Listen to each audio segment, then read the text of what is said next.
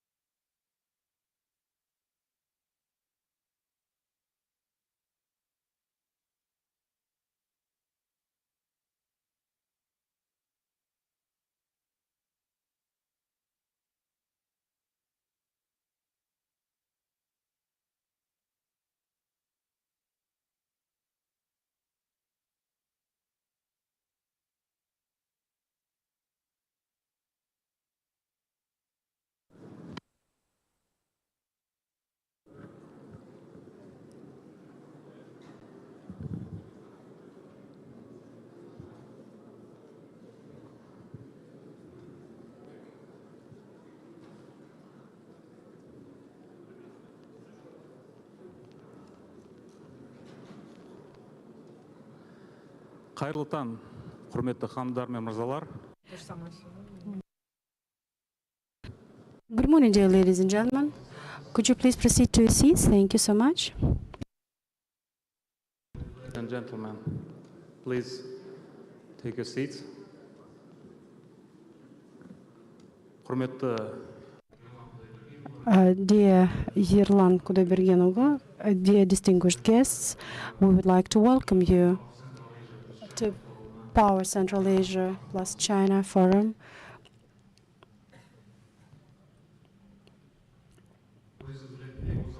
You know that this week is devoted to large-scale events that are being held in Astana, and we are hosting the heads of states and the heads of governmental delegations. So we would like to welcome you on behalf of the Ministry of Energy of the Republic of Kazakhstan, and we would like to give special thanks to our distinguished guests. So we would like to greet you now. Dear Yerlan Kudaibergenovich, dear distinguished guests, and the senior leadership of the Chinese delegations, welcome to Astana in Kazakhstan. China. I would like to make sure that we have interpretation. The audience, could you please give me a sign? Great. We have interpretation. My name is Zhandos Nurgambetov. I represent Kaz Energy Association, and I'm honored to be moderator of today's panel session. We are going to hear the welcome remarks of our senior guests. We have 2 days of the forum. We have many participants registered. We are going to have an interesting session Dear ladies and gentlemen, please stay with us during the whole forum, and I would like to give the floor to Mr. Kinzhenov Yerlan Kudaibergenovich, the Minister of Energy of the Republic of Kazakhstan. Please, you have the floor. Thank you so much, dear ladies and gentlemen. Welcome to this forum.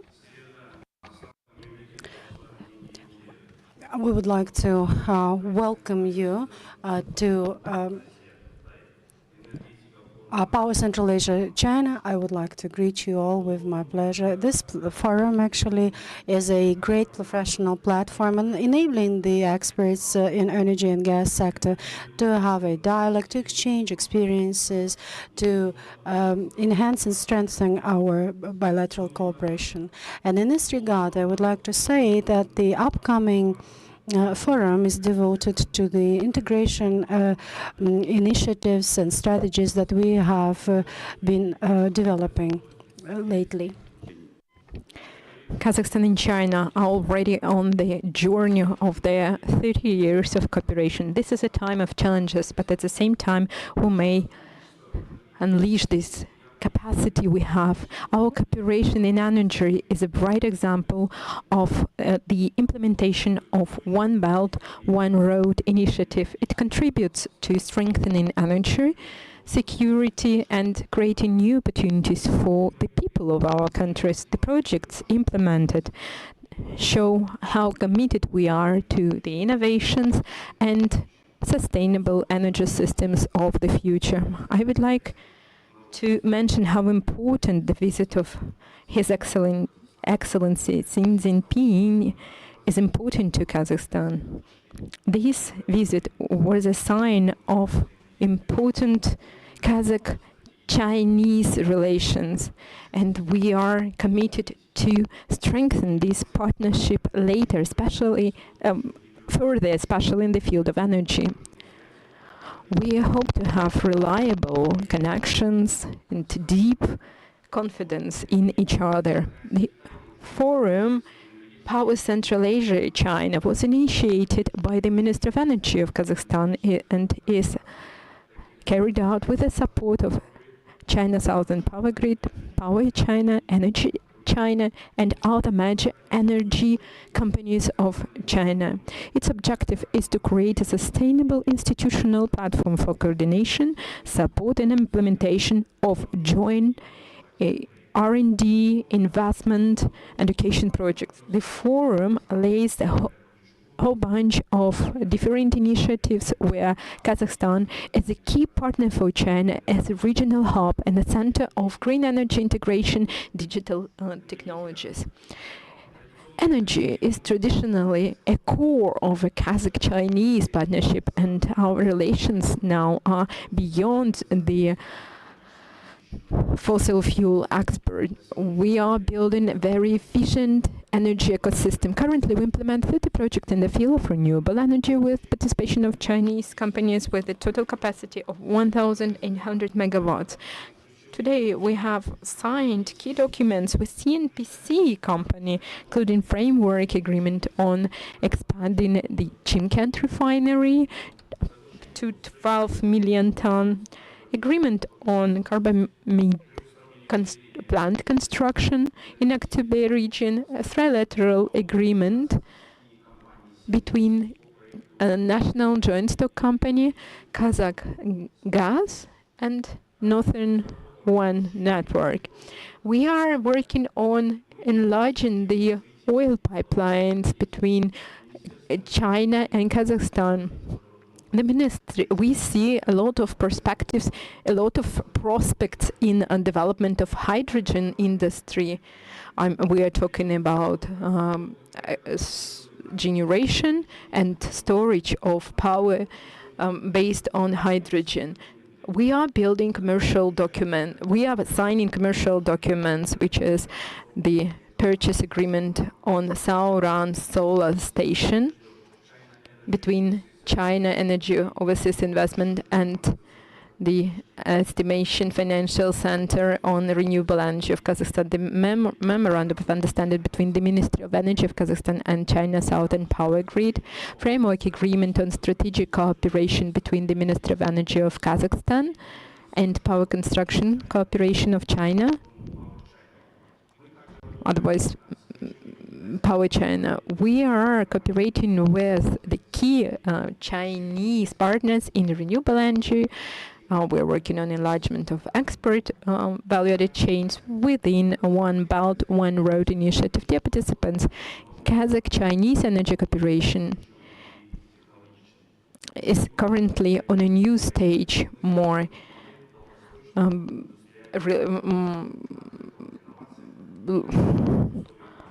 future forecast. We are open to new energy or ways of development. We are still committed to be an energy hub in this region within the framework of energy transition. And thank you for attention. Wish all the forum participants good luck and productive days. Thank you.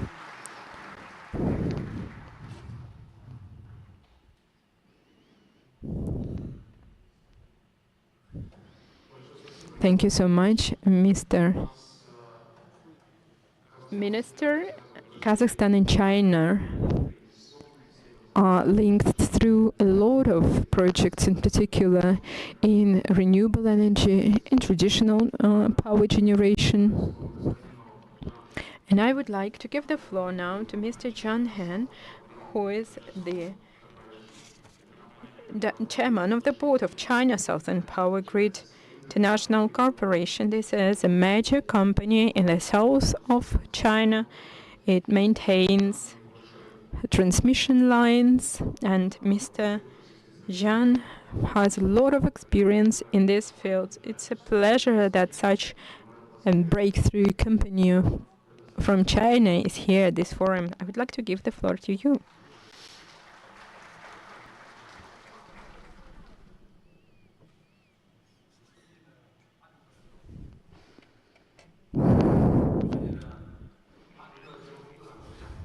Dear Mr. Minister, Your Excellencies, dear colleagues from the energy sector, good morning. It's a pleasure for me to be here in the beautiful city of Astana for this high-level forum of 5 Central Asian countries plus China. I am the chairman of the board of China Southern Power Grid Corporation. And on behalf of this company, I would like to congratulate you on this forum.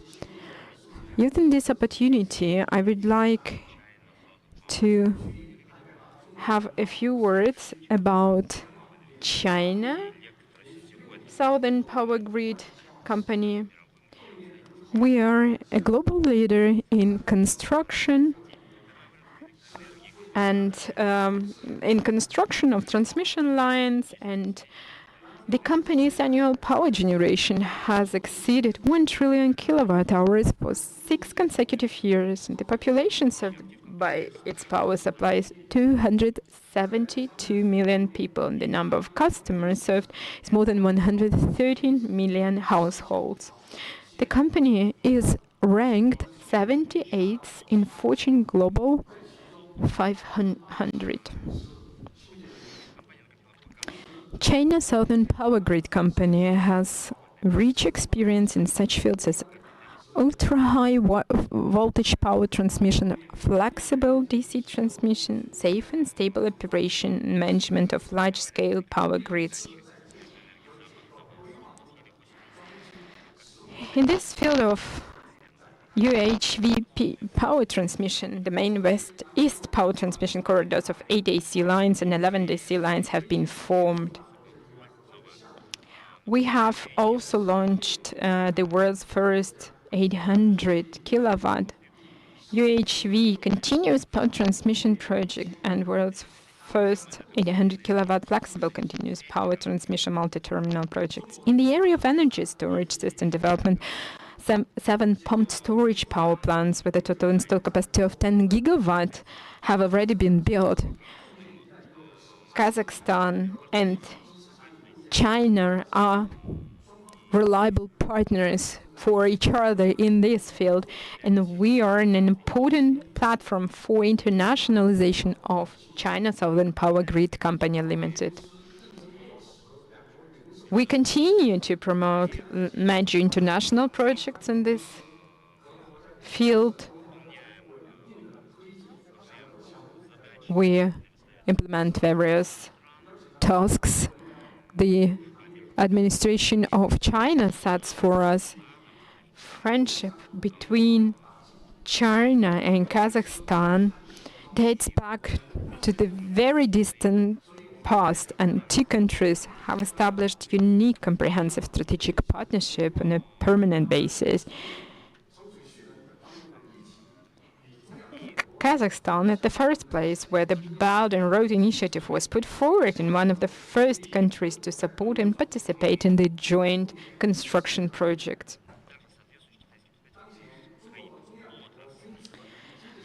It's a pleasure to be here at this significant forum and for China Southern Power Grid Company. It's an honor. We have the strongest team of our experts here to share our experience with our Central Asian colleagues.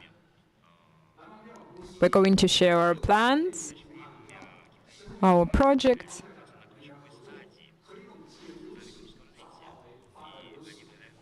At present, China and the 5 Central Asian countries are at the key stage of socio-economic development, and they have high demands for clean, safe, and efficient electric supply. The Kazakh proverb goes, where there is unity, there is happiness, and we are full of confidence that within the framework of One Belt, One Road initiative, we will promote this cooperation further. Thank you for your attention. Thank you so much, Mr. John. Your capacity your throughput capacity, 58 gigawatt, impresses us so much, and I think there are a lot of vistas opening for you in Kazakhstan. Thank you so much. I would like to give the floor to the company which plays an important role in energy security. This is the national gas champion, Kazakhgas, as Mr. Minister has mentioned in his speech. Kazakhgas is signatory to a few agreements to be implemented with our Chinese partners. So I'd like to give the floor to Mr. Sanjar Zharkeshev, who is the CEO of Kazakhgas. Dear Yerlan Kudubergenallah, welcome to our forum. I'm glad to welcome all the participants of Power Central Asia China 2025. Today's energy landscape is based upon the climate challenge, and in this regard, Kazakhgas considers China as one of the important partners both on the international, and national, and global levels. The energy consumption in the planet dictates the conditions, and by 2050, the global population will be 10 billion people, and the energy consumption will grow 46%, and in Asia this growth will be 66%, and the global consumption of gas by 2050 will grow 34% in Asian Pacific region, not less than 100%. And the key driver of gas consumption is China, 94%, in India, more than 100% by 2050. And we see there is a trend of gasification in these countries, improving of life standards. And in India, we expect the growth of population. In general, not the industrialization process impact the energy consumption, but AI as well. Data centers, which ensure data processing, will consume a lot of energy. With this regard, we forecast a huge growth in energy consumption in the nearest future, and mainly power will be generated thanks to the natural gas for these purposes.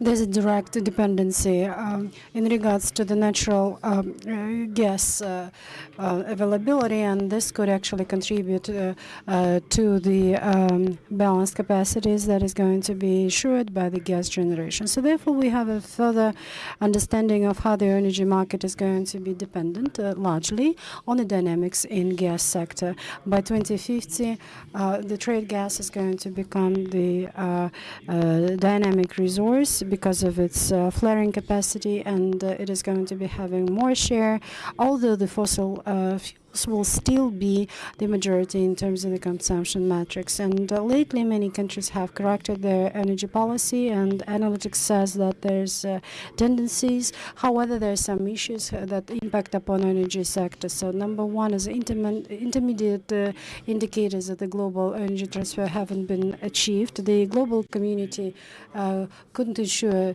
safety, accessibility, and transfer. And so far, we haven't found a better solution to these issues. And each and every country, dependent on their specificity, tries to find the solutions in terms of ensuring the balance. And the energy efficiency is one more issue that hasn't been solved yet. And the statistics demonstrates that should we double energy efficiency twice every single year, we will be able to shrink CO2 emissions by 2040 and twice. And demonization of oil and gas sector is something that we have thanks to the popularization of decarbonization ideas, and this actually led to issues in energy safety and security. Plus, balancing energy trilemma. What we see is a chaotic solutions that were reflected in energy policy of different countries, and now everybody is going back on track to the energy safety and security. However, the priority of energy security is still priority number one. Number four, usage of natural gas allows us to have more efficient decarbonization. It also ensures the balance, and one of the references is California, for instance. The generation, thanks to renewables, have grown actually twice, but everybody forgets that the consumption of natural gas also grew twice. And actually, this is something that you need to have in the system and agree to ensure the balance. And thanks to that, we have to think about the replacing natural gas with coal, coal with natural gas. And actually, we have to intensify the different sources of energy. And actually, in fact, oil and gas sector will actually remain more and more popular. And let's look at the role of Kazakhstan from a regional standpoint. And Kazakhstan has different preferences and priorities, enabling Kazakhstan to become the major player. So number one, a geographic location, and it enables Kazakhstan to become a transport and logistical hub.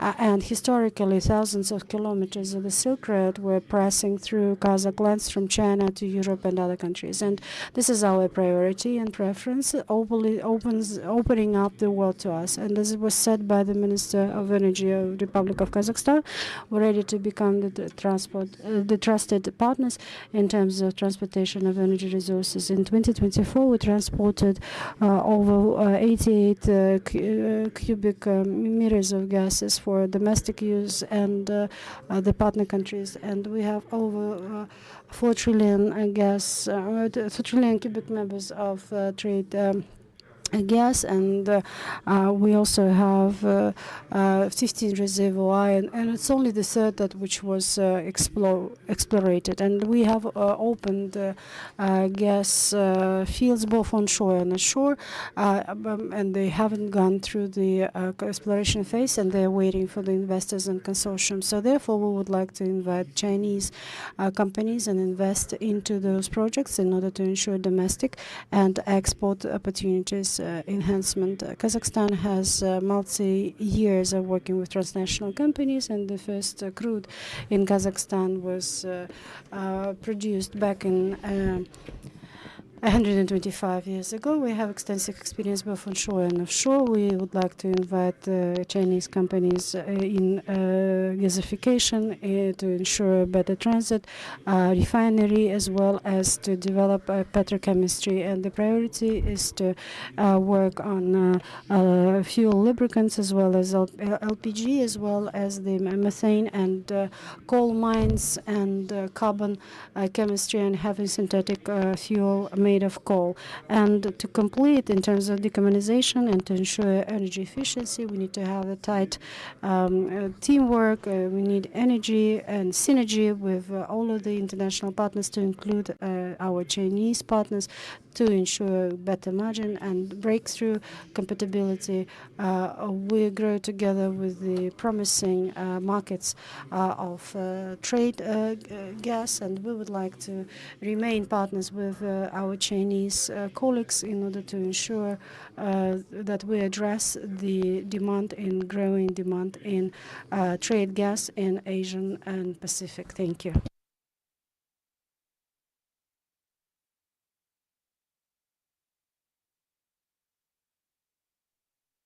Thank you very much, Sanjar. And yes, indeed, the gas issue is very prominent worldwide, and indeed for the energy safety and security of Kazakhstan and the region, it is critically important to implement the projects of Kazakhgas. Those are the projects that have to do with the new mines, and projects that have to do with the gas pipeline, petrochemistry. But for the energy sector, actually, having more capacity and having more gas generation is something that is a #1 priority, and this could contribute to integrate into a large number of renewable projects that have been announced and now are under implementation together with our partners. So within the framework of the agreements, CEO would like to ask for your permission to let Mr. Zharkeshev to leave, because he needs to participate to this signatory ceremony now. Thank you.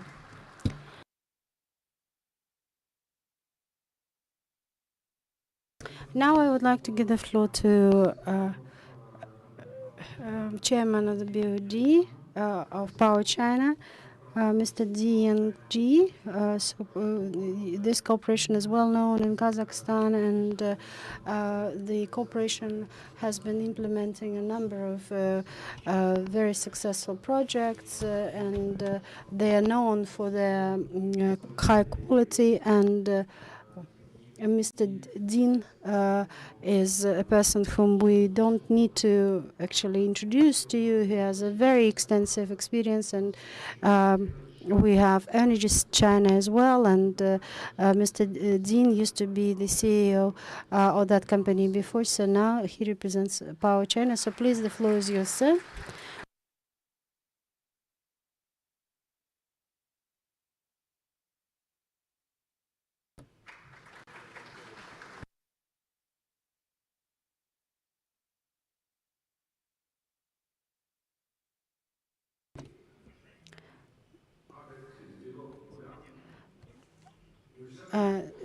Dear Minister Akinjanov, dear ladies and gentlemen, dear friends, it's a great pleasure to gather in the beautiful city of Astana for this high-level forum.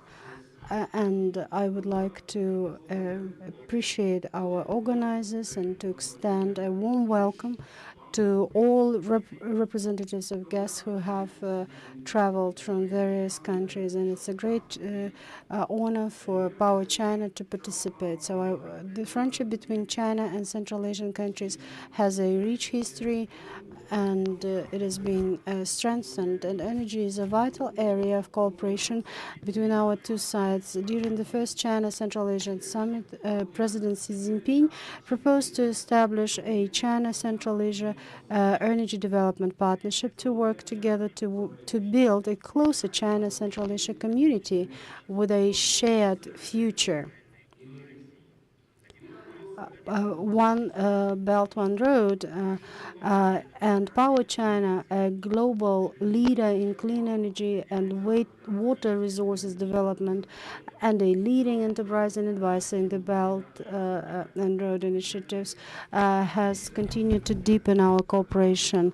And since 1999, we have consistently adhered to eco-friendly principles and built a number of landmark projects such as hydropower, wind power, and PV projects in Kazakhstan, Uzbekistan, Tajikistan, and other countries. Through those efforts, we have provided safe, green, and efficient energy solutions for Central Asian countries and forged deep and lasting friendships with our partners in the regions. Today, the global energy landscape is undergoing a profound transformation, and the transition to green and low-carbon energy success has become a success from the standpoint of the shared goal of international community. The energy transition in Central Asia, a key region for energy cooperation under the One Belt, One Road initiative, not only affects its economic development, but also influences the broader Eurasian and global energy dynamics. Kazakhstan has abundant resources and has achieved remarkable results in the development of renewable energy. Power China is eager to collaborate with all stakeholders to engage deeply in the energy transition and innovation efforts in Kazakhstan. And the aim is to leverage our strengths in planning, design, consulting, and the entire industry chain from investment and construction to operations. By providing integrated solutions and full-cycle services, we can facilitate the transition to low-carbon energy. So first, we aim to strengthen top-level design and collaboration to create a blueprint for green development. Second, we will leverage our technological advantages to jointly build a new energy system. And Power China is committed to sharing technologies, improving experience in developing large-scale hydropower, the integration of wind, solar, and energy storage, smart power grids, and hydrogen energy.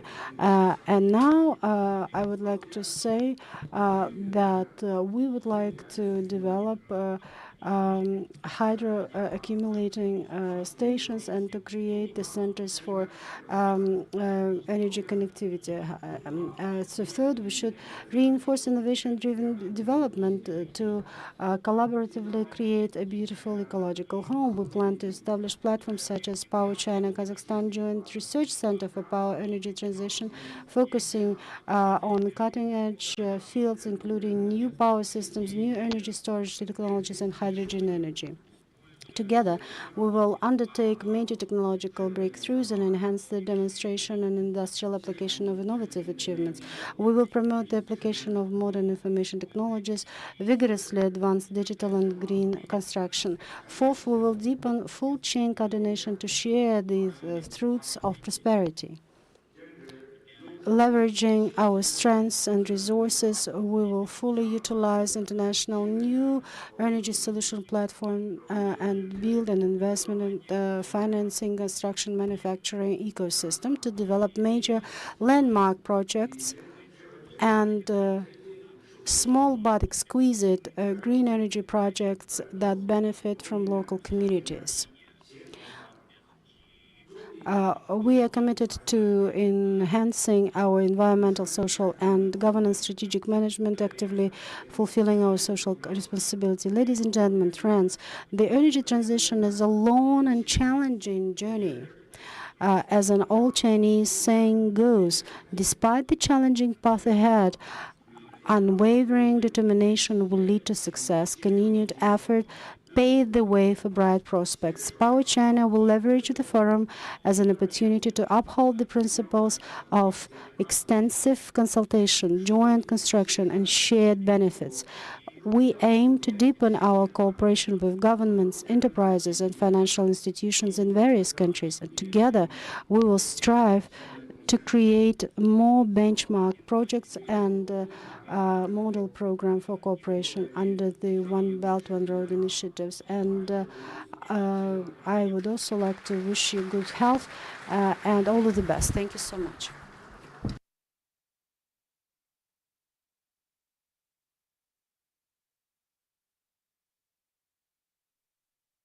Thank you very much, dear Mr. Dean, for the information that you have presented to us, and thank you for briefing us in regards to the opportunities between China and Central Asian countries. As you know, President of Kazakhstan has announced strategies of Kazakhstan to reach carbon neutrality, and we will have up to 15% by 2030, and by 2050 we need to have 50% of renewables by that term. And in order to do that, the government has initiated a number of large-scale projects, multiple gigawatt projects, and we will have projects agreements in accordance with on which are going to be signed today. So this is something that we've been implementing as a strategic pathway. And at the same time, as it was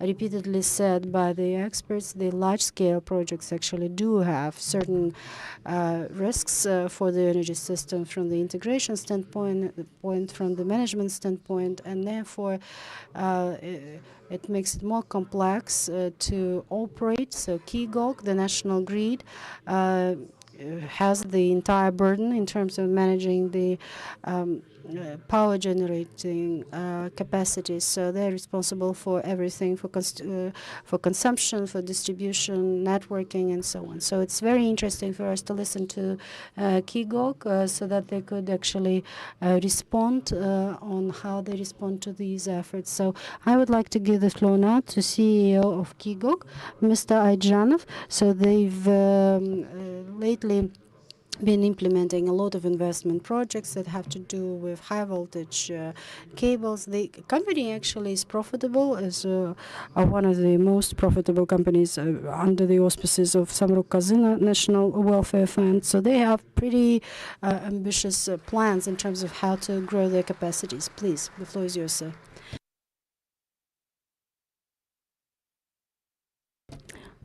So, dear Nurlan Kovdavirgenova, dear ladies and gentlemen, dear participants to today's forum. So, on behalf of KIGOC, joint stock company Power Center, Power Central Asia China Forum, allow me please to welcome you to this platform. And actually KIGOC has been partnering with a lot of Chinese companies, and actually we value our cooperation as a very high level and quality. So during 2024 KIGOC has kept the leaders' positions in ensuring stable performance of national grid of Kazakhstan, taking into account the maximum load, and we keep developing new grid networks. And in regards to profitability, it was already mentioned that our company is characterized as a financially stable company. So at the moment, the rating of KIGOC is equal to sovereign rating of the Republic of Kazakhstan. And one of the key challenges that we've been facing so far, as well as other global partners, is decarbonization of the sector. Kazakhstan is not an exclusion, and the structure of generating capacities has been going through a vast of changes, and we have up to 32 gigawatt by 2035, including a lot of renewables, sources. It's going to be 12 gigawatt nuclear station, in addition 2.4 gigawatt, and besides we plan to have additional generation from gas and coal stations in addition. By doing so, we will have plus 17 gigawatts. So therefore the share of renewables is going to be more than 40% by 2035. These are those projects which we have planned and those which are we are now planning, and we've got the technical specification for them. We are putting into operation new hydropower plants, and we have a lot of sustainability considerations. More than 50% of energy load is taken by new power generation. The share of variable sources of generation set some challenges for a company, and we have to overcome them to ensure long-term sustainable operation of the system. KEGOC, jointly with the Minister of Energy of Kazakhstan, is developing the following areas quite proactively. The first one is managing demand and digitalization, and this will allow us to manage consumption in a real-time mode, which will help to reduce the grid load.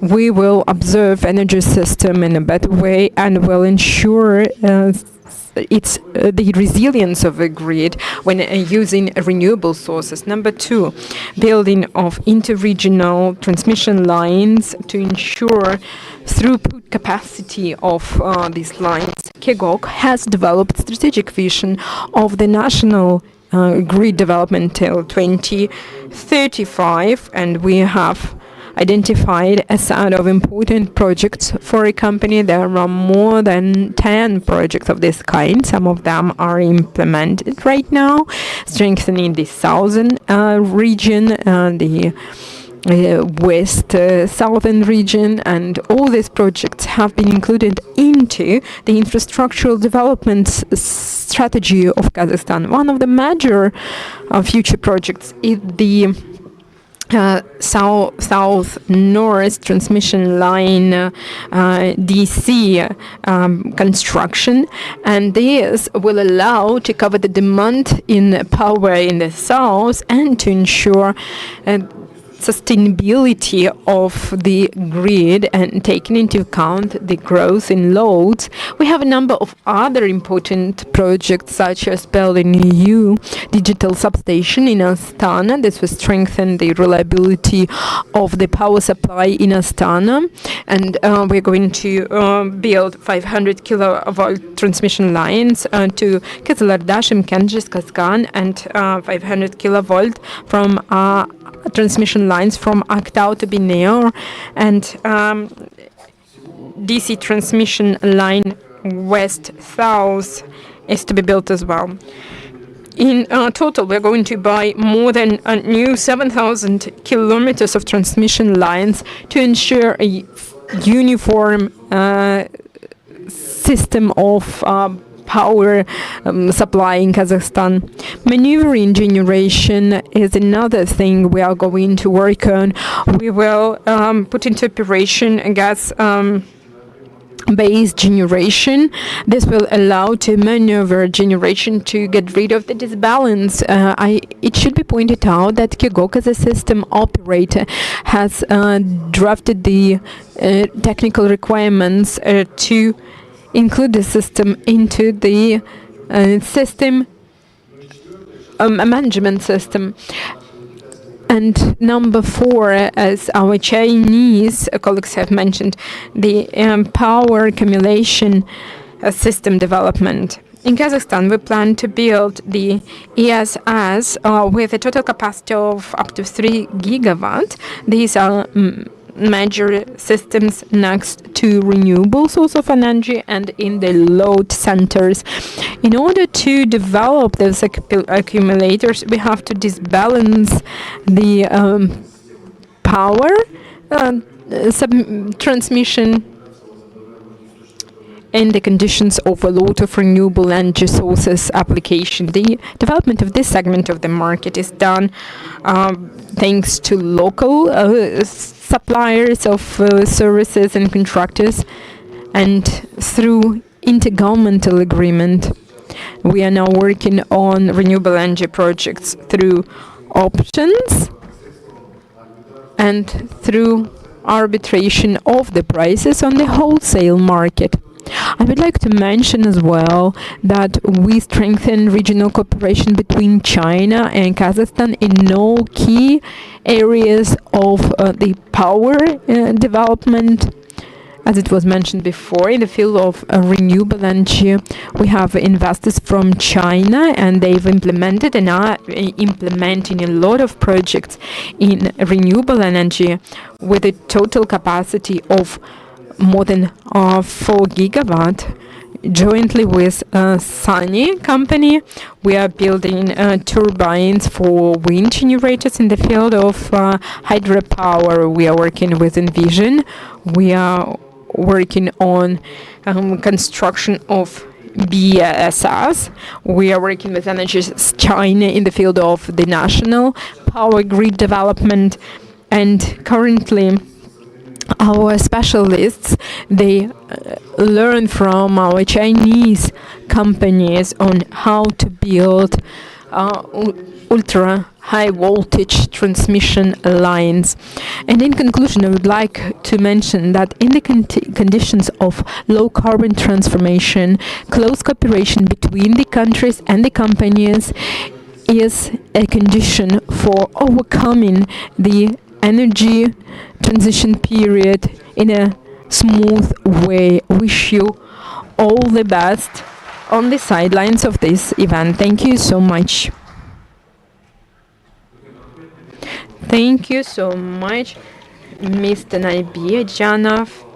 Your company contributes a lot, and by 2035, as it was mentioned by you, a lot of projects will be implemented by Kigok. They are technologically and financially very complicated, and the future of the energy system of Kazakhstan depends on your role, and not only Kazakhstan but Central Asia in general. So wish you good luck.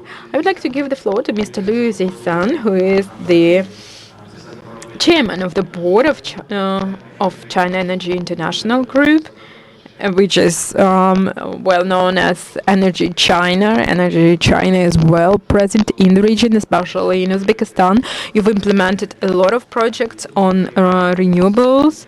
You build new generation capacities. Your company is actively participating in the Kazakh businesses. Mr. Luzisyan is a well-known expert in the field of investment development, and more than 2 decades he's been working in foreign trade, export-import operations. He has a lot of contacts and a lot of projects in all the countries of One Belt, One Road initiative. So it's an honor. Thank you. The floor is yours.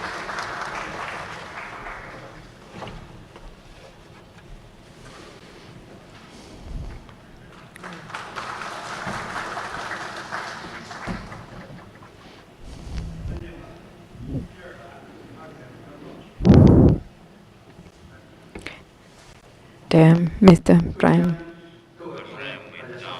Minister, dear ladies and gentlemen, dear guests, good morning. It's a pleasure to meet with all of you in this wonderful city of Astana, the first point of One Belt, One Road initiative, to be a witness of the opening of China Central Asia Energy Forum. I would like to use this opportunity to express my heartfelt gratitude on behalf of Energy China. I would like to thank the interpreters as well for translating our words. Yesterday I tried to learn some words in Russian, but unfortunately I failed, so let me continue to speak in Chinese. It's in order to meet all of you here and to be present at this first Power Central Asia China Forum. I would like to use this opportunity to thank you all on behalf of Energy China.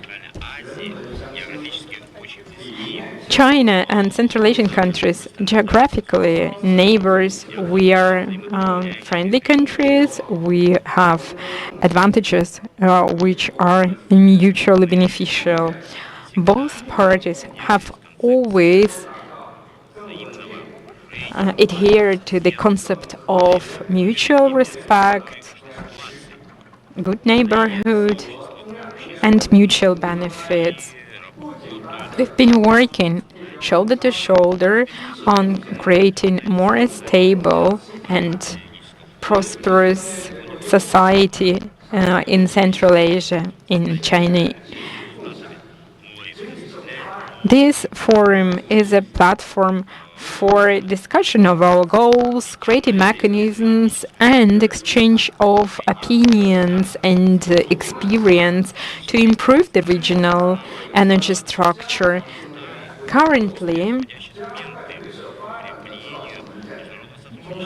Central Asian countries like Kazakhstan, Uzbekistan, Kyrgyzstan, Tajikistan, Turkmenistan have published the guidelines on strengthening international cooperation in the field of new energy sources, which means that Central Asia is now moving from vision to action in promoting green transformation. And here, electricity is the main power. Energy China being on the front lines of the global energy sector is abiding by green transformation. We focus on 4 pillars like new energy, new infrastructure, new materials, new sectors, as well as we promote for basic transformation innovative, environmental and low carbon, digital AI and joint and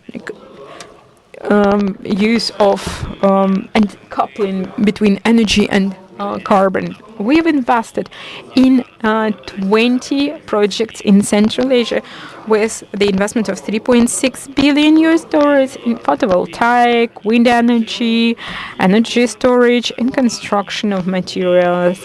And we have more than 50 contracts for the projects to the amount of $10 billion, out of them more than 50% are new energy sources. In Kazakhstan, jointly with Samruk Energy, we promote new energy-related projects with a capacity of 800 megawatt. In Uzbekistan, we invest in the construction of 1 gigawatt of photovoltaic projects and 2.1 gigawatt project on storage, on the energy storage. In Turkmenistan, Kyrgyzstan, Tajikistan, we promote development of wind power, solar energy, energy storage. In Turkmenistan, Kyrgyzstan, Tajikistan, our company is promoting development of wind energy, photovoltaic, energy storage, gas turbines, and other key projects. We are contributing to social improvement in Central Asian, in the Central Asian region. The green color is the color of cooperation between China and Central Asia, and acceleration of green transformation of energy is of paramount importance. That's why I would like to have this opportunity to propose you 3 things.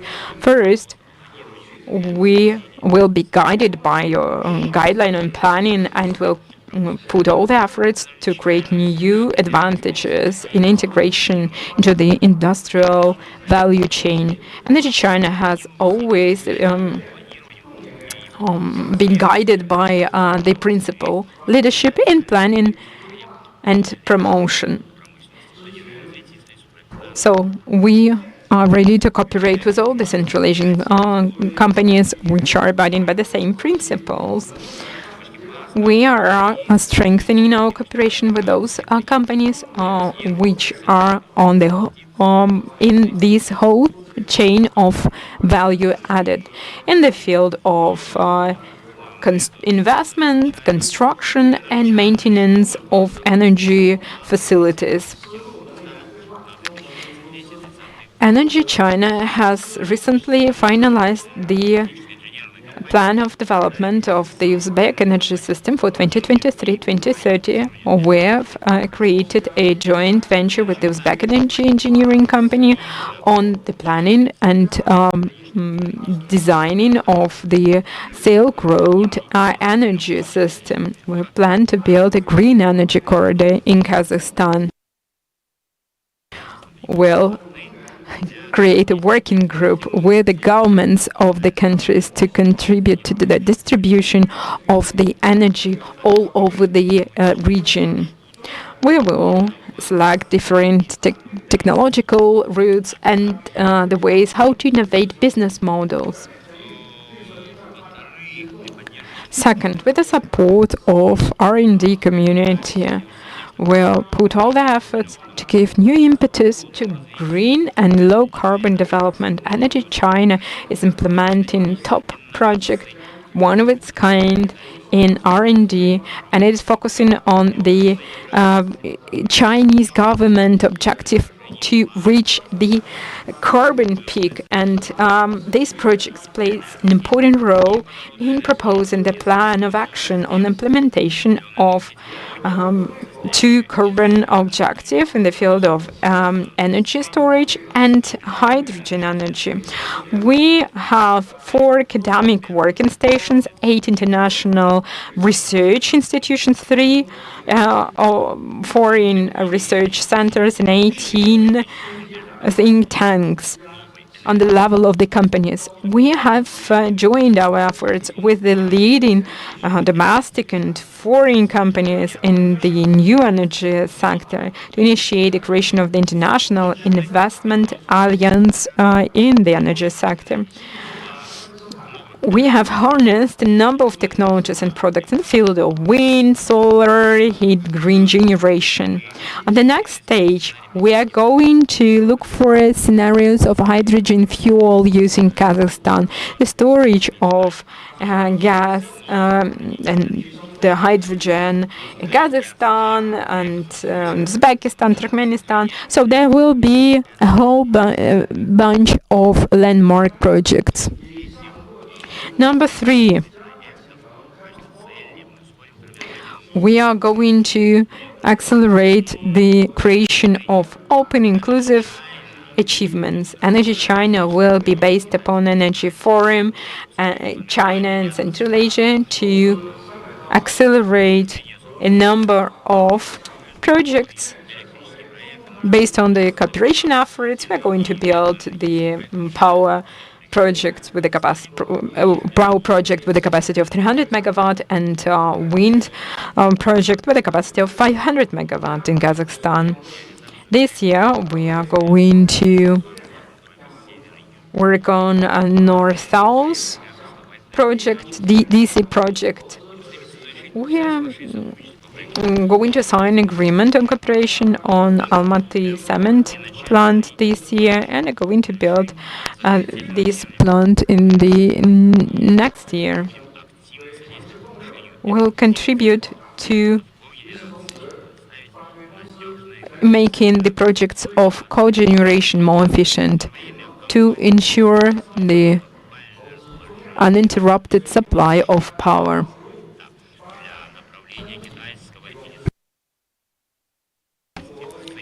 We are going to focus on investments in Central Asia. Will contribute to introduction, development, and modernization of the sectors in the countries of Central Asia.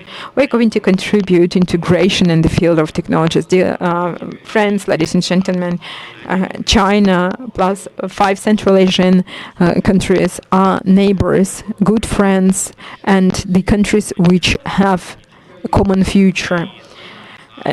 Bilateral cooperation and multilateral cooperation has a lot of promises for the future, and we are committed to strengthen our cooperation with the financial institutions from Central Asia, and we are going to use our potential to overcome uncertainty of external factors. We're going to use sustainability of our own development to create a better future for China and your countries. Thank you for your attention.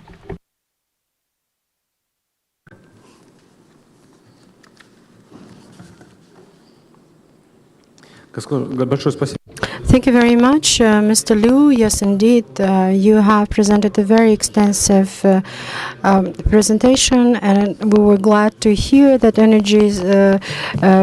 China has initiated a new alliance of energy players, and actually, indeed, a vast number of projects will need a lot of funding and low interest rate, and actually a lot depends on the financial conditions, and I guess that Kazakhstan would be interested to contribute to such international investment alliance. So we would like to congratulate you with implementing the projects in a capacity of 300 and 500 megawatt. And together with Kigok, you have the grid that is stable. So again, congratulations to both of the companies. And besides, it is actually interesting for us to find out more about your JV that you've been developing together with your Uzbek partners to have the regional grid constructed. This is a very important issue to integrate within Central Asia. So we would be very interested to see the approved plans in terms of developing the grid in Uzbekistan, to make sure that there is a synergy to these projects, and we hope to seek for your expertise in this regard. So, dear guests, I would like to thank you, and thanks to our distinguished speakers. We had very interesting presentations. They've shared their vision, and we have listened to the ministers of energy and our key Chinese partners, and what we have seen is that there's a great number of projects that are being implemented at the moment. So please give a round of applause to our distinguished speakers.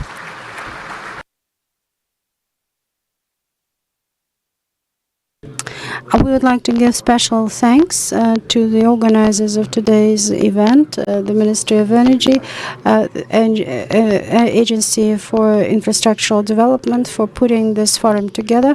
So there's going to be a very exciting two-day program, and there's going to be a wide list of important issues discussed, and whatever our distinguished speakers have already mentioned about is going to be discussed throughout the entire 2 days within the framework of separate sections. So actually we're not going to be mentioning about the projects that are being funded, and we will talk more about the cybersecurity, AI, new technology, hydrogen, as it was repeatedly mentioned by the speakers, will also become the topic for discussions. And the Ministry of Energy have prepared documents to be signed. So those are the binding documents that are going to be signed with the settlement center, and Kazakhstan has an agreement in terms of funding the projects, but we have the projects on R&D centers together with our Chinese partners, and I guess that ensuring high quality in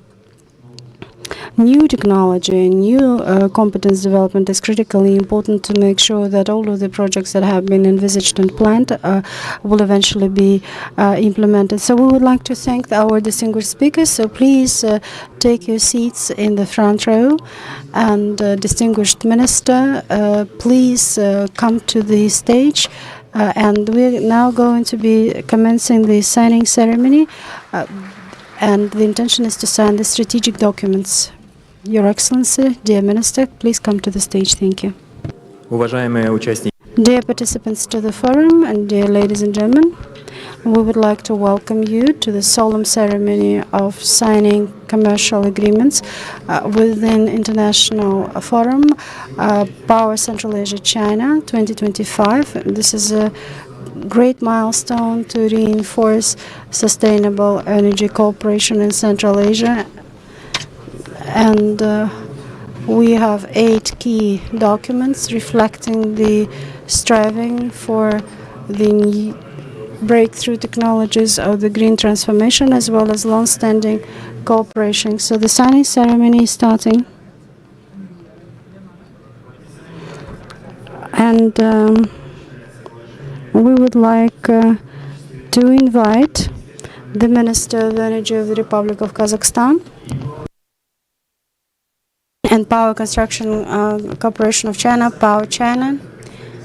So we would like to invite the representatives of the parties to the stage for signing. Thank you.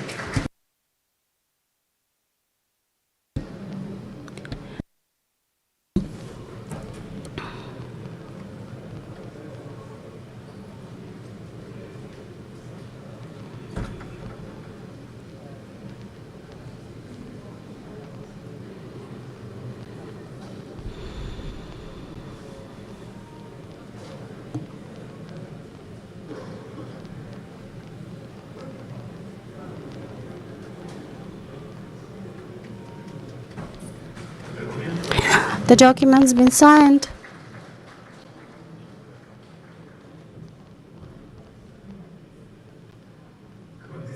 So we would like to invite to sign the MOU between the Ministry Energy Kazakhstan and China's South Grid. So we would like to invite the representatives of these parties to sign. Thank you.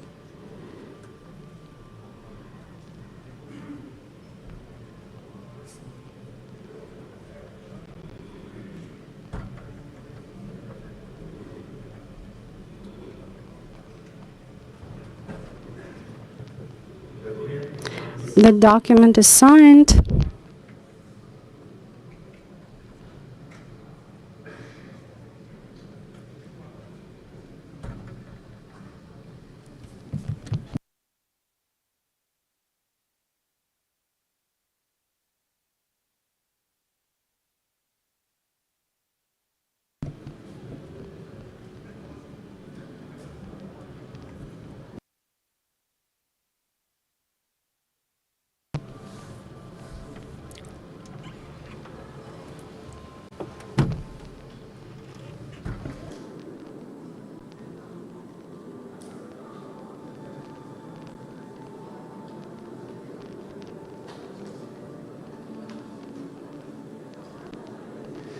We would like to ask the Ministry of Energy of the Republic of Kazakhstan and Huawei Technologies Kazakhstan and NLP to sign the MOU. So please proceed to the stage. Thank you.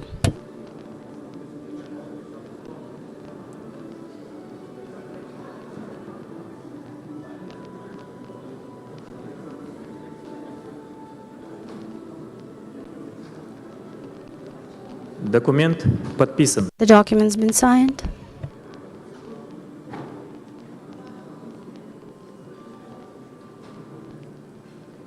Дайте мне микрофон срочно, я не вижу, что там происходит. Я туда подойду. Срочно, я ничего не вижу, где что происходит.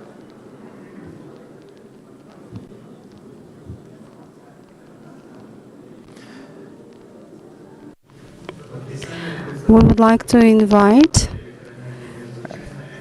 China Energy Overseas Investment and Settlement Center for Renewables to sign the settlement agreement. Thank you.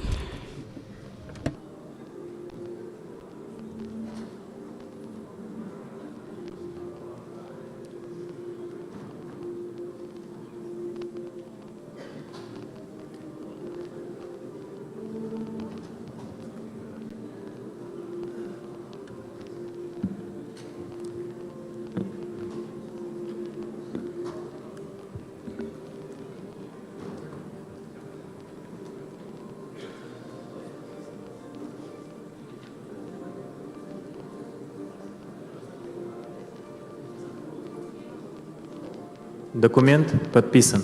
The document's been signed.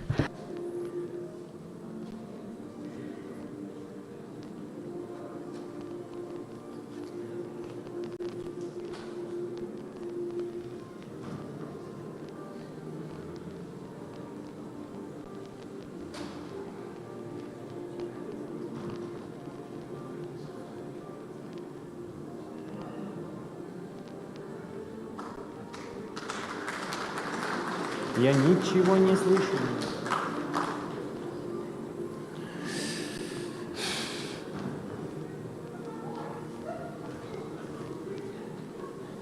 К подписанию представляю. We would like to invite to Science Strategic Partnership in Gas Cooperation, Kazakhgas and China Construction Cooperation. We would like to invite the representatives of the parties to the stage. Thank you.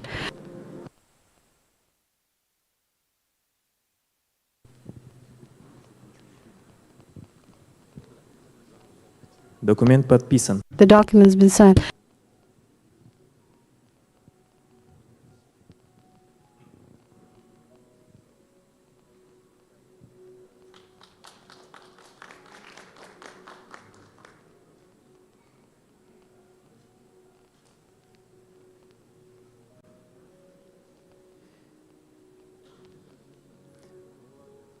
К подписанию представляю. We would like to invite the parties to TO Kazakhgas and China National Chemical Engineering Corporation. We would like to invite the parties to sign the technological agreement. Thank you.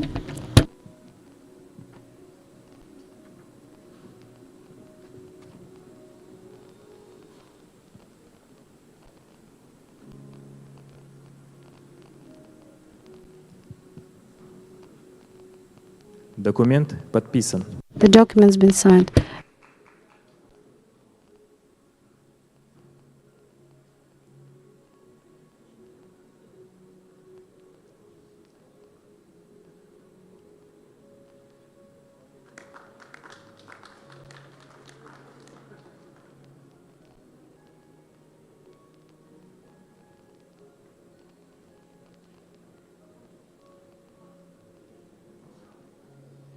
К подписанию представляется соглашение. We would like to invite to sign the agreement on technological cooperation, Kazakhgas and National Nuclear Center of the Republic of Kazakhstan and China Overseas Investment and Shanghai University Center. We would like to invite the parties to the stage to sign. Thank you.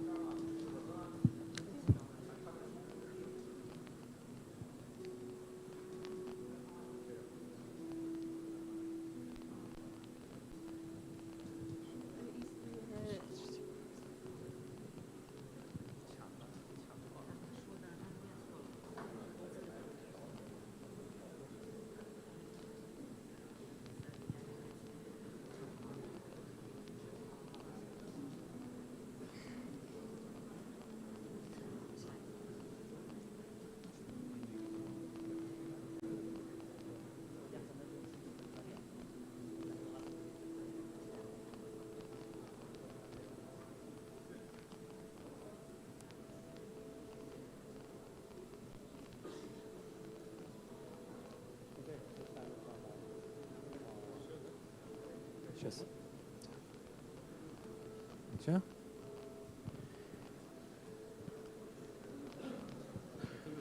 Сторонку объявите, потом синий.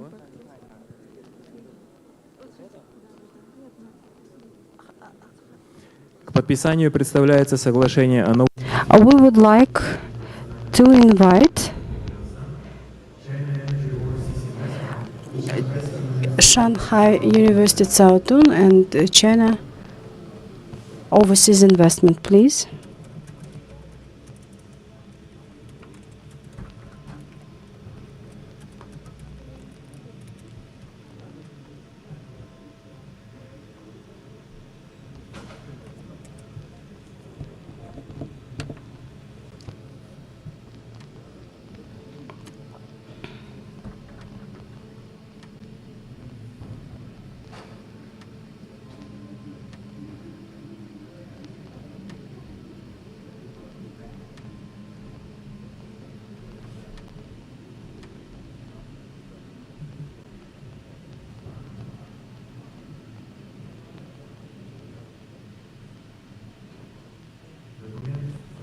The document's been signed.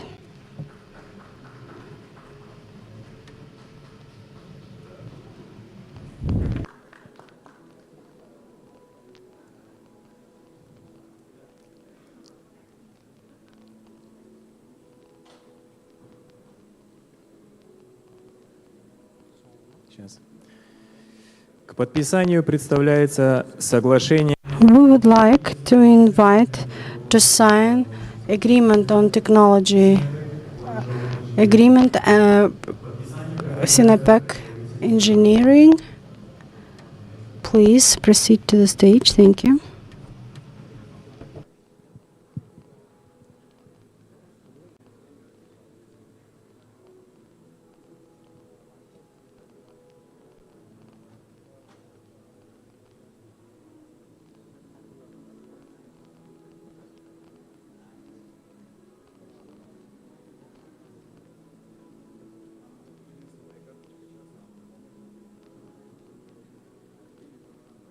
Документ подписан. Document's been signed. So, dear participants to this ceremony, the signed documents don't just fix the agreements, but they open the new horizons for investment, financial, and R&D cooperation. We would like to thank you for your trust and for your contribution into the mutual future of the energy. So the signing ceremony has been completed. Thank you.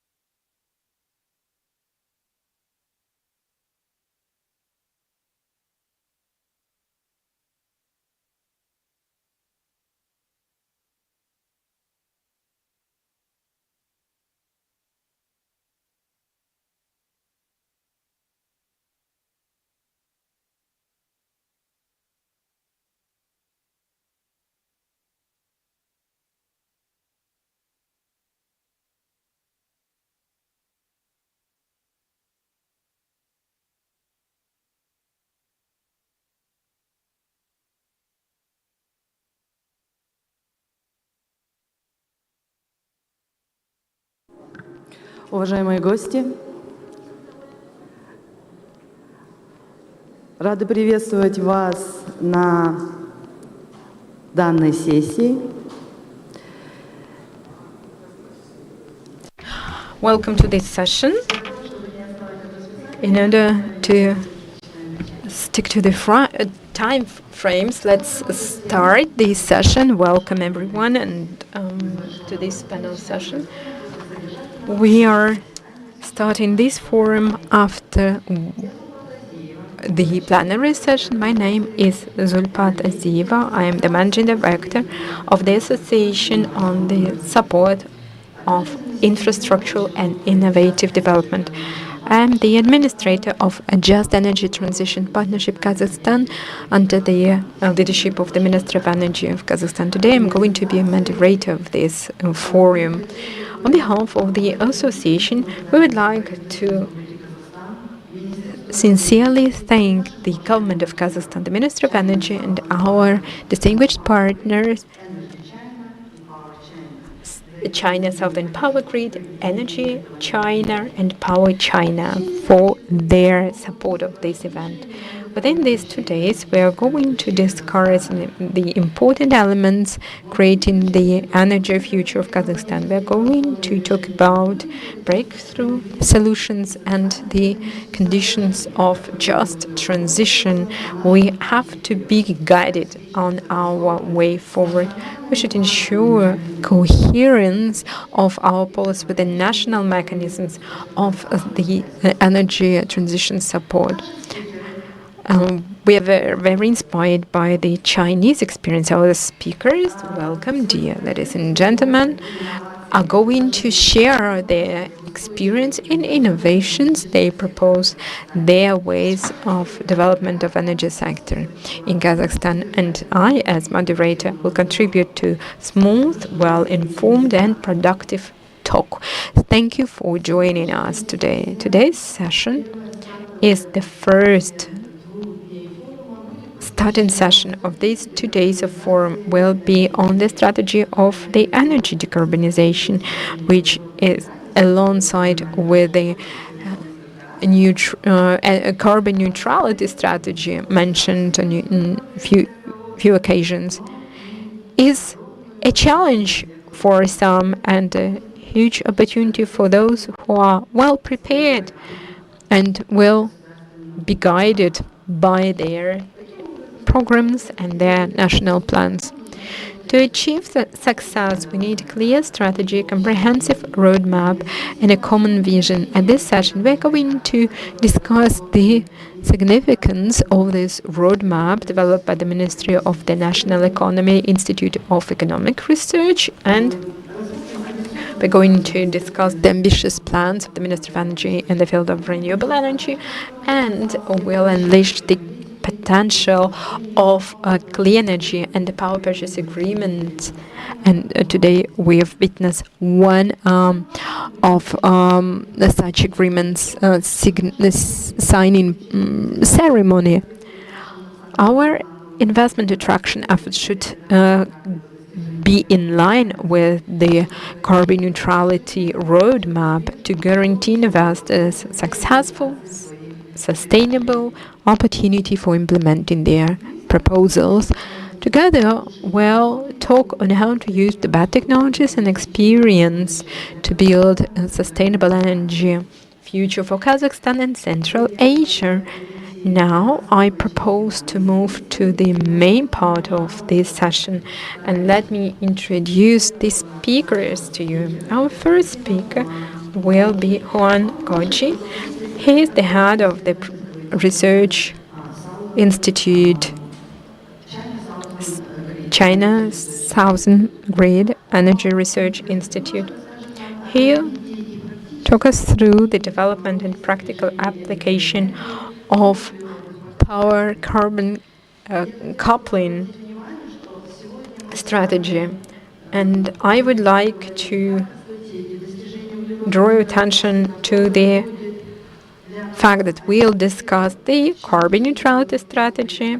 It will be like a guide for us on where to start our journey to. We'll discuss the roadmap and the activities we'd like to implement to achieve this carbon neutrality.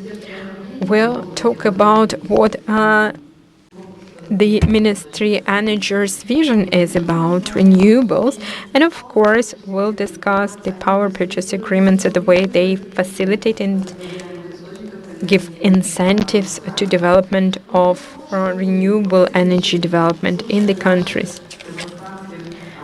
But for us to understand how we can do this, dear Kazakh colleagues, I would like to listen to our Chinese partners and to learn from them. That's why, Mr. Goji, I would like to give the floor to you, and you lead us through your journey of coupling power and carbon. The objective of using the electrocarbon coupling technology is to ensure more transparency in power consumption and its impact on the environment. Mr. Goji, you have the floor.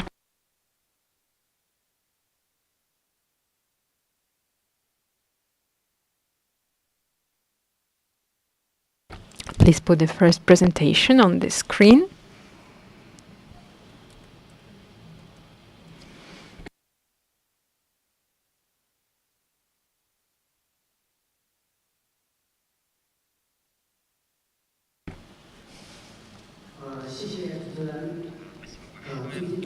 Thank you so much, Ms.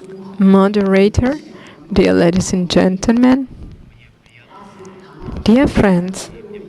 It's a pleasure to see you in this wonderful city of Astana, and I'm going to talk about these technologies with you, the electrocarbon coupling technology in particular. My presentation consists of 3 topics.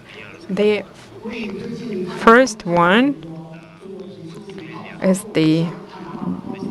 is introducing you into the notion of electrocarbon coupling technology development.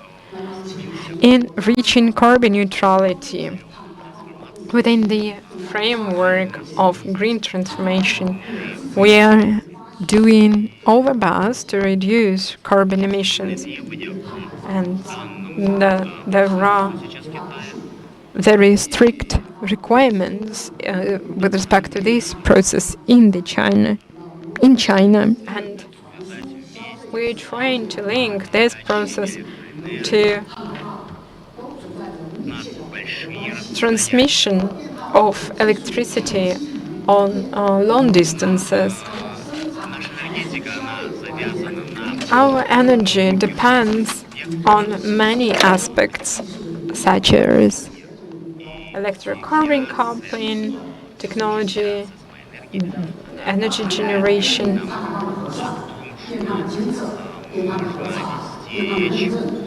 We can talk about standardizing of this sector.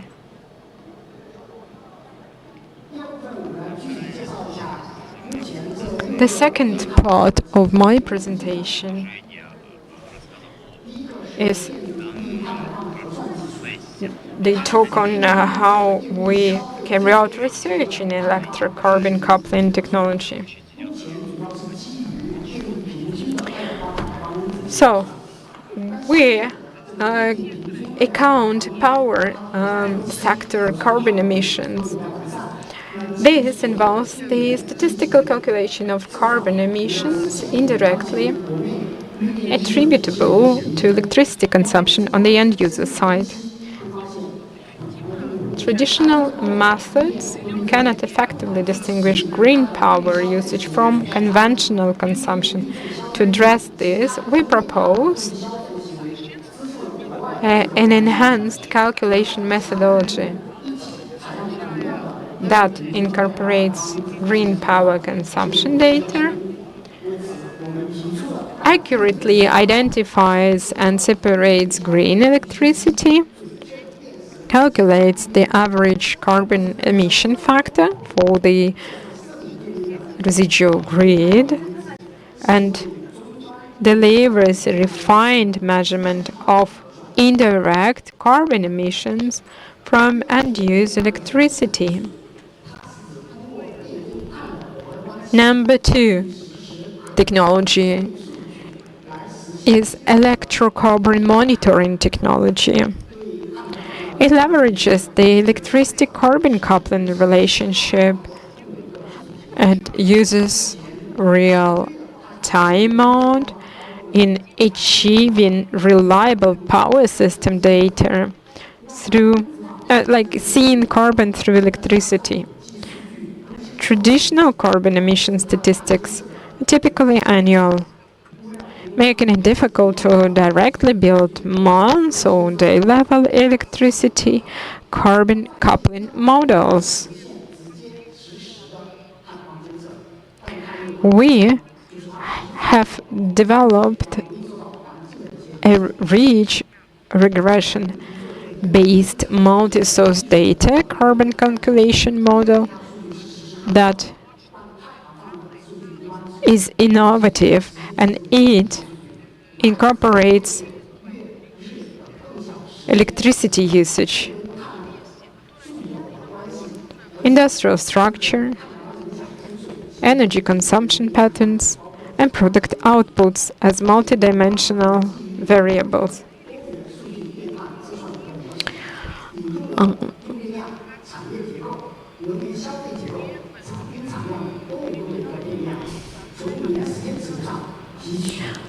By extracting electricity, carbon coupling characteristics at the annual scale and then reasonably extrapolating, we achieve carbon monitoring at monthly, daily, and smaller time resolutions. The next technology is electrocarbon auditing technology.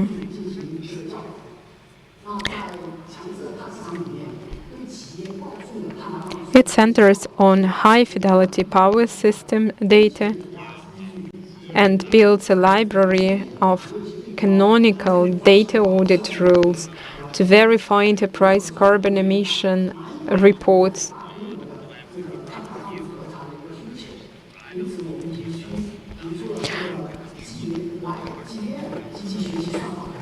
Current corporate audits rely heavily on expert judgment and industry benchmarks, making manual verification labor-intensive, time-consuming, and unable to scale. We propose a light machine learning audit model that performs intelligent analysis of logical relationships with production data from representative companies. This enables auditing carbon via electricity at the enterprise level using only a small set of feature variables. And the fourth technology within electrocarbon carbon coupling is electrocarbon certification technology. It refines carbon emission verification through detailed mapping of electricity consumption behaviors. To address incomplete carbon traceability databases and insufficient green power consumption source certification, we innovate on foundational carbon certification methodologies by introducing green power consumption traceability certification and green energy consumption to reconstruct carbon footprint accounting from a full life cycle perspective. Electrocarbon market coordination technology analyzes the coupling mechanisms among multiple markets and uses coordinating mechanisms to harmonize the operation of electricity carbon, green certificates, and related market systems. To address gaps in market interface mechanisms and incomplete linkage designs for various environmental asset products, we have pioneered a set of key coordinating mechanisms for the electricity carbon market. Technology number 6, energy emissions reaction planning technology. It refers to the scientific formulation of carbon reduction pathways and action plans in the energy sector based on the resources and development conditions of a country or region with a focus on achieving carbon reduction goals. And actually, such issues as a lack of national model as well as the methodology to optimize the mitigation of hydrogen. Actually, this system is based on methodology of optimizing carbon reduction pathways. And actually, to complete, since we don't have enough time, I would like to concentrate on the number one priority, which is to manage carbon emissions. And actually, we have initiated focusing on so-called smart carbon brain, and actually that integrates function for seeing carbon, auditing carbon, calculating carbon, managing carbon, controlling carbon, and querying carbon. And actually, this platform provides us with a full-fledged picture, enabling us to trace the carbon emissions. Next, I would like to comment about the national power sector energy carbon pilot projects and the technologies for regional carbon emission monitoring and analysis in southern China, for instance, along with the carbon emission accounting work in Guangdong and Yan'an. And overall, that's all that I wanted to report to you about. Thank you so much for your attention. Appreciate that. Thank you very much, Mr. Goji.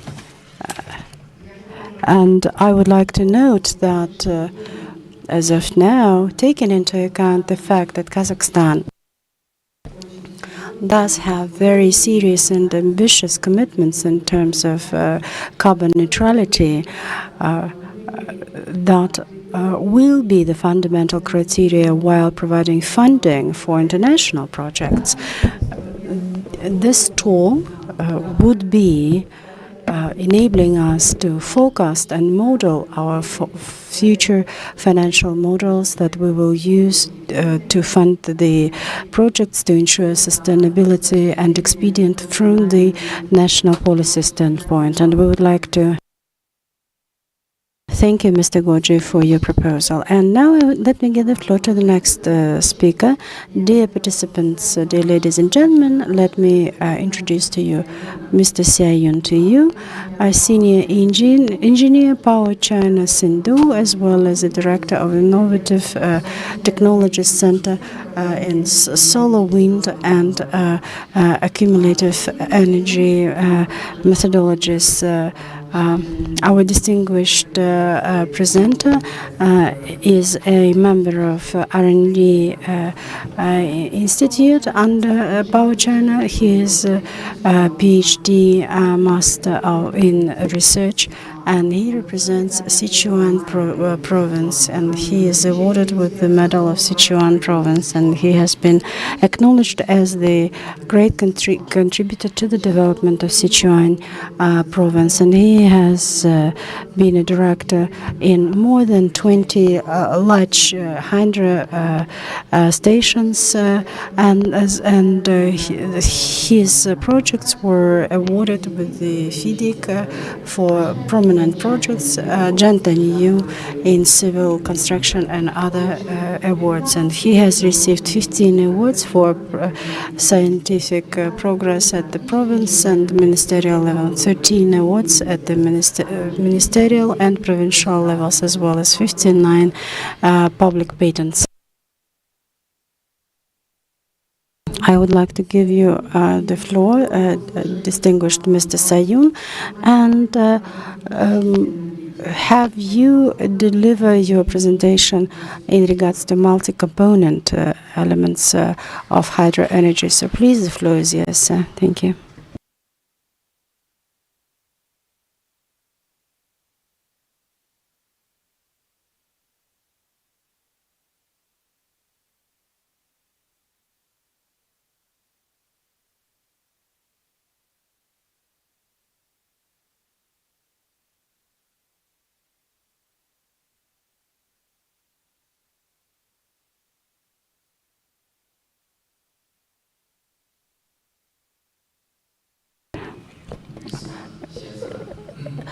Dear guests and distinguished ladies and gentlemen, I would like to welcome you.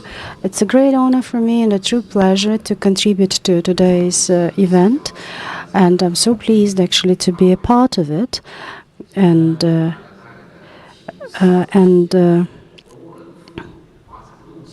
today I'm going to be talking to you about how to actually expand the opportunities.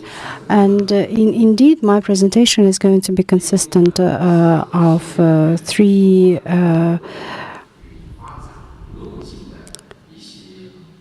the first part is VM.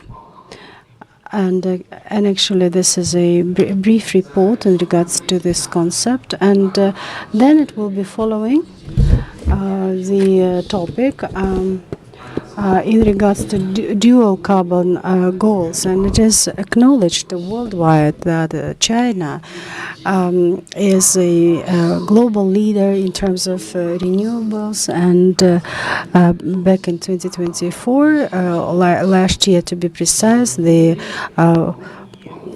volume of renewable generation to include photovoltaic was roughly 14 million megawatt and 14 gigawatt. And actually,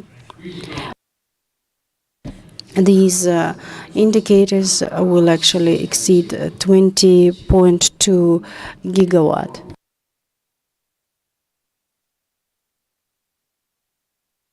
Voltaics actually, just look at the graph, please. You could see the tendencies for the development of wind energy and solar. And actually, for the solar is a true champion when it comes to renewables. And in the current situation, because of the prominency of the wind farm sector, unfortunately, the wind energy is not that stable. We have certain patterns and the curves that we have to adhere to in order to forecast the wind, and it makes us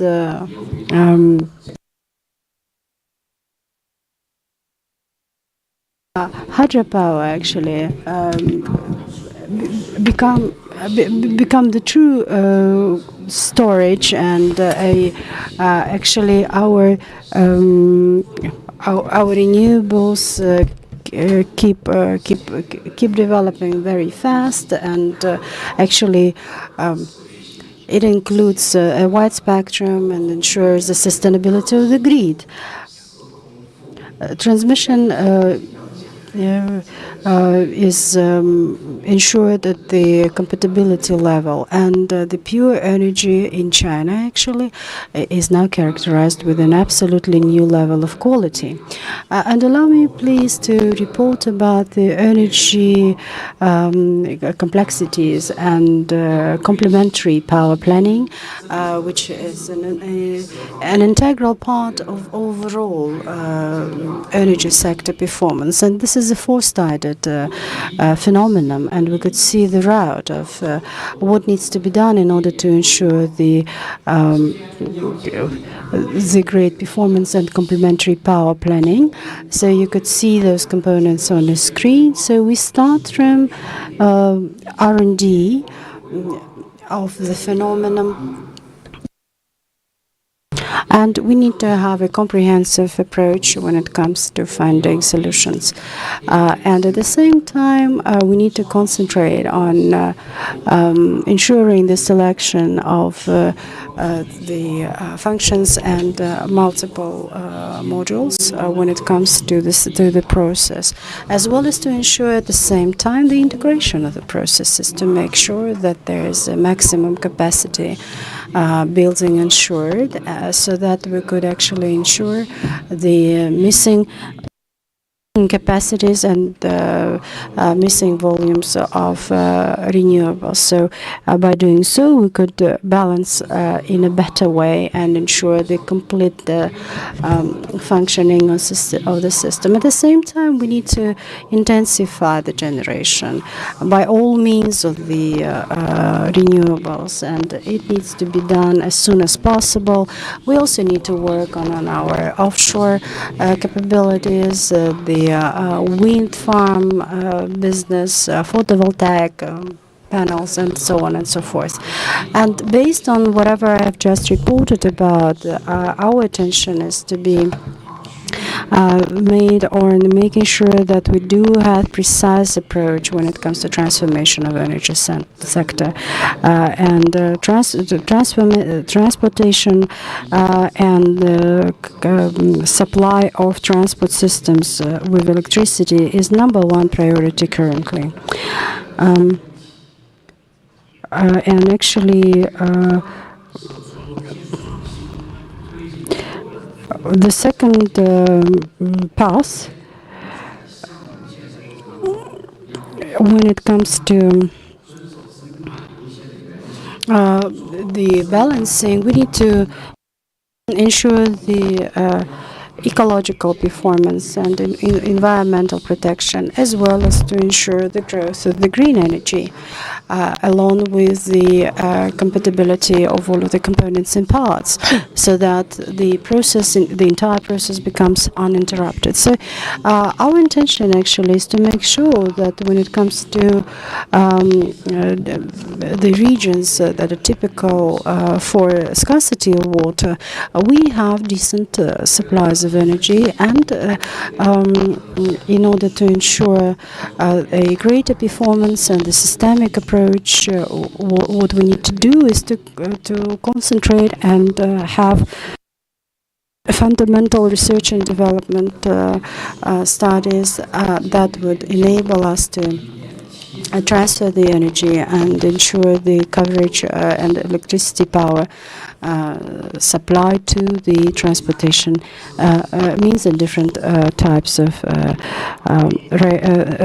networks. So the next route for us to ensure is that we have to actually ensure the interchangeability of all of the processes engaged, and our objective actually is to ensure the presence of the critical technologies as well as the transmitting equipment. This is needed in order to ensure the better performance and efficiency of the system. So in order to do that, we study a set of the storage capacities, the opportunities that will enable us to ensure the response rate, and a wide range of studies actually is developed to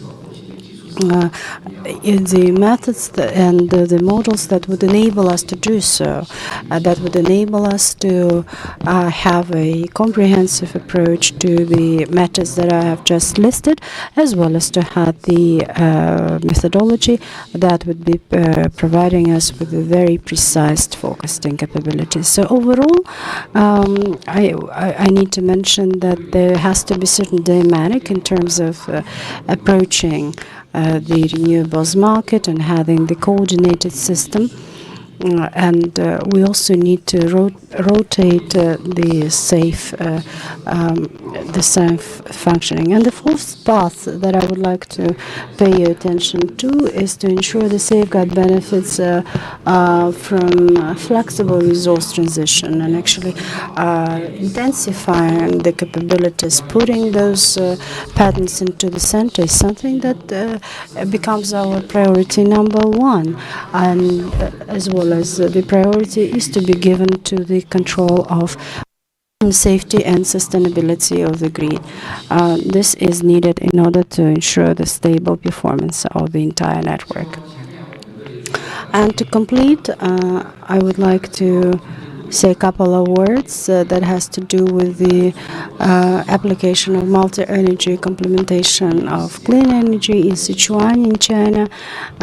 We have worked on different methods enabling us to do so. And firstly, everybody is aware about the province and its abundant hydropower. There's and natural gas. There's some characteristics. We have a lot of water. We have great wind potential in Sichuan.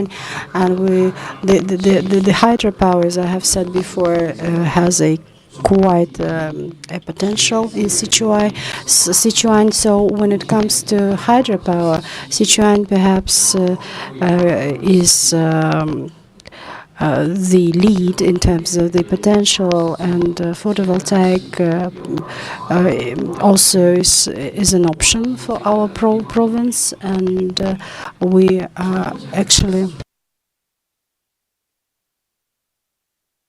And actually, there's a great deal of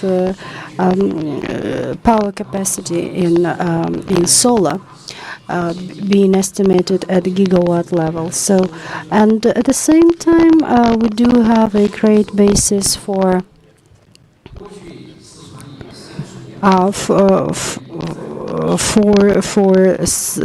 balancing the peak loads. And I need to mention that we have to address some of the challenges, which is peak sharing capacity that needs to be enhanced, that we need to have structural issues and flexible resources that become more prominent, and increased deployment of adjustable generation is needed at the moment to support renewable integration. And we also need to have an over-reliance on single energy source demands, improved resilience against extreme weather. And the next option that I would like to suggest is to accelerate the development of large and medium sized hydropower projects, and this is needed in order to enhance the operational flexibility in hydropower systems, as well as to ensure the support further hydropower development through policy incentives. Dear ladies and gentlemen, now let me report to you about the future of hydropower in Sichuan. We need to provide political incentives as well, and everybody is aware about the fact that in Sichuan we have a couple of large rivers enabling us to generate vast hydropower, and we also do have. And at the same time, we have a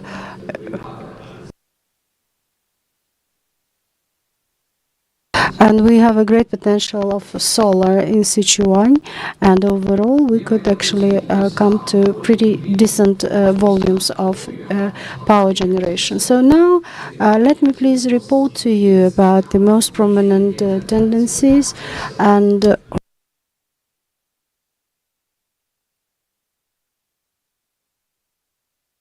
acceleration of the development of construction of pumped storage power stations could be used as a reference that provides a decent level of electricity generation, and this is something that we're really proud of, and all of the aspects that I've listed is something that we need to accelerate and intensify. And the next is a reference to sustainability and statistics that has to do with the power generation and consumption, and actually this will enable us in the future to change the landscape and to change the entire process of electricity supply. Sichuan actually in fact is a so-called hub while placing the high voltage networks in China, and we are aware about the fact that in Sichuan, inside this province, there is a lot of opportunities from the from the diversity standpoint. So you could have a look at the map. So this is how the landscape looks like, and we had the network distributed on the screen, and we also had the connectivity and connection points with the grids coming from the other provinces. It is really important actually to ensure interchangeability and presence of the necessary amount of shared points, so that there is a integrity within the national grid, and this is necessary in order to ensure the full integration, to include the integration with our foreign partners represented by the Central Asian countries. So we would like to find the perfect solution that will be of use for all of the parties concerned. So we are in the process of compatibility, which allows us to talk about high level of strategy. And this is a very diverse process. In Kazakhstan, Uzbekistan, Tajikistan, there is a lot of wind. Turkmenistan, there is a lot of wind energy. As for Tajikistan and Kyrgyzstan, they have a lot of hydropower capacities. So, correspondingly, development of different renewable sources is not stable and is not uniform. The second thing is that we should talk about transmission lines being at new quality level. And it's a huge pleasure for me that today, at the first plenary session, the chairman of the KIGOC management board mentioned that we need to strengthen transboundary transmission line projects. And we should talk about having interconnectivity and mutual replacement of these systems. We talk about clean energy, and in China we expect that jointly with Central Asian organization will move forward shoulder to shoulder. Thank you so much. That's it.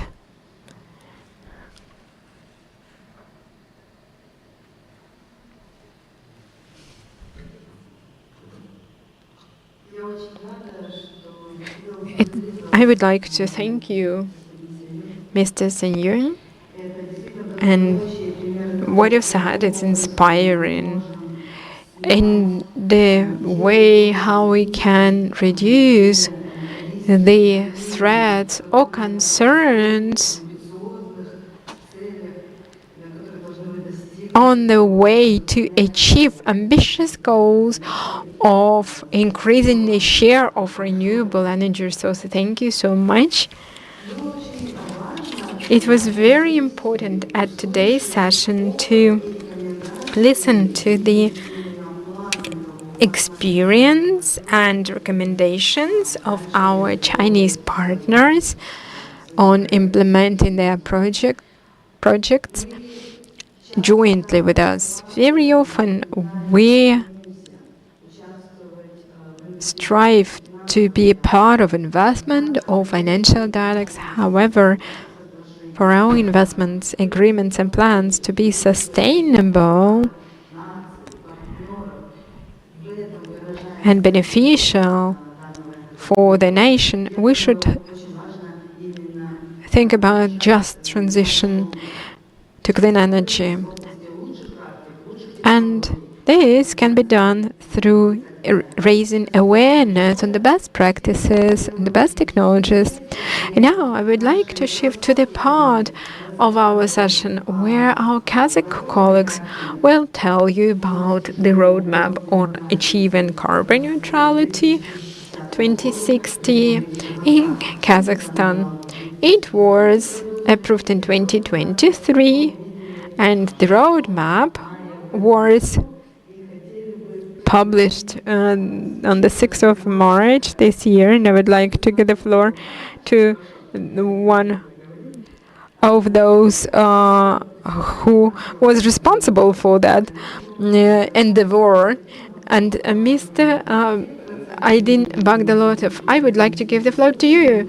You're the head of the Institute of Economic Research and the Minister of Energy.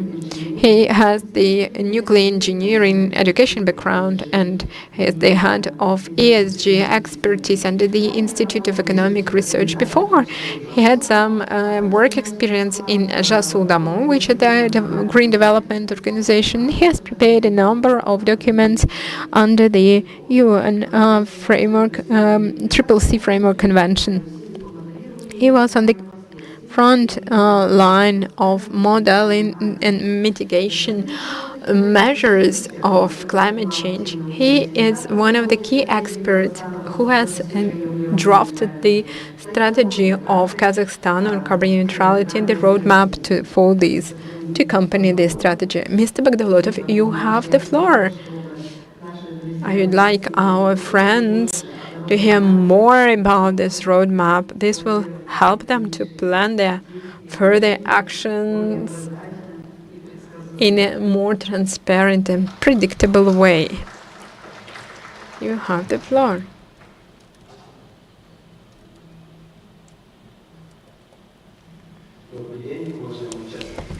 Hello, dear foreign participants. It's a milestone for the energy sector development in our country. It was a pleasure to hear so flattering words, such flattering words about me. Now let me present you the information on the roadmap status. This is the document which attracts a lot of attention within the framework of the decarbonization of our country, and like to tell you what is going on right now. So that's my presentation. It should be put on the screen, and it's not that maybe that long as to previous presentations, but it briefly shows you the the status quo on carbon neutrality. That's the roadmap of the actions on carbon neutrality. We've done a lot. We've attracted a huge number of experts which expressed their interest in these efforts. We have not limited the number of the experts to be involved. Overall, we've involved more than 300 people. These are stakeholders from the governmental authorities, NGOs, academia, associations, businesses, and freelance experts. We've conducted more than 110 scheduled meetings, and even more of those which haven't been scheduled.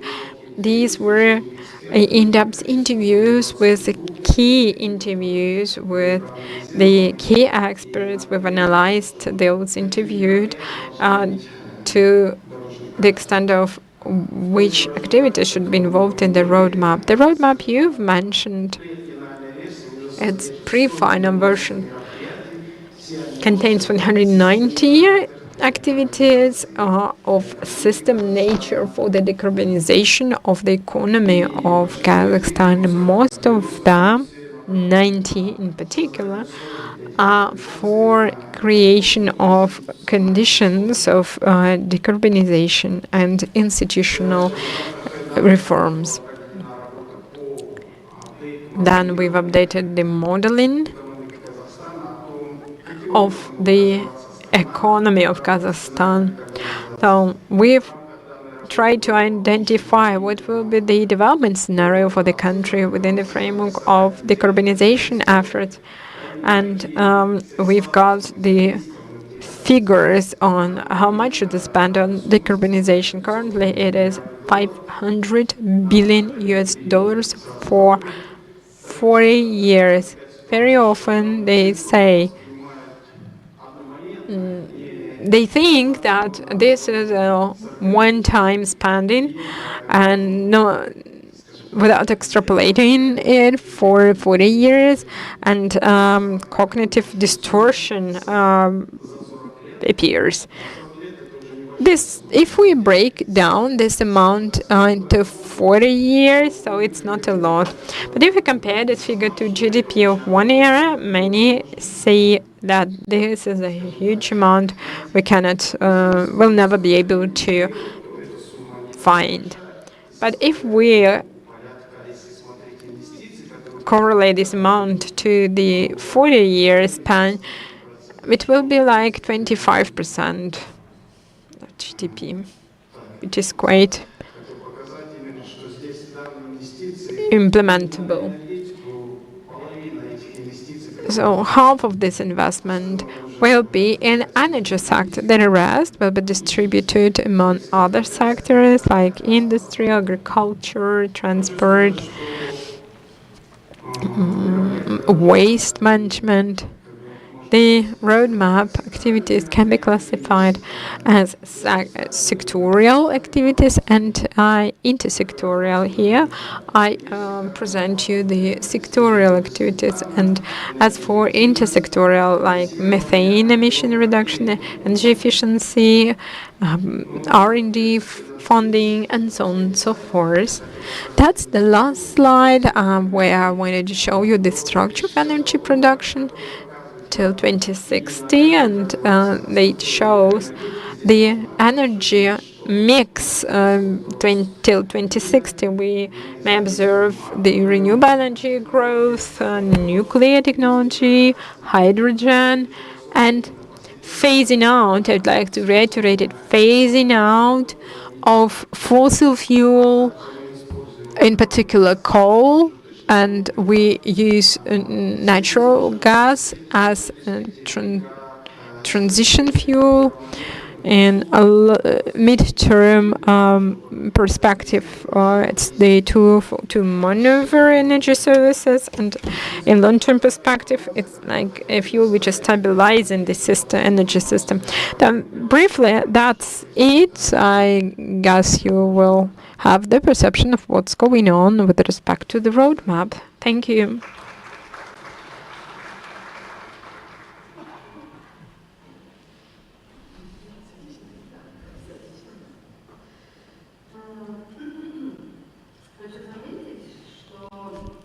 What I'd like to know is that development of the roadmap was a very comprehensive project, and when implementing this effort, we saw that our state is really a hearing state, and thank you so much. The next speaker is Ruslan Sagdalin. He is the manager on PPA in Ernst & Young, in the team on sustainable development, climate change. He is an expert in helping organizations to achieve SDGs through sustainable projects and mitigation of risks.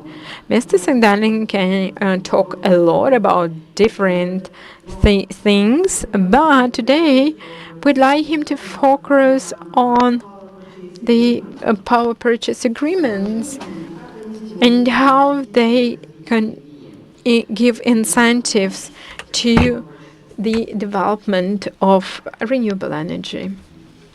You have the floor, Mr. Sagdalin.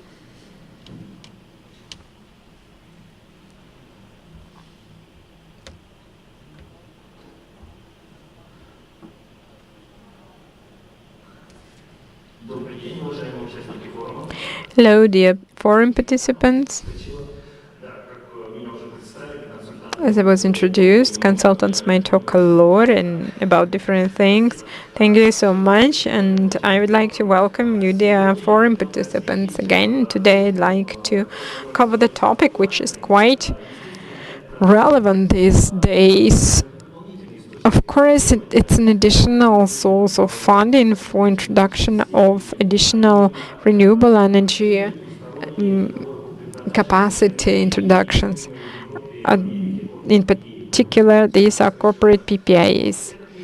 This is a facility which is used widely abroad, and it has a huge potential for development in our country. Currently, the main way to implement to sell electricity in Kazakhstan is auctions. But with the growth of businesses' interest in sustainable, we're still on the first slide, and sustainable energy consumption, this is becoming the interest to flexible mechanisms are higher, and one of such tools could be corporate PPAs. This slide shows the international experience, and it is about high growth of these agreements. In particular, in 2023, these agreements were concluded for 46 gigawatts. I give you the data of Pixapar. They shared the data of European PPAs till 2024. And you can see the way this market is growing. It is rapid, and more companies are more focusing on PPAs as they will improve their business through energy efficiency, in particular through RA100. In practice, there are three models in place: on-site and off-site PPAs. They are here available in Kazakhstan. On-site is when the generation is on the site of a consumer, and off-site is when the generation of power from renewable energy is transmitted through the national grid or regional grid. But still, it's considered a direct transmission of electricity. And number three is virtual PPAs, when there is a financial agreement, but there is no direct transmission line between the consumer and the generator of renewable energy.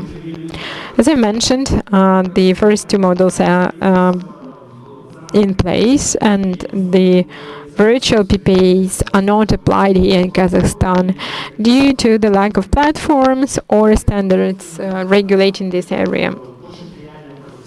And talking about the situation in Kazakhstan, the legislation of Kazakhstan does not regulate corporate PPAs, but it is not setting any obstacles to applying them. This creates additional opportunity, like free tariff building, and at the same time a lot of uncertainty. No model agreements, no clarity about access to transmission lines, to grid in general. At the same time, PPA protects from currency volatility, tariff volatility, and it contributes to saving funds and allows for long-term planning of the power expenditures. If we talk about infrastructure, here there are two issues impeding development of corporate PPAs. The first one is wear and tear of the grid infrastructure and the throughput capacity of the grid. So these are the challenges. In addition to economic factors, corporate PPAs give businesses additional incentives, such as certainty in what they're going to do tomorrow. More and more as companies are focusing on reducing their carbon footprint. For some companies, this is the investor's requirement. For others, this is their vision, which is stipulated in the corporate strategy. And signing a contract for green energy is not a step towards sustainability. It's about competitiveness, it is about corporate culture and proper image. This is very important in such sectors as energy, mining, metallurgy, with which are carbon-intensive sectors. And to sum up, I'd like to say that this is an additional element.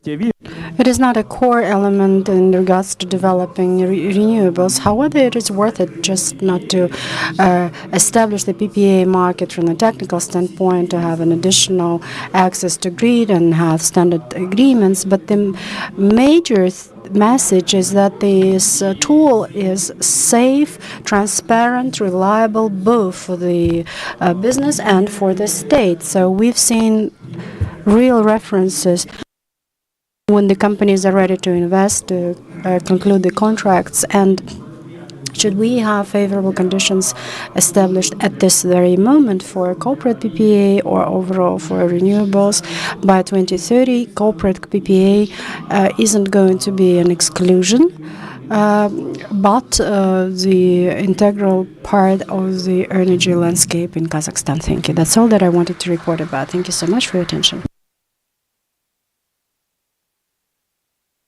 Thank you very much. Yes, indeed, to rely on public investment is not enough. So perhaps those modern mechanisms is something that we need to have to be provided in a timely manner. Mr. Jaslan Kasenov, Director of the Department for Renewables. I would like to have us give Mr. Kasenov a floor so that he could brief us about the initiatives and strategies of the Ministry of Energy in regards to renewables. Please, the floor is yours, sir.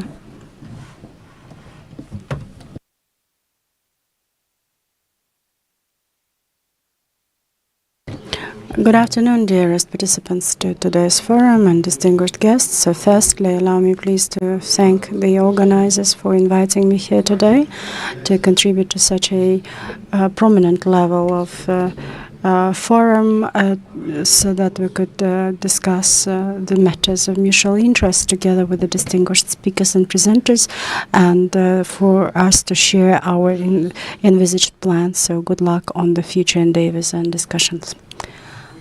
And let me start with the standard information, and let me share the current status that we have in Kazakhstan. And renewables and the green generation for Kazakhstan is an important factor of energy sector development overall in general, despite the fact that this is quite new. And it is just getting more and more flash to it. And those presenters who delivered before me share the indicators that were set.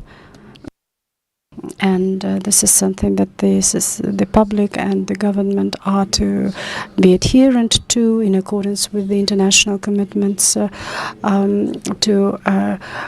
achieve carbon neutrality. Currently, renewables are represented by 156 facilities of renewables, generating facilities. In majority it's wind, solar, and less, unfortunately, we have introduced by hydro and bioelectric stations. By the way, I think that it is high time for me to mention that out of the capacity and volume of the renewables that we have had overall in energy sector, at least 50% are the projects that were implemented with the participation of the companies from People's Republic of China, and we have over 3 megawatt capacity, and in 1.6 megawatt is the projects implemented together with the Universal Energy Power Chain, Sunroad, and others. And we've been discussing the projects to be implemented together with China Power and China Energy. And as a result of 2024, the share of generation of renewables in the overall structure of generation was 6.43%. And I'd like to say that the plans that we used to be having have already been addressed, because for 2025, the plan that we used to be having was 6%. So now we have 6.43%, which is a slightly more than we have envisaged initially. And we also plan to have an introduction of 450 megawatt and 3 megawatts. So the wind farm has already been put into operation in Karaganda, and 2 solar stations with the capacity of 40 megawatt located in southern part of the country. So the colleagues have already said that the major mechanism of how to implement the projects in renewables is to follow auction. And starting from 2018, that mechanism was recommending itself as appropriate, both for the investor and for the state of Kazakhstan, that balancing the interests of the country from one standpoint, getting the minimum price for kilowatt per hour, and on the other hand, we ensure the interests of the investor by having a transparent and clear mechanism enabling to implement the investment project. So since 2018, there's a tendency of growing, actually stable tendency of shrinking the prices in wind and solar. And in terms of hydropower, for instance, the situation isn't that polar. And we used to be having price fluctuations starting from 2023, and in 2024 there was an increase of price, but the increase was justified with the fact that in 2024 we have revisited the max tariffs, and actually it enabled us to have auctions at the better favorable prices. And currently we have over 90 projects with the overall capacity up to 2,000 megawatt, and we have also worked on large investment projects with our strategic investors, and the capacity is over 5 gigawatt. And within the framework of the forum, I think that it is worth it to mention that 2 gigawatt is something that we have been actually striving for, and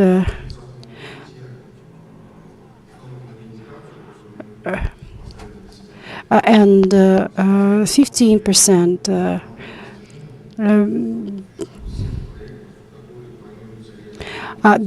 the rest of the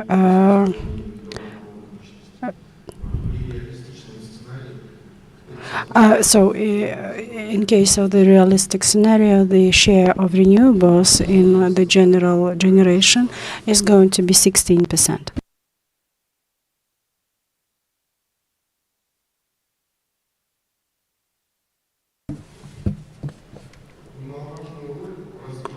And it is actually important to mention about the green generation, and in this regard, hydropower does have a potential that has unfortunately not been used in the energy balance of the country. And in order to ensure that the balance is used, we have developed the plan for hydropower. and actually this enables us to have the solutions provided in a customized manner in order to intensify hydropower potential that we currently have in Kazakhstan. And we've also been partnering with the Asian Development Bank on having so-called project auctions, and the Ministry of Energy is going to be actually providing the pre-feasibility study and the preliminary environmental studies in order to ensure that the auctions use certain platforms. So far, we expect to have similar auctions next year in Zhitsu for Tintek River. And the overall capacity of auctions in hydropower is going to be not less than 300 megawatt. And we're talking about the dam-based hydropower stations, and besides, by 2027 we plan to have auctions arranged in the amount of 1.5 gigawatt. And one of the modern trends that we have envisaged, which is quite interesting, is developing hydro battery capacities, and this was something that we worked on together with our colleagues from Samsung and Samruk Energy, and that issue has been very intensively discussed, and different scenarios are being considered at the moment. So what platforms to use, and a number of Chinese investors actually have supported the project. They have demonstrated their interest, and this is going to be a chance for us to keep developing and intensifying the share of unstable renewables in the overall structure of electricity generation in Kazakhstan. This slide depicts information that reflects the large-scale projects that we're going to be implementing with our strategic partners from France, United Arab Emirates, Chinese partners, and our Russian partners. And one of the meaningful events that have happened lately, we had an auction for the capacity of 1 gigawatt that it was conducted in April of this year, and that auction was offered for the local companies to contribute. So previously we would have auctions arranged for the foreign investors so that they could share the experience, so that they could have more practice in regards to renewables sector development in Kazakhstan. But at the moment the local companies were given lots of opportunities, and we already have a series of companies here at the local level that are professional enough, and they have been supported by the global players. And actually the winner was selected, and it is a Kazakh company, and the control package of shares belongs to Kazakh companies, and that was a project that was actually that is going to be implemented in Kostanay region. And actually the price of the auction is pretty impressive. So the price of the auction actually is a good reflection, because within the auction we managed to have a price for 1 megawatt of wind plus accumulators, and the price was around 18.72 tenge per kilowatt per hour.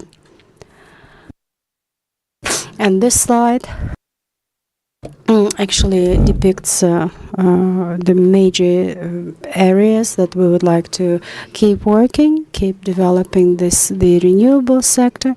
So to start with, our objective is to make sure that we have annual auctions arranged, and in 2027 we plan to have 3.5 gigawatt auctions, and in the future we will have more plans envisaged, and there's going to be a time frame and schedule developed, taking into account the maximum distributed capacity in terms of the electricity generation to ensure that the unstable renewables have the least impact upon the grid performance, as we are interested in safety of the grid, of course, and safety comes first. And my colleague has just mentioned that we have to concentrate on B2B contracts.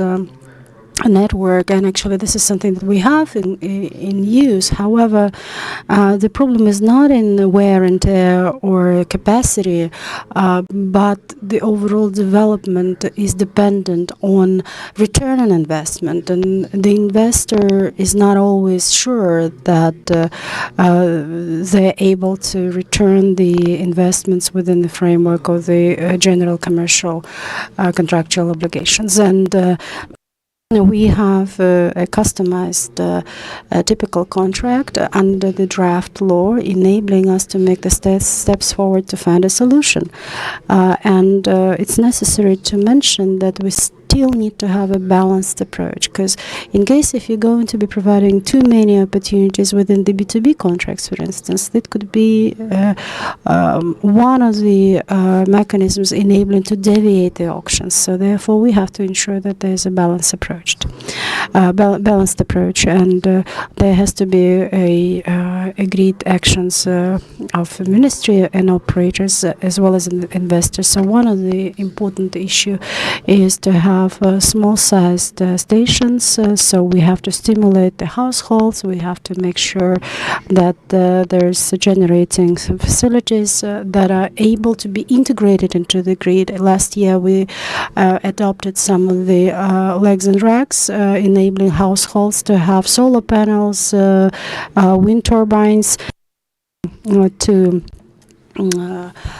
cover the needs and consumption. And in case if there's an exceeded electricity, then there's a chance to sell it off to grid. And I think that it's necessary to mention that slowly but surely here comes the time when renewables is something that is getting more and more matured, and there's an indicator of maturity present. And now we would like to make sure that we have a renewables market harmonized within the overall general commercial terms. And one of the aspects is priority dispatching and compulsory participation to the volatile markets. So that's the vision that we have at the moment within the ministry, and we have positive attitude to make sure that the indicators that we have, all of the commitments and obligations will be ensured, taking into account the plans that we have.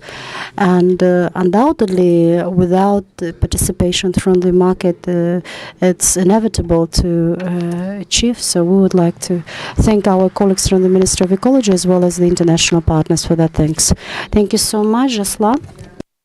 And I would like to say that we have to commence the next session. However, to conclude, I would like to thank all of our speakers. Thank you so much, distinguished guests. And we have received the available information in regards to strategy of Kazakhstan in carbon neutrality, and we're ready to enhance our vision. And we have found out a lot in regards to combining carbon indicators and concept of multiple compatibility of clean energy.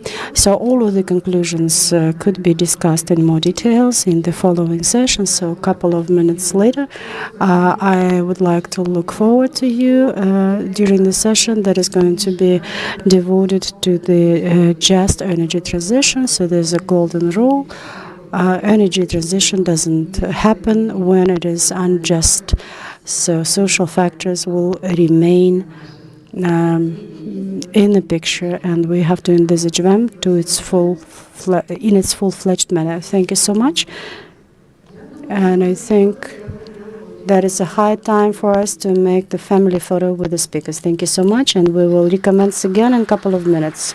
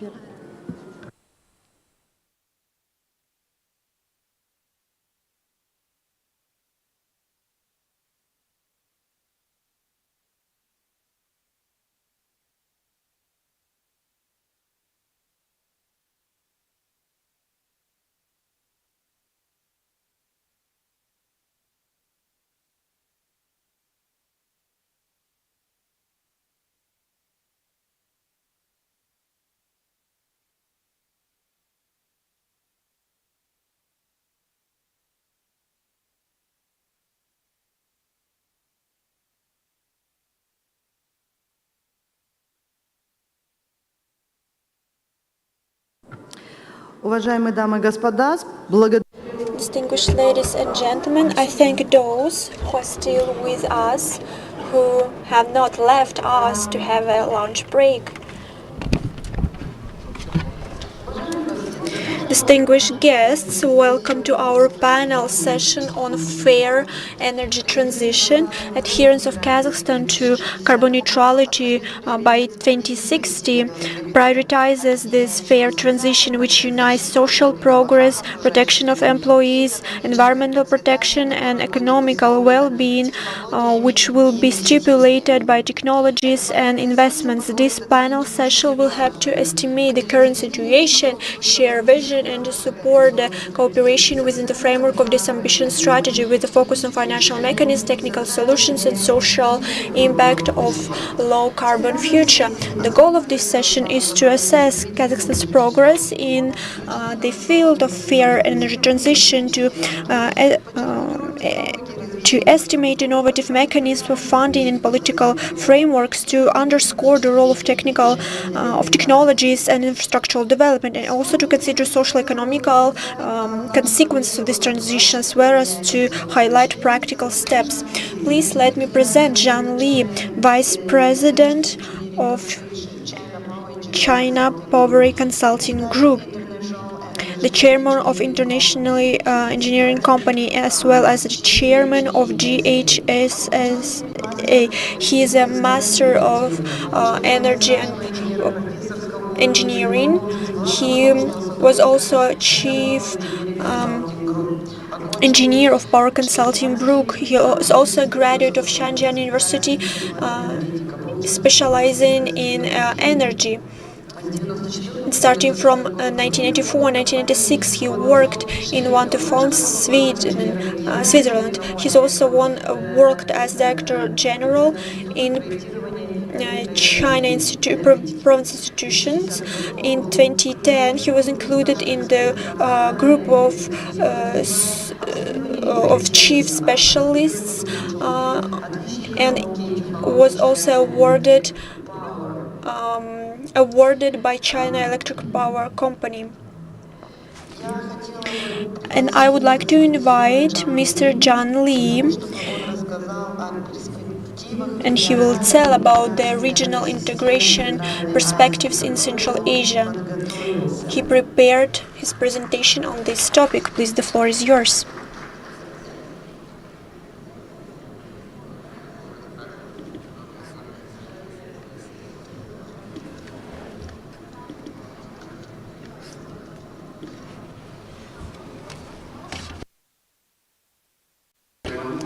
Дамы и господа, добрый день.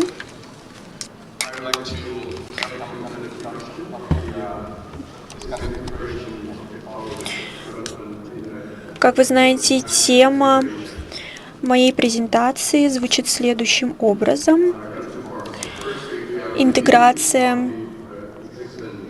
перспективы развития интегрированной энергии в регионе Китай-Центральная Азия.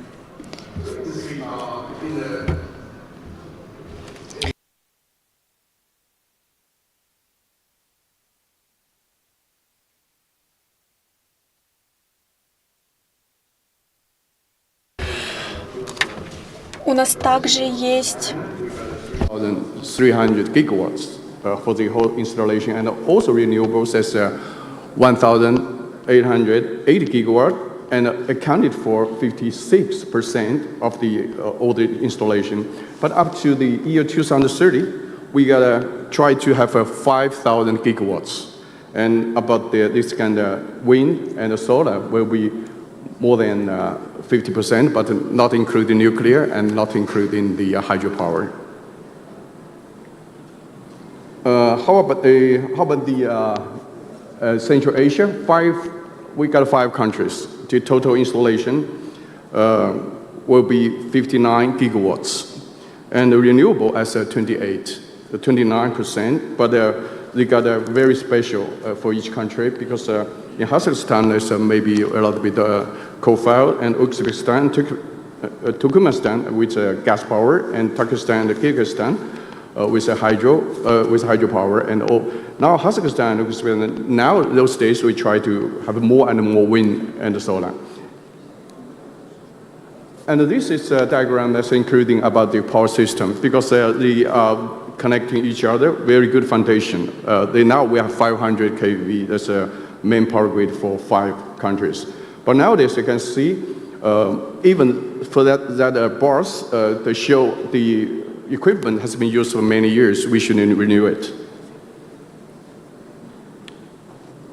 For the trend of the resources different countries we have, they have that different designation, and Kazakhstan and Tajikistan with hydropower, and Kyrgyzstan and also have more hydropower.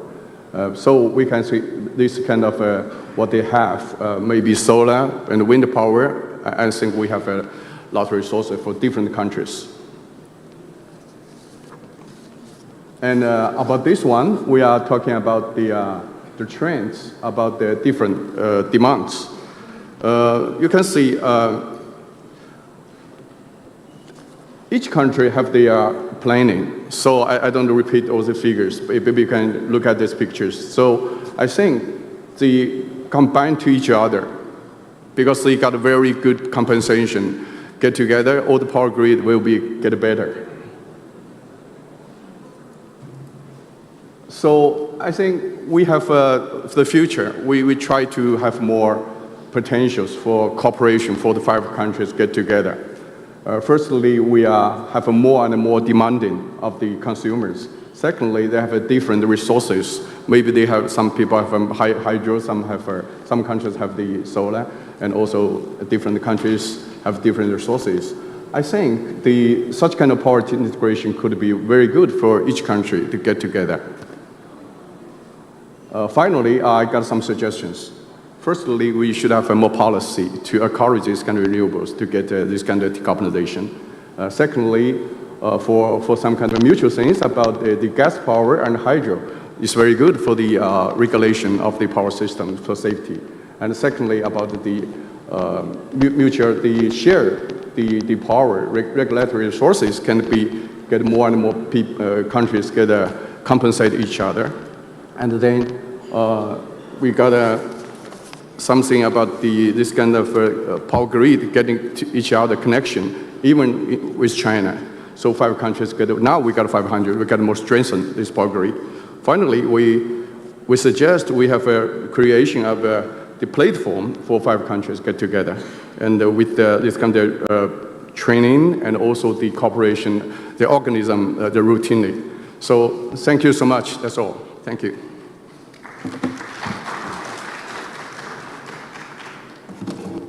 No, this is mine. Okay, that's for me. Thank you. Thank you so much, Mr. Zhang Li. Спасибо большое. Thank you very much. Yes, it's very interesting to know. When I prepared to this presentation, I understood that the Kazakhstan's potential in renewable energy sources is really huge. We have very ambitious goals. And if we will really implement all our technological investment and other strategic plans, then we can eventually achieve more higher and more ambitious goals. Currently, I would like to invite to the stage the next speaker, Mr. Kenjihan Abov.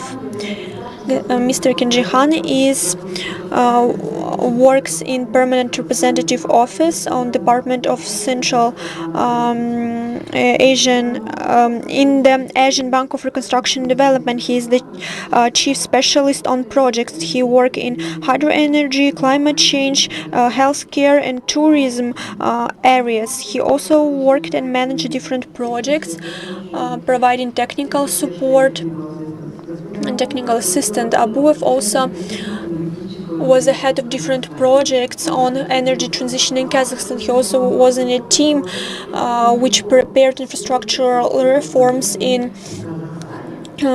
energy supply in Kazakhstan. We were colleagues. So, Mr. Kinjihan, I would kindly like to invite you to the stage, and please tell us about some effective strategies of energy of fair energy transition in different Central Asian states. Please, the floor is yours. Спасибо большое, Рахмет, Зульпат, за представление. Меня зовут Абуев Кенжихан, как Зульпат представил, я являюсь... I'm senior expert in regards to ADB project in Kazakhstan, and I'm glad to introduce very briefly the information in regards to the mechanism that was presented within the framework of the project. And I also prepared this work starting from 2022. To English, just for better understanding.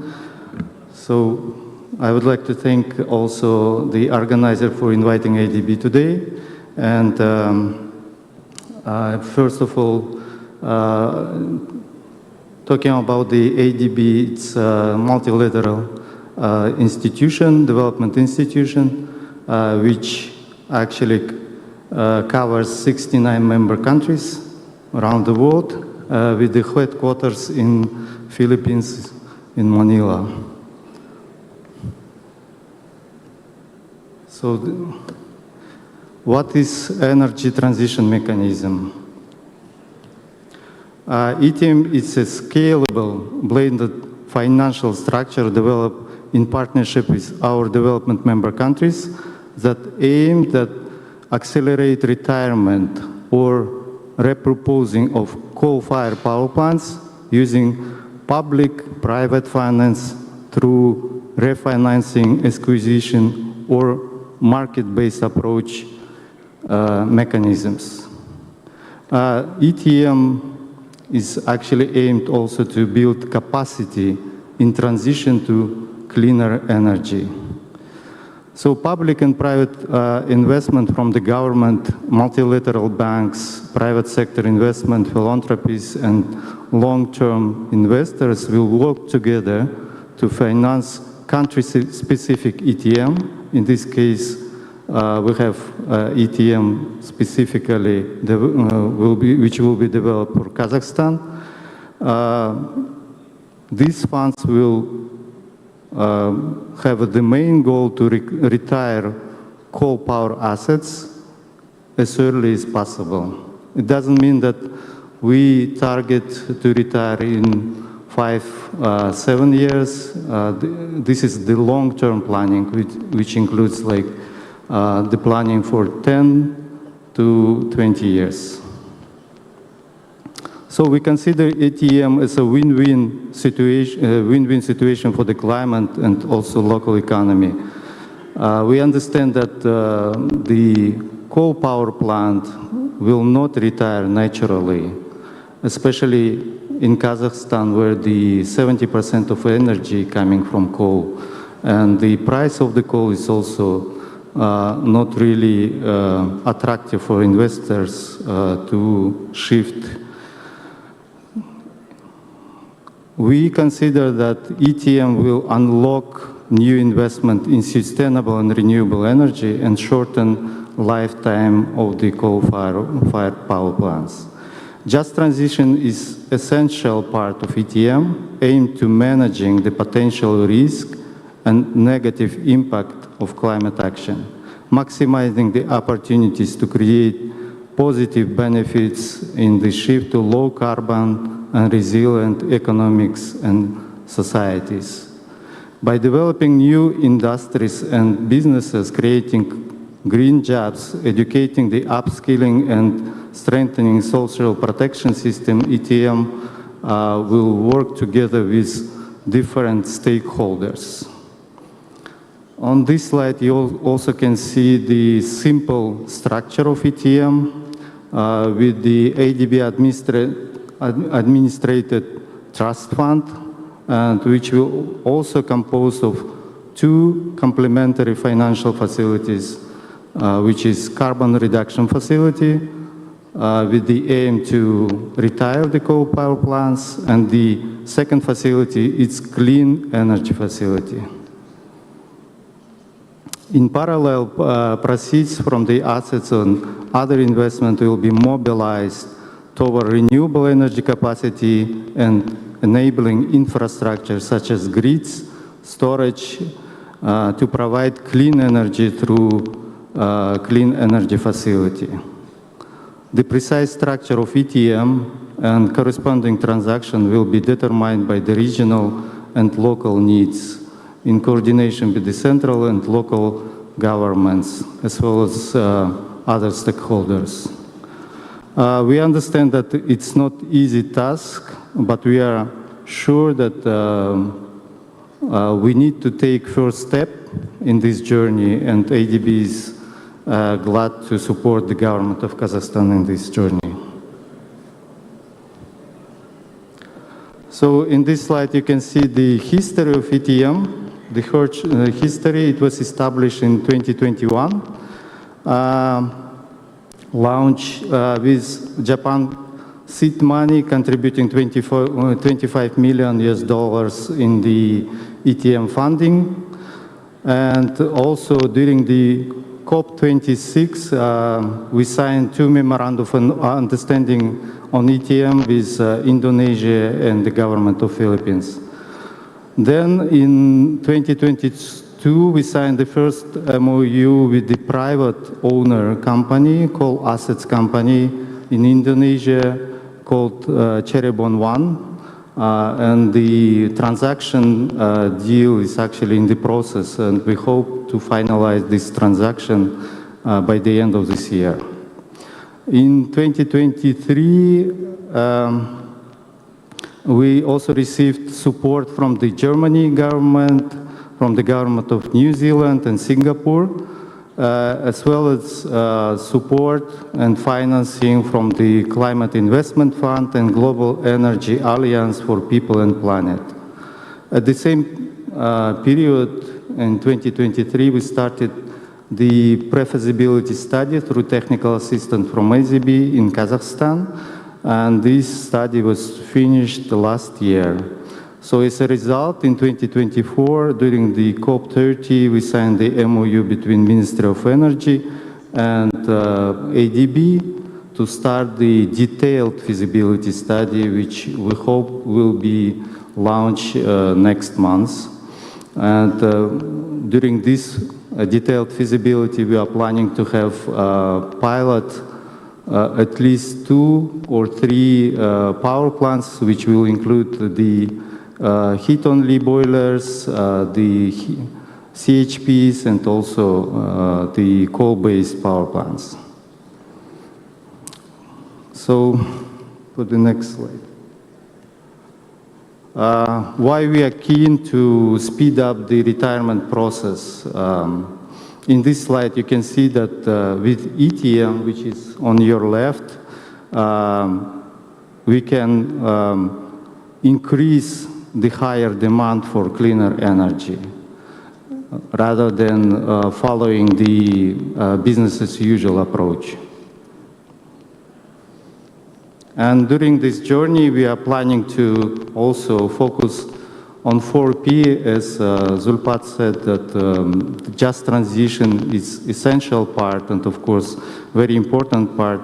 So we want to focus on people, supporting the just transition, protecting livelihoods and affordable electricity, Then the second P will be policy, which is supports policies and regulation to accelerate energy transition. And as also Gushat mentioned in my introduction, that ADB supported the government of Kazakhstan in establishing the heating legislation, and we are glad that last year the president of Kazakhstan signed the new law on heat energy, which is actually a success for the both sides. And the third P will be promoting a scalable market-based model for energy transition, focusing on power. And of course, the last one, it's partnership. Partnership, we see with the national government, of course, and including the local players and stakeholders. This is all. If you have a question, just address me during the session or during the break. Thank you.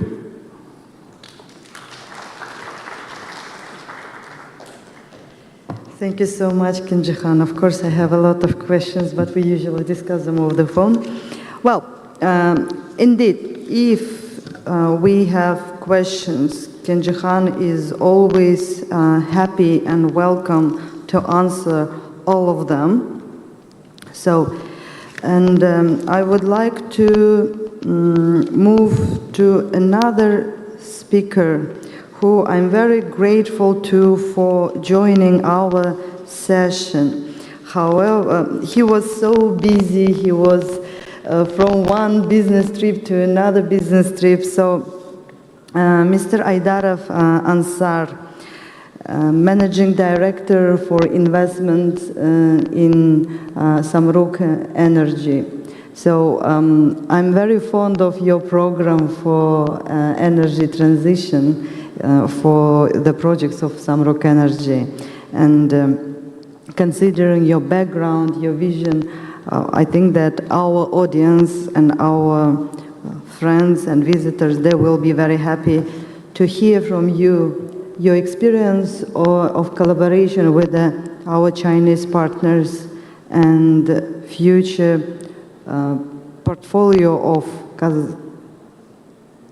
Samruk Energy in foreseeing future. Thank you.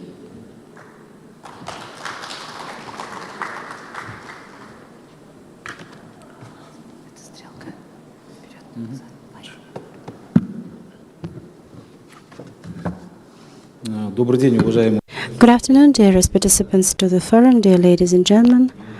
It is a great honor and true privilege for me to contribute to this forum and to brief you about the vision that we have in regards to energy transition, as well as to touch upon the topic that has been concerning the stakeholders in energy sector. I would like to thank the organizers firstly to put this forum together, because this is a great platform actually for us to network, to exchange the views, and to have all of the parties concerned who have to contribute into the investment component. Again, going back to Central Asia and China, the energy is the key and the epicenter of whatever we do together. As everybody knows, that energy is the heart of any economy, and it is not possible to develop your economy without having stable generation sources. So to have a standalone forum, Central Asia plus China, is a great event. It is a great framework, and we would like to have a high-quality event of this caliber on an annual basis, so that we could understand the world changing, and we have to get ourselves prepared for the challenges coming up, and this platform actually could be used in order for us to share the new technological solutions. And our colleagues from China are a great source of information in regards to what innovative could be used in Kazakhstan and in Central Asia, and we're glad to discuss all of these matters. So allow me please to brief you about the company and our performance. Samruk Energy is the largest energy holding of the Republic of Kazakhstan, and as a result of 2024, we have generated 34% of all electricity in Kazakhstan, and our assets are represented by for instance, we mine coal, and we have the largest open pit basin, but and we ensure the majority of coal mining in country, and we have ambitious plans to intensify the coal production, and we have also plans to have more stations built. We also do have all possible ways of generation: coal generation, gas generation, wind, solar, hydro, as well as in Almaty and Almaty region. We also do have the distribution company, and the government through Samruk Kazina actually keeps us in the energy sector to ensure that we are present in the entire chain of business in order for the government to be able to see what's going on in at the market and what measures need to be taken in order to enhance the situation and move forward. So we have 19,000 people working for the company, and we do have really ambitious plans, and energy transition program was approved for a couple of years at the governmental level, and we do have different objectives set. And my colleagues have already mentioned about this, and they mentioned about the compulsory components to be evolving. And you are aware about the fact that the decarbonization program for Kazakhstan anticipates to have total carbon neutrality by 2060, and being the largest company in the sector, and the company that is going to be intensifying its presence in the energy sector. We also do have very ambitious goals set for ourselves, and I would like to brief you about those objectives. So let me reflect those objectives through the investment projects that we have in our portfolio, and I will brief you in more details on each and every one of those projects. Yes, we do plan to have coal generation. We are in the northern part of the planet, and we try to explain that in Astana, when you have -40 centigrade, it's pretty complex actually to use wind or solar to provide heating. However, at the same time, having the power stations is something that we have to ensure subject to the at the edge technologies, and we've been studying very closely the technological solutions being provided by the People's Republic of China. And most recently our technical team visited China, and we know that the generation of pollutants in China are at coal stations are even less than ones generated at the gas stations. And we also do have the ambitious objectives for all market actors, and last year, you know, that we have had emission regulations approved and adopted, and so those parameters are pretty challenging for us, you know, and we had the parameters approved that Europe has just been striving for, you know, and we have it already enacted. And in addition to sulfur, for instance, or CO2, you know, we used to be having other components as well, and we actually will be adherent to those regulations, and those are the parameters set for the existing facilities. That's a very serious and ambitious parameter, because you know that in Astana we have facilities built back in the Soviet times, and now to have the filters that we need is a complex task, because those filters were not supposed to be mounted there. There's physically no place to have those filters installed, for instance, simple as that. And we also do have the economic feasibility issue that comes first, and the references to the to Almaty heating stations number 1 and 2. We eventually made a decision to have new gas stations instead of having the filters installed to those previous generation heating stations, coal-based. So the gas stations are being actively constructed at the moment in Almaty, and there's going to be one of the greatest contribution in environmental performance, and we have no doubts that this is going to be a great success. And in regards to the existing stations, for instance, we follow the time frames set by the Ministry of Ecology, and we plan to install different types of filters to ensure the high level of purification. And in addition to what I've just said, we also have the very ambitious plan for the new generation, which is 14.3 gigawatt, and a lot's been said about the positioning of Kazakhstan, and consumption in Kazakhstan was first last year in December, so 17.5 gigawatt was the consumption. So we can actually self-sustain. However, taking into account the plans of the Ministry of Energy and Ministry of National Economy, by 2035 we're going to be having a demand in 26 gigawatts. So 26 gigawatt is quite a huge figure, and there's going to be a proficit, but this is the way it has to be formed. Roughly 20/25% has to be reserved electricity. So, and we have to have a balanced approach while dealing with these matters, and this is needed in order to, be in a position to have an exceeded electricity, and eventually, we all have to think about the tariff. And we keep saying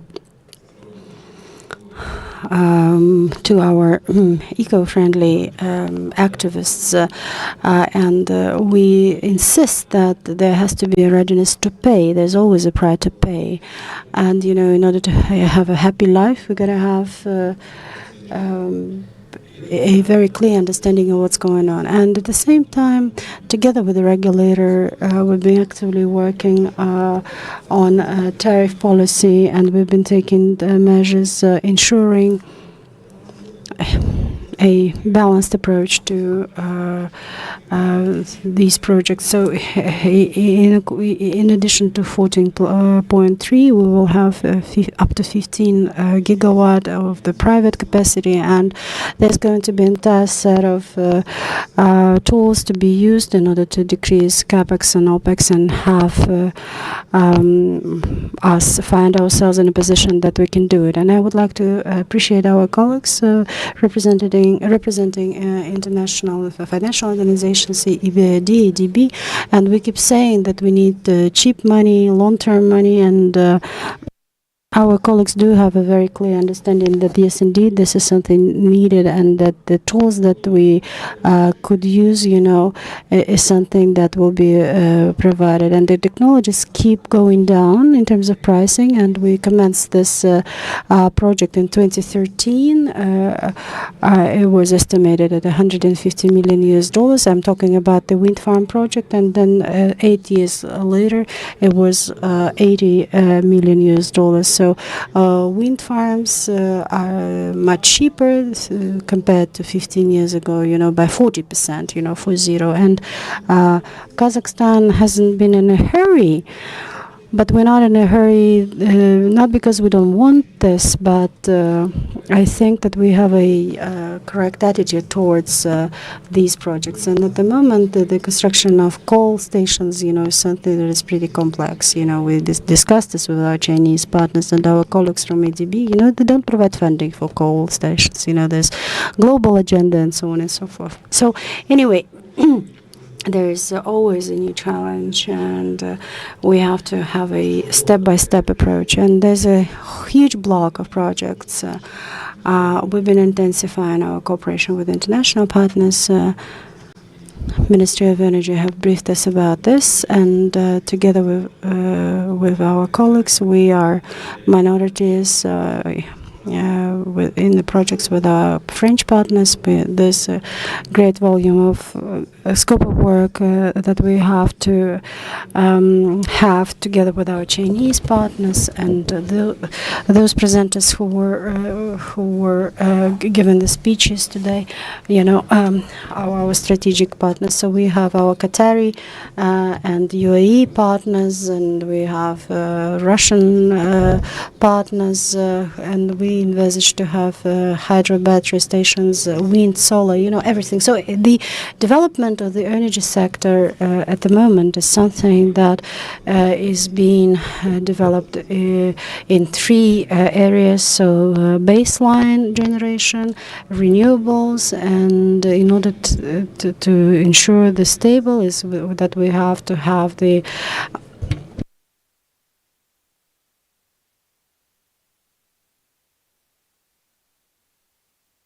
And the next is a flexible generation. So today we discussed with our Chinese partners what needs to do in order to shunting capacities, and we understand it all. And at the same time, we have the plans in regards to have the transition by 2030. We have plans to shrink the GHG emissions, and by 2050 the reduction is planned at more than 50%. So in terms of coal, we would like to have maximum mitigation to ensure balancing the impact, and of course the baseline stations is something that we will keep developing. And the last point that I'd like to make is that whatever we need to do together, those who are working at the market out in the field, so to speak. So we have to ensure capacity building and human capital development. And so 14.3 gigawatt, just imagine how many people you need, how many experts you need to get properly educated to manage the facilities, to ensure high quality of performance and management. And I'd like to thank our Chinese partners and colleagues for sharing your experience and for your readiness. And we plan together with all of the stakeholders, to include the Ministry of Education, so Almaty University of Energy and Communications have changed their title, to reflect the intentions that Kazakhstan has. And next is to develop automation and artificial intelligence. It's not something that is a vibe of the last year. No, this is something that we really need. We need to have the decent solutions. In order to apply AI, first, we do not consider application of AI. Actually, our plans, they already outdated. Now we consider how we can apply AI in other projects, and in order to ensure right integration with regional grids, with system operators, to integrate it in accordance with the Ministry of Energy, Ministry of Ecology, and so on and so forth. Third, in order to improve, we also need to improve the investment climate in Kazakhstan. It's also very important, and a lot of partners, including Chinese colleagues, they give very high assessment of the attractiveness of our investment attractiveness. Now, when we structurize the projects, transactions, we see that before, when investors came to us, starting from London to Singapore and other countries, now we see that on the territory of our centers, we have all the conditions. And now, when discussing our contracts, we see that our system very competitive. We also are present in international markets. The portfolios are growing. They give very high assessment to our approaches as well, taking into account that there is a renaissance in Kazakhstan, energy renaissance, and now we improve our legislation, improve our rules, regulations. In order to achieve our energy transition indicators, we need to improve the whole legislation in Kazakhstan, starting from improving investment climate, different legislations in ecology, and so on and so forth. And starting from the very beginning, as I mentioned, we participate in different projects. We provide some new indicators that need to be reflected in the legislation. Parliament works hardly during the last 2-3 years. We introduced a lot of new legislations on renewable energy sources and other areas. We try to decrease bureaucracy. And me as a head responsible for investments, I personally see these changes. Before, it took us years. Just a small secret, when at the beginning of a year we proposed legislation at the beginning of the year, it was already signed by the end of the year. This situation was before, but now it's enough. Up to 2 weeks is enough to adopt a law. It means that we will be able to achieve these tasks on a country level. Even now, the indicators that were provided on the RES facility construction, we will even exceed them. And by 2030, the indicators that were set by 2030, we will be able to achieve them by even by 2025. Thank you very much. I believe it's our joint task to improve the well-being of our country, to improve ecological situation. And Kazakhstan on a global level has quite a small portion, but everything starts from very small steps that need to be taken. We need to show the region our example. It's very pleasant to see the development path of Uzbekistan. We discussed this also with our other Central Asian colleagues. In all the different directions, we see a lot of opportunities for cooperation. We are glad. Thank you very much for organizing such an event. It was such an honor for me to be present here and deliver my speech. Thank you very much.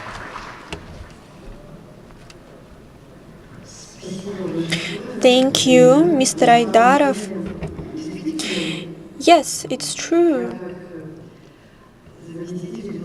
Me, as a deputy head of the initiative on the development of national platform on fair energy transition, I always reiterate that fair means that business needs to flourish. It should not be kill. We need to develop it. And nowadays it's a very controversial question when we discuss net coal. Net coal is about innovations. It's a question about a lot of people, hundreds of thousands of people involved in the industry. That's why when we're talking about this fairness, then we need to take into account the interests of vulnerable communities as well. I also support your note about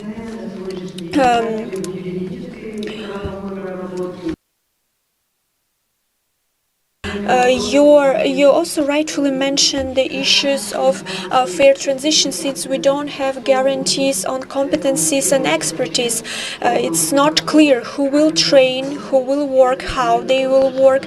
It's also a huge work which needs to be provided. So thank you very much, Mr. Aydarov, for your speech. Now I would like to invite to the stage Mr. Tsang Hao.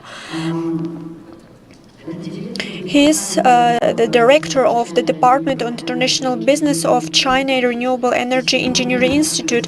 And today, Mr. Hao will tell us about the Chinese experience of China and Central Asian states on renewable energy. And I would like us to pay attention. We are talking about renewable energy sources not as only about the new installed capacities, but also we're talking about new potential capabilities which will provide us fruitful,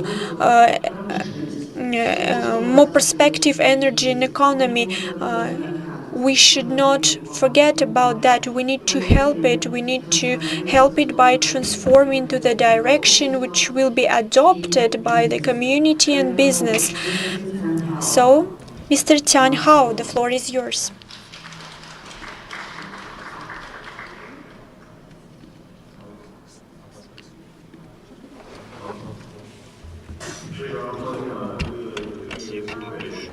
Thank you very much for giving me the floor, for giving me this opportunity to be here in such a beautiful city of Astana, to be here around you. It's already lunchtime, so I'm so sorry for taking your time. Nevertheless, we continue our discussion, but I will try to be quick.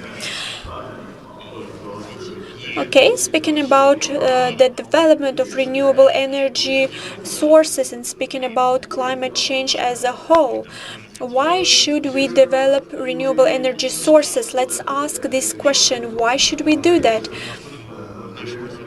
In our institute, we discussed that within the framework of Paris Agreement, Paris Climate Agreement, we need to leave to the next generation greener economy, greener technologies.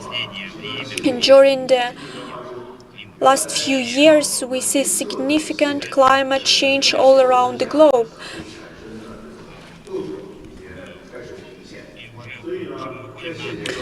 And now we already start this new path.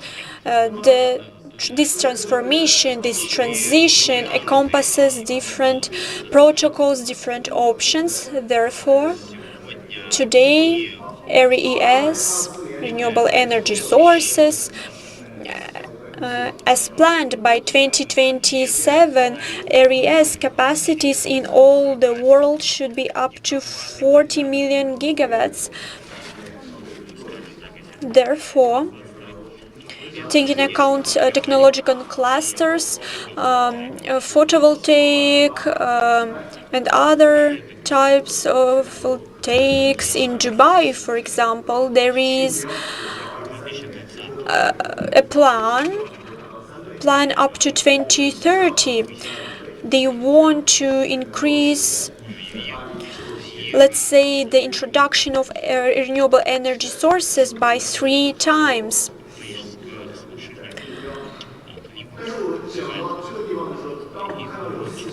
Paris Agreement, which is in line with Paris Agreement. We will have up to 25 million gigawatts. And if RES will be at such a high level, it will be very good. It will mean that we already achieved our goal. And overall, there is a huge niche for further development. On this slide, you can see RES development during the last 10 years. And we can compare these indicators. In 2015, there was up to 40% of RES in the total energy mix. Now we see growth, up to 15% growth, and I would like to highlight that it's a quite good result. And now, if we have corresponding investments, then areas development is already upscaled, but I would like to pay attention to this red curve. In China, areas market develops in accordance with the specific procedures. For example, by 2030, there is an increase only by 5%. Then, even though we see that the development path is quite huge, still there are some technical complications. Therefore, we need to understand how we will ensure implementation, achievement of our goals. Of course, it's challenging. It's a challenge for us in China. Not only for China, I believe all the countries face this problem up to 2030. There are such indicators, as you can see on the screen.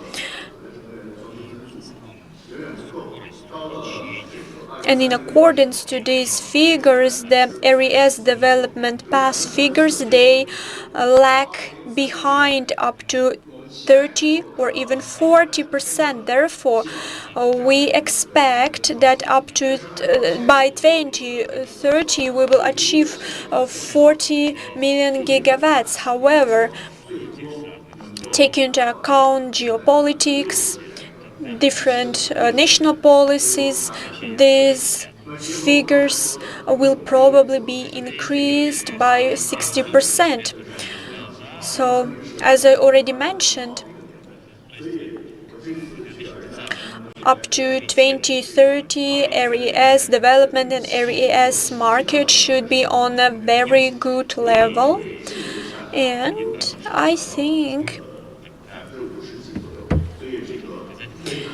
that probably this indicator will be even higher, 50% higher. Now we see significant success in this path. Chinese areas market grows, I'm sure it grows to some extent. And now I believe there is 19-20 million gigawatts.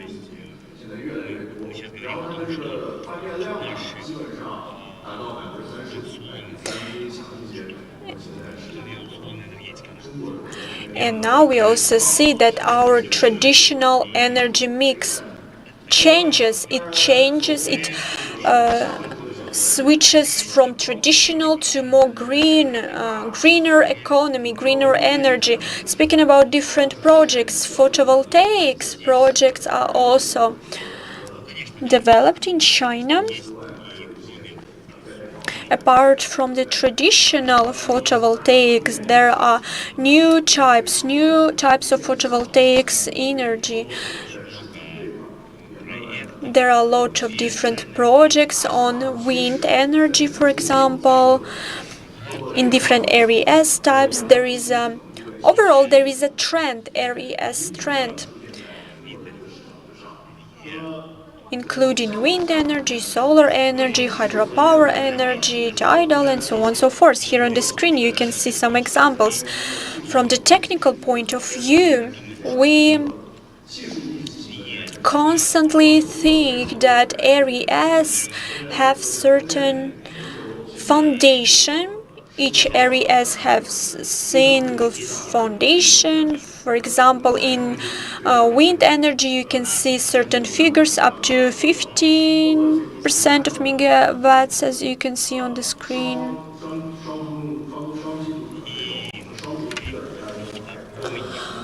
Here we also consider bilateral indicators, which helps us to analyze that this green transition in China is already on the pilot project stage.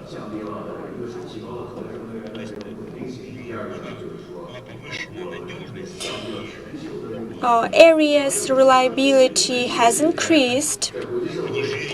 At the same time, the prime cost has decreased.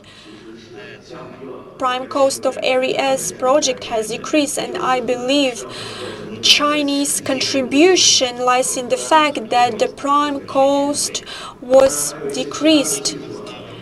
For example, supply chain prices in areas were decreased, and it means that we develop new projects, including those projects in transmission of energy on wide ranges, which will be complementary. Speaking about this policy, energy policy, our organization is responsible for establishment and development of RES. And starting from 2017, we work in this area. Therefore, we work for more than 8 years. Last month,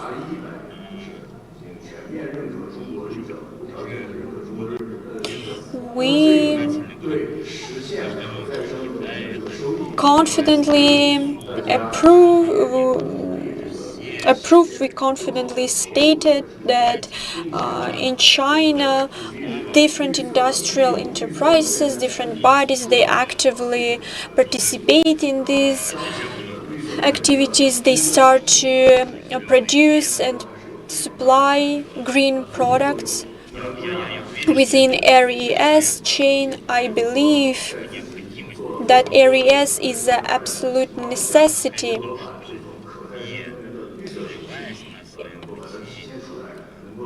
Therefore, I believe RES will help us to move to the absolutely new level of green transition.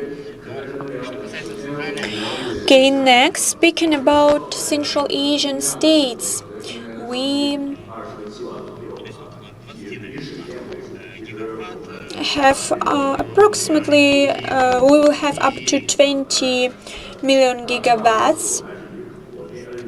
In Kazakhstan, as of 2024, achieved RES capacity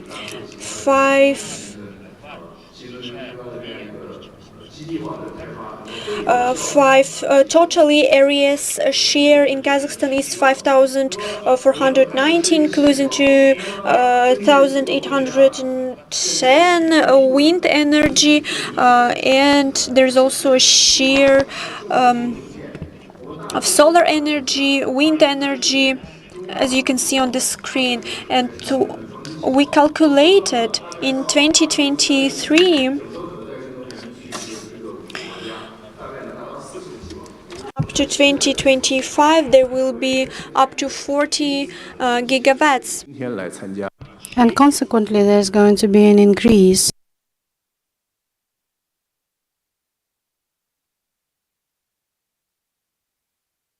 So actually, the Chinese companies will need to invest hugely into the sector, and undoubtedly we need to have all of those plans implemented. I would like to make a couple of proposals closing the session. Central Asian countries and China have to complement each other. and we have to be partners. And again, taking into account the funding capabilities, there's a great perspective. So in regards to the actions to be taken by both of the parties, again, I would like to reiterate that we have a great foundation for cooperation, and I would also like to add into the supply chain. And to add from the practical cooperation standpoint, we could actually have the design works commenced, and we could have a more in-depth understanding from the design capacities. And actually, we could actually shift and optimize the efforts in regards to developing the regional cooperation and to ensure the green funding thanks to regional integrated market of electricity, as well as to reinforce cooperation at the human resources level. And undoubtedly, there's going to be a great perspective to intensify our cooperation. So actually, it is thanks to our cooperation with Central Asian countries that we want to and could actually achieve certain tangible results, and this is going to be a true reality in the upcoming future. And we, I guess, will have pretty serious chances in order to succeed. And of course, taking into account the multifractional uncertainties, we could actually tackle down the new horizons. Thank you. That's all that I wanted to say.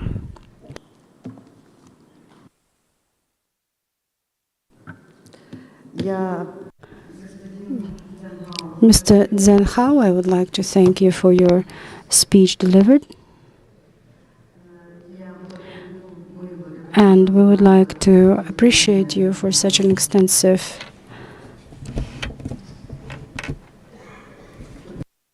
presentation that you just made. And indeed, I have prepared a lot of questions for you while studying your presentations. However, since we have no time left, I will have to just not have the Q&A session, and I would like to make some conclusions to today's session.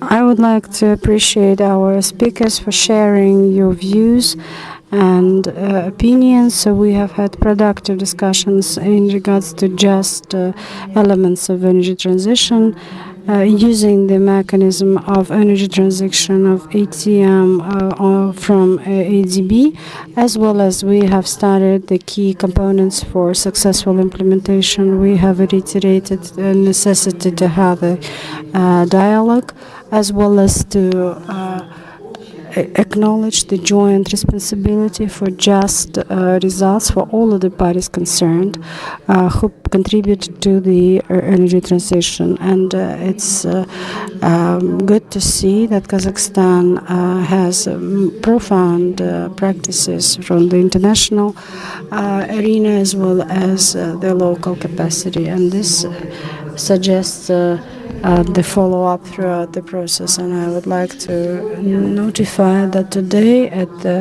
15:50 we will have a session on the roadmap that is being developed on decarbonization and digitalization of energy sector in Kazakhstan. And I believe that all of the participants will be very interested to find out more about the objectives and projects that we have just listed and the way we see it. So thank you so much for your contribution. thank you for being with us, and I recommend you to remain with us until the end of not only today, but until tomorrow. So we're now going to be having the more thorough discussions of HDC and different best practices to include hydrogen production and so on. And it's going to be so interesting for you, and you will be aware about what's coming next in Kazakhstan and in Central Asia. Now I would like to invite our speakers to make the photograph. And please, the next team of moderators, you may start working. Thank you so much, dear ladies and gentlemen.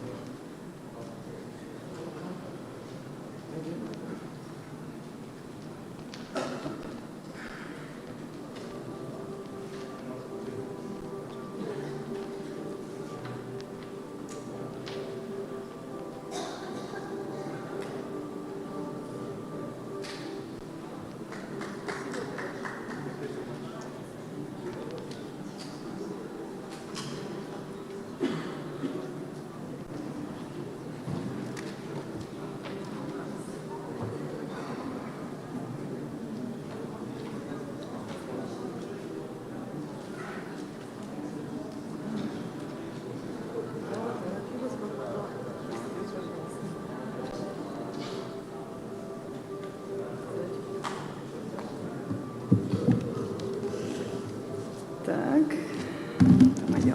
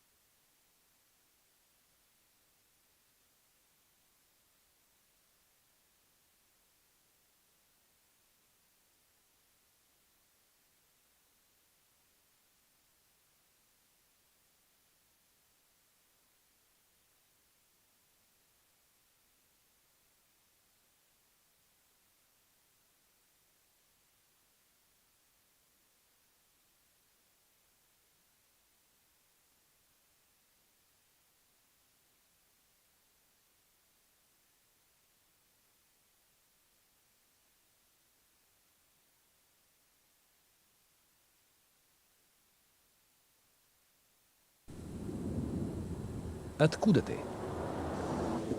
Я из Найроби, Белграда, Абиджана, Панамы, Куала-Лумпура, Дубая. Мы приезжаем со всего мира, чтобы вместе строить будущее с помощью электроэнергии. Для тебя, для меня, для всех, для нашего дома.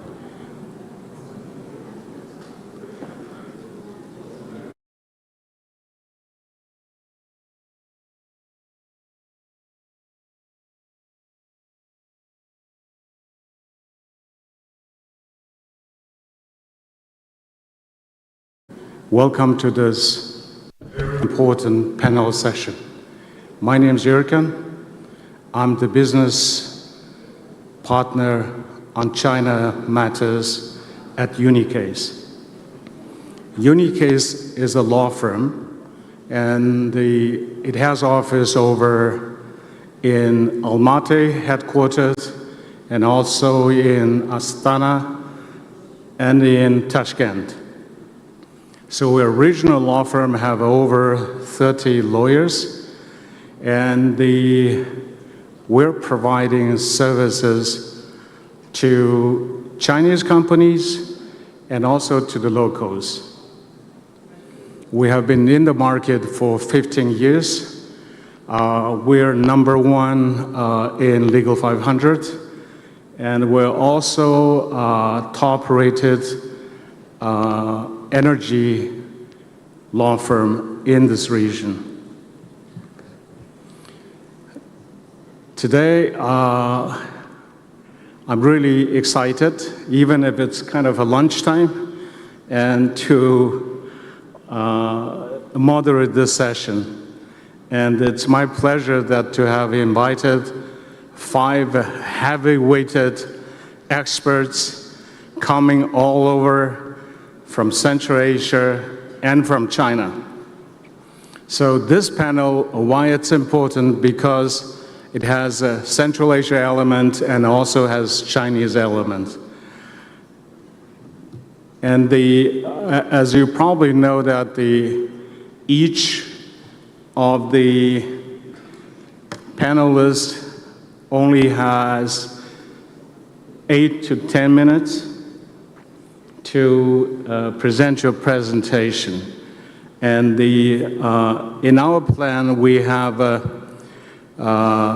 Q&A session at the end of our panel session with the audience. And also, following this panel session, we will have roundtable discussions and to discuss matters concerning energy transit, transformation, new technologies, and the investment into Central Asia. Okay, the topic of this panel session is strategy, policy, regulation on transformation of national energy programs, development of a regional energy diplomacy, and the regulatory coordination mechanism. And I'm sure that all these 5 outstanding experts is going to share their views, opinions, and the recommendations on how we're going to work in Central Asia with our neighbor, People's Republic of China. I would like to first introduce our first speaker, Laura Mulkibayeva. Laura is an independent expert in sustainable finance, energy policy, who has spent more than a decade advising the Asian Development Bank, World Bank, and UNDP on green finance facilities, renewable energy roadmaps, and the PPP strategies across Central Asia. Now, I would like to invite Laura to share with us her views on energy diplomacy in action, Central Asia-China Green Partnership. Let's welcome Laura.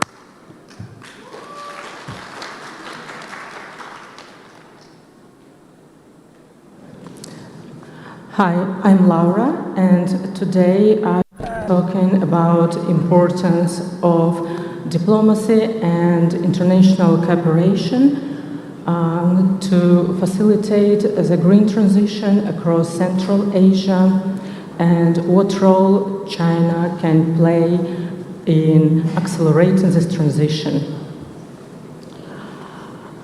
In Central Asia, at the end of last year, renewable energy accounted for about a third of installed power capacity, and this is a good progress.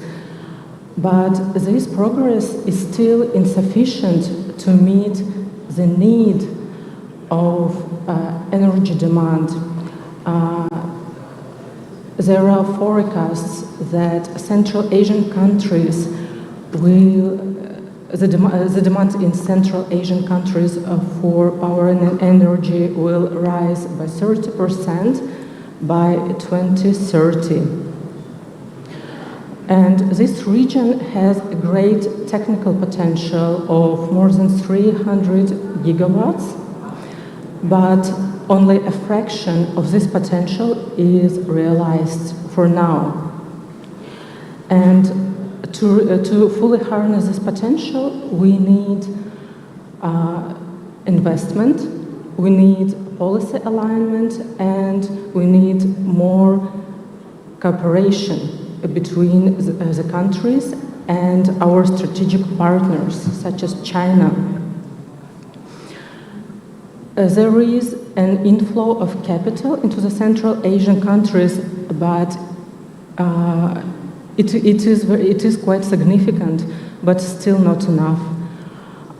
From 2023, Chinese state corporations and Gulf investors such as Masdar and Hydropower have invested more than 20 billion in renewable energy, specifically in sun and wind.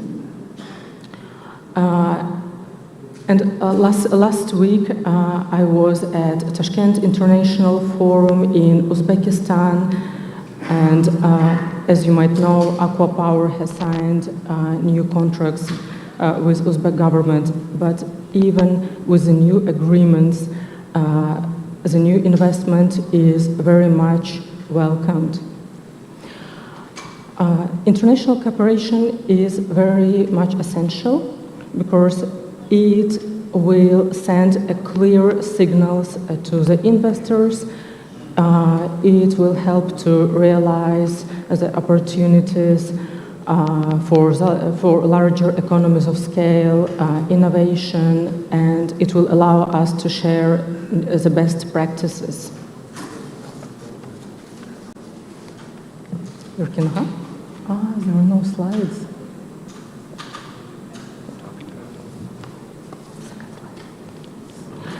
Sorry. I think we're on to the next slide. Okay, I will just cover the key bottlenecks that do restrict the investment flow for now. As many of you know, the power system that is in operation in Central Asia is a legacy of the Soviet Union, and it was meant to operate and function as one system.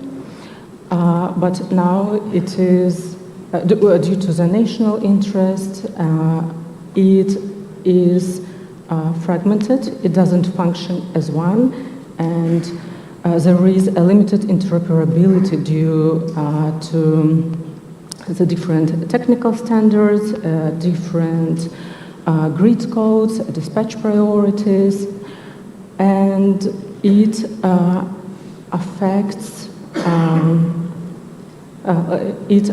many other things, like there are very high curtailment costs because there is insufficient flexibility in the power system, there is poor coordination, and the grid and grid infrastructure is quite outdated to absorb all the variable power that comes from the new renewable energy assets. And there are also problems with storage capacity, because even with the new projects like Tashkent Riverside, Nukus 2, and Saramai solar and storage, the best capacity is not nearly enough. So investors still perceive investments in renewable energy as high risk because of the increased cost of capital in the region.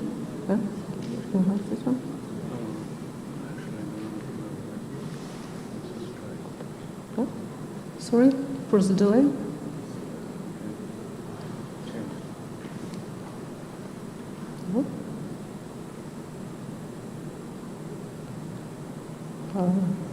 sorry, the control doesn't work properly. So I will conclude with opportunities that will allow to strengthen green energy diplomacy and a cooperation between Central Asia and China. China is known to have the advanced technologies in renewable energy and industrial capacity to produce renewable energy equipment and to manage the projects. As you know, many Chinese EPC contractors are working on the key projects in Central Asia. In my opinion, we should be focusing on developing renewable energy financing facilities specifically dedicated to finance renewable energy projects in the region.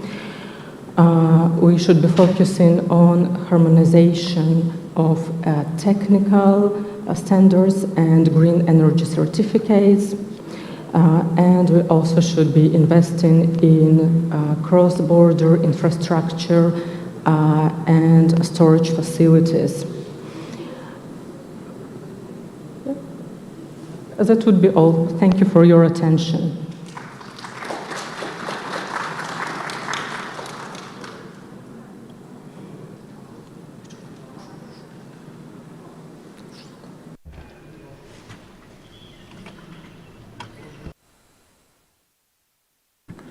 Laura, thank you so much.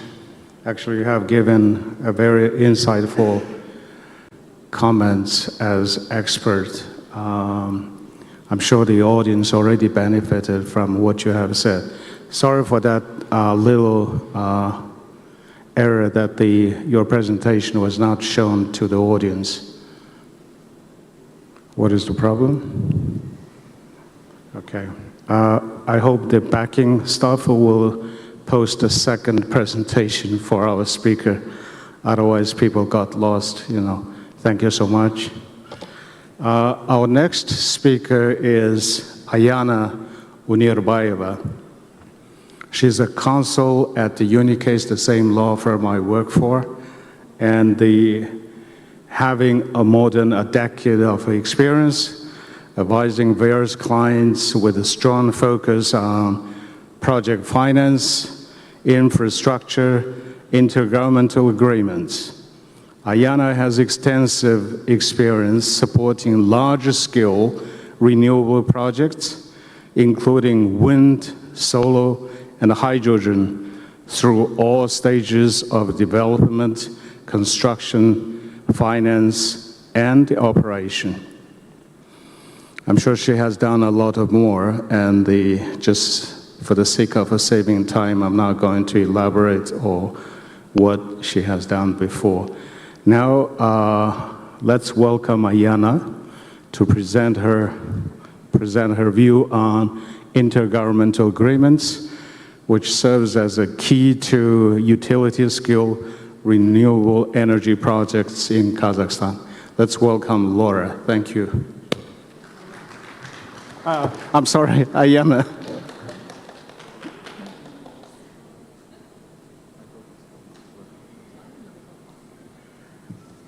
Good day, everyone. My presentation is not working, but I'm sure I can tell you about structuring utility-scale projects in Kazakhstan. Today, a lot has been said that Kazakhstan has made a great progress in renewable energy projects. So most of these projects have been developed through the so-called auction-based mechanism. However, it showed that this mechanism is not sufficient for the large-scale projects because they lack the internationally recognized standards to make these projects bankable. We've been working, we at Unicase have been working on the development of the so-called framework to make the large projects come to life. And one of these instruments that we have developed together with the international consultants was the intergovernmental agreement. Why I would call it IGA? So why IGA? Because it is a binding contract between the government of Kazakhstan and the investor's home state. In its essence, the IGA overrides local laws. In this way, it provides the mechanisms that are absent in local legislation. So what we can achieve with the IGA is that something that is absent in the current legislation of Kazakhstan. These are the concepts like the deemed energy or curtailment regulation. In terms of structuring, IGA provides the kind of umbrella for the whole set of the documents that are made for this kind of projects. These are basically two documents: investment agreement, which provides the government support and incentives, and the power purchase agreement, PPA itself. With the IGA and these two documents, the current large-scale projects are structured in this way. IGA covers such issues as the concept of take-or-pay itself, and how many days are required for curtailment issues, and any other international standards that could be covered in these documents, so that the project would be bankable. What the IA investment agreement covers is more the mechanisms that the main concepts in the IGA include. Basically it gives the government support, land, for example, land allocation, and kind of tax reliefs. And the power purchase agreement itself, it covers the relations between the off-taker and the investor. But still, we had faced some issues in the language of the IGA that during the process of structuring other documents had appeared. And this, I will just highlight them quite briefly. These are such issues like balancing market. For example, Kazakhstan has been developing this balancing market to make the grid operate more efficiently and to make the real-time reporting of the investors. But developers, however, are not eager to join this balancing market due to the risks of penalties, and this kind of issues can also be like regulated in the documents. Another issue is that the IGA provides for the tariff to be set in the dollars, while the auction-based PPAs they provide the inflation formula, but still the tariff is set in the local currency. Another issue that can be interesting is infrastructure transfer. Investor supports transferring interconnectional facilities to the grid operator to reduce long-term risks and clarify operational responsibilities. The government, however, may be concerned about the maintenance and financial obligations this transfer would impose on the grid operator. So we have we faced a lot of interesting issues in the structuring of this kind of projects. Also, there is a regulation, for example, of BESS capacity, which the government asks sometimes to to support at certain levels, but the investor, of course, is not always able to support the best capacity at certain levels. To conclude, Kazakhstan's IGA framework has real strengths.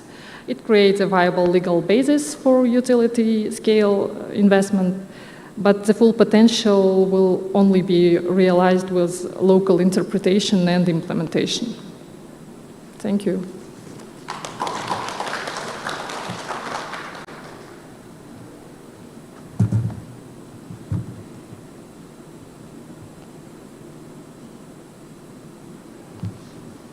Ayana, thank you so much.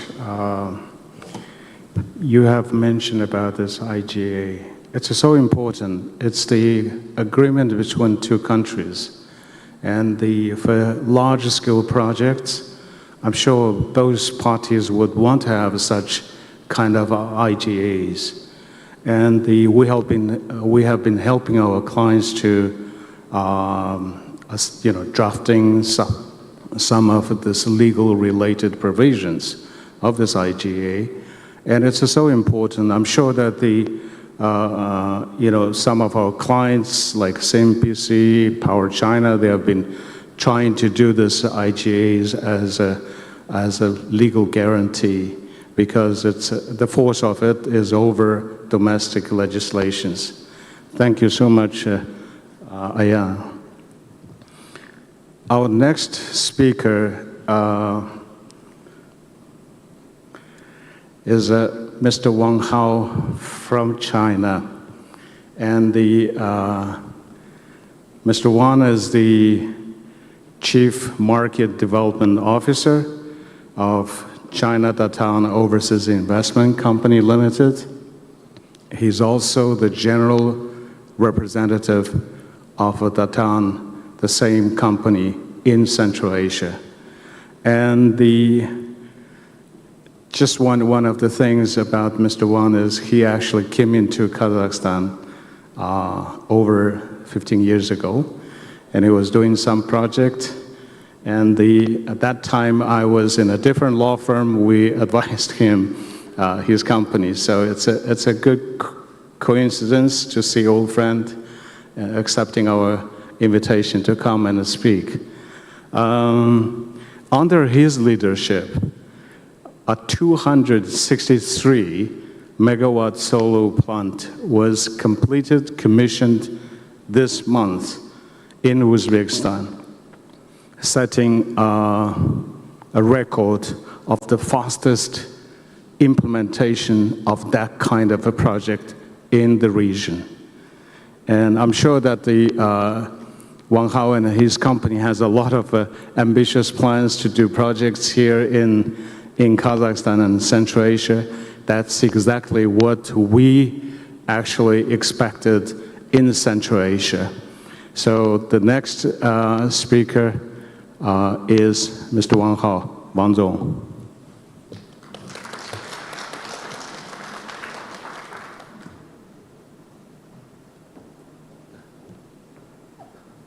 Спасибо большое. Thank you very much. Actually, he is my old friend. We met each other more than 15 years ago, but last year I came back to Kazakhstan and I started my new project here. And that was the moment when I met him one more time. So I would like to thank you very much, distinguished ladies and gentlemen. First of all, please let me briefly present our corporation, our Chinese corporation, China Datang. Our corporation Datang was founded in 2002. It's one of the biggest corporations in China. Our functions include generation, coal mining, coal chemistry, and so on and so forth. As of today, our capacity is increased to 110 gigawatts.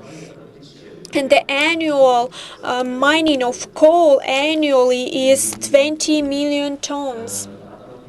At the same time, we have three major plants. Coal chemistry plants located on the north of China,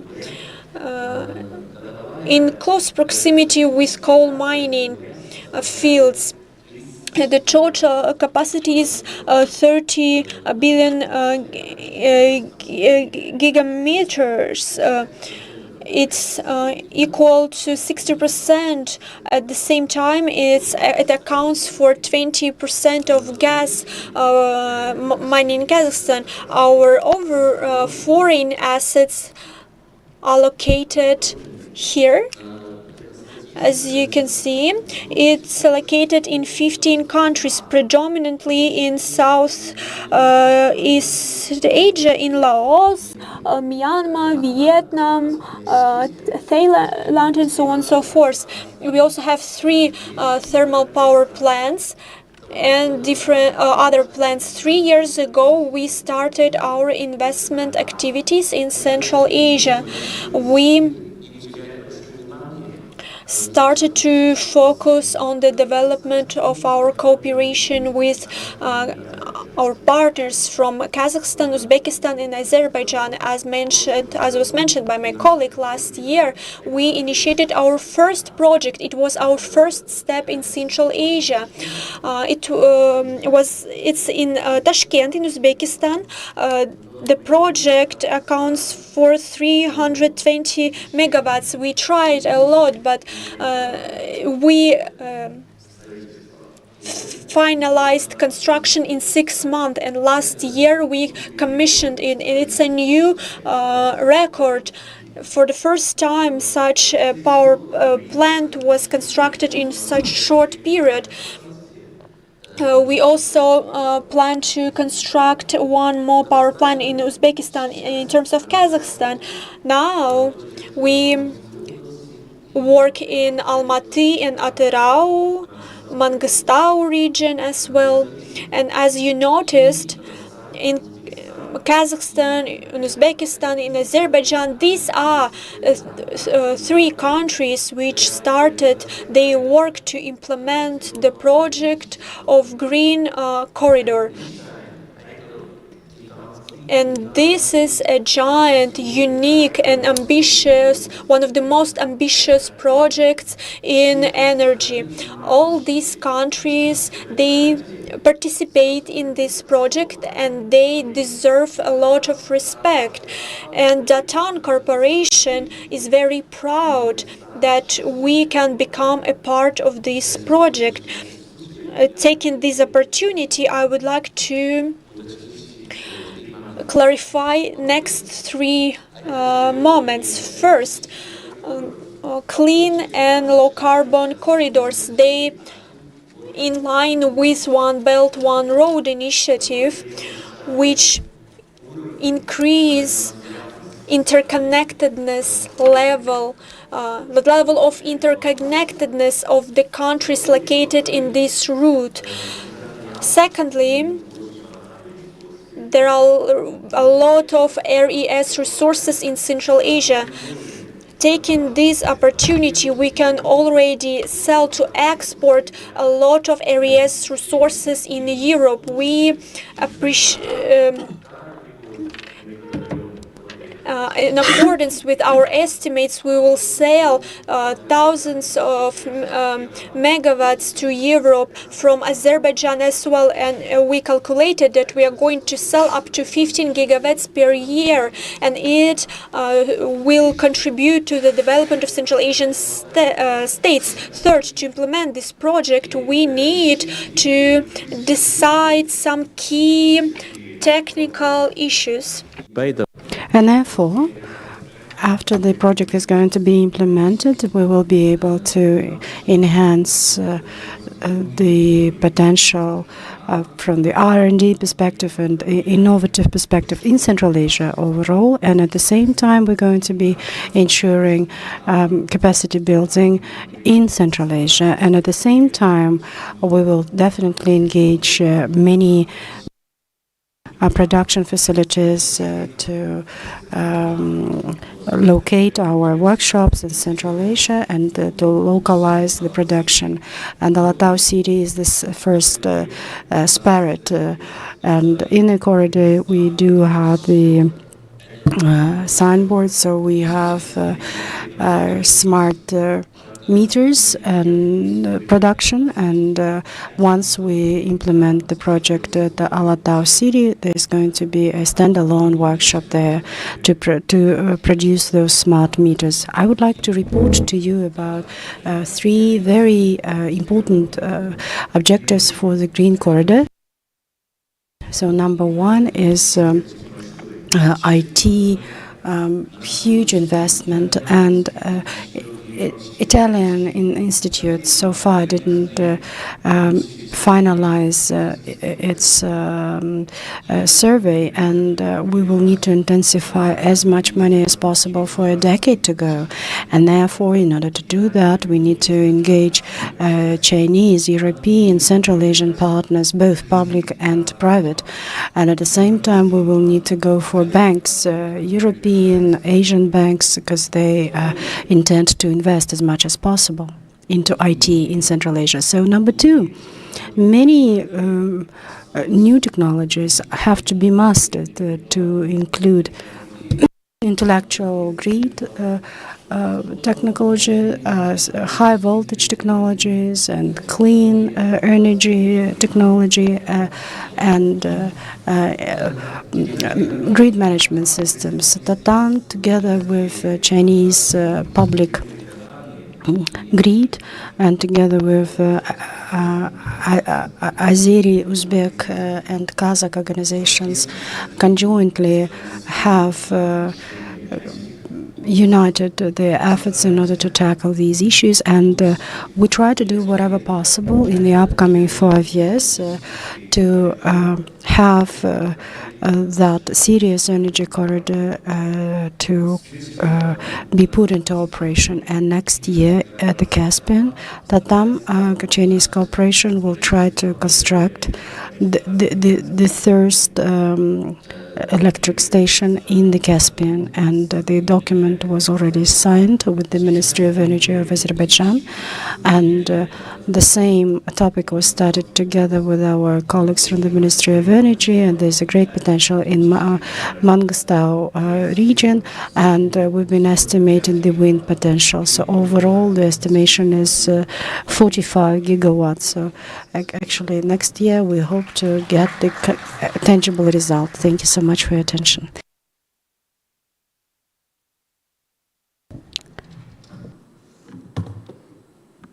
I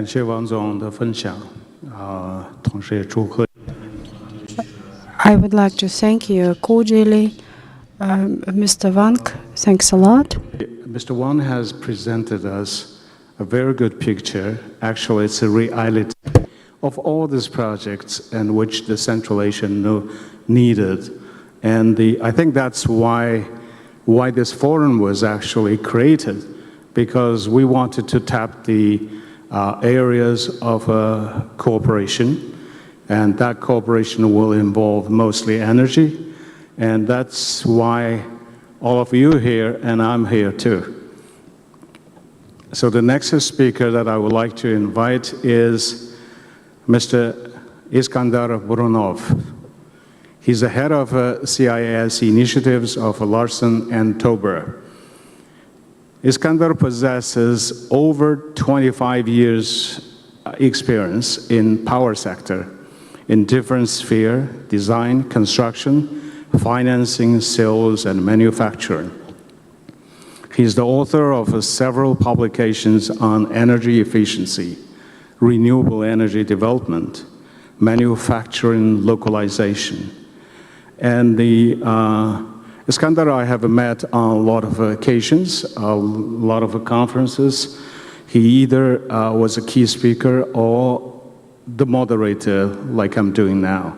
And Iskandar is well known in this area.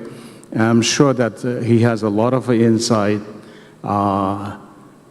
recommendations for the audience today. Thank you, Iskander, the floor is yours. Yeah, thank you again for your wonderful introduction.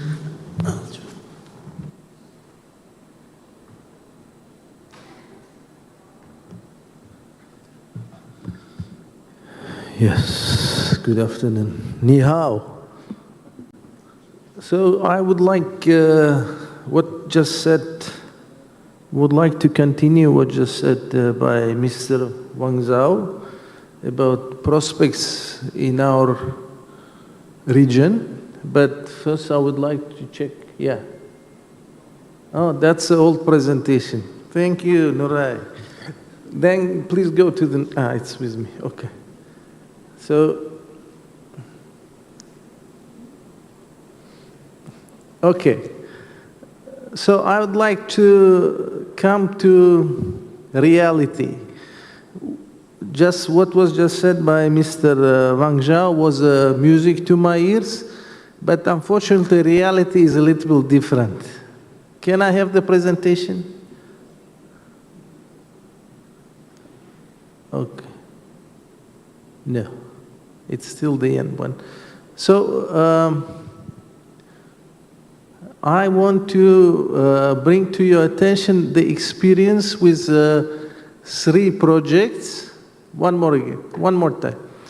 In this region, it is 3 projects executed or developed by well-known Gulf companies. One is Hydropower, another one is Masdar. I intentionally did not place the title of the projects. Those are projects, 2 in Uzbekistan, 1 in Azerbaijan. So I can show you this. In the previous session, we talked about just energy transition. So it's fair process with value addition for all the shareholders. Now I'll show you how it works in Central Asia. The money invested by Gulf countries, okay? The EPC contractors, both are presented here in this Power China and Energy China. Main equipment sourced again from the factories in China. Then engineering staff and workers, qualified workers, were also invited from China. Subcontractors of Power China and Energy China were also Chinese. So cement was made from Uzbek sand and ingredients, but it was produced by a Chinese factory, cement factory. Then ultimately the local companies were involved in construction of switchyard and transmission lines. There was a small piece of cables and conductors was purchased locally. So the question is, what is the value addition for our countries, for Central Asia? Money coming from Middle East, equipment, machinery, people came from China, and what is it for? What kind of positive impact for regional economy out of execution of this project? So that's the main question. I believe today we can solve this issue. At least we can lay the foundation to ensure that there is a just transition. It is a fair process, so every country, every people of this citizen of this country could benefit out of it, but not only China, as you can see from this slide. Okay? So overall, okay. So overall, I believe that, okay, where is it? That the 3 countries that mentioned by Mr. Wang Zhao, Uzbekistan, Kazakhstan, and Azerbaijan, they are very well placed for investment. What we need, first of all, is job creation. We need the investments into job creation, and we need the investments into creation of competencies. We need not only local production, but we need a export-oriented local production. That's unfortunately the reality of today. And I believe that, of course, there are certain prerequisites for the international investments. And from all that points, I want just to list those prerequisites. Availability of institutional framework and political will. It is there. Presence of partners capable of sharing financial and technical risks. It is also available. Like, for example, if we take Kazakhstan, Samruk Energo is always a junior partner for the international investment and energy companies. Then availability of qualified local personnel. This is, of course, question mark, but the point that we need to invest into growing local talents, and not only the engineers, but also the qualified workers. Because, to be honest, the performance of Chinese workers today is higher than the local workers. That we need to confess. Then manufacturing base. There is a manufacturing base in these countries. So I'm sure that the thorough comprehensive analysis of the manufacturing and industrial base of our countries could bring a solid results and identify areas for further industrial investment and development. And of course, favorable investment and climate risks and prospects. Yeah, I would not invest into something if I don't see the prospects. So I want to, again, here are the prospects, yeah? I had a great presentation. Okay, so here is the process, as mentioned by Mr. Wang Zhao. So we have a huge, I call it the Great Turan. On your left, it is the already identified areas for wind and solar projects in Mangistau region of Kazakhstan and the Kazakhstan Republic of Uzbekistan. So it's huge. It's more than 50 giga. Some of them already have its, let's say, developers, but some of them still pending. We've heard about this famous project, Hyresha 1. I don't know where it will go, but I'm sure that ultimately it could be executed not only by one company, but it will be multi-company investment. And it all should be the source for so-called green corridor from Central Asia through Azerbaijan to Europe. And of course, you've seen this is a huge potential of offshore. We've got the assessment on Azerbaijan, but I did not see assessment of Kazakhstan, Caspian offshore. But anyway, this is a near future, so I believe that this area should be not only the area of intensive renewable energy development, but also area of intensive industrial development as well. What our countries need is job creation and quality job creation. And I believe with your assistance colleagues from the People's Republic of China, we can achieve these ambitious goals. Thank you very much.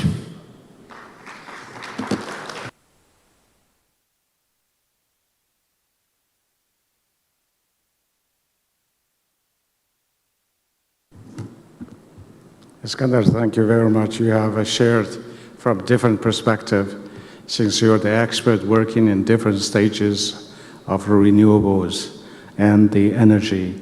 So I respect your perspectives, and you have mentioned the creations of jobs, which is really needed in Central Asia.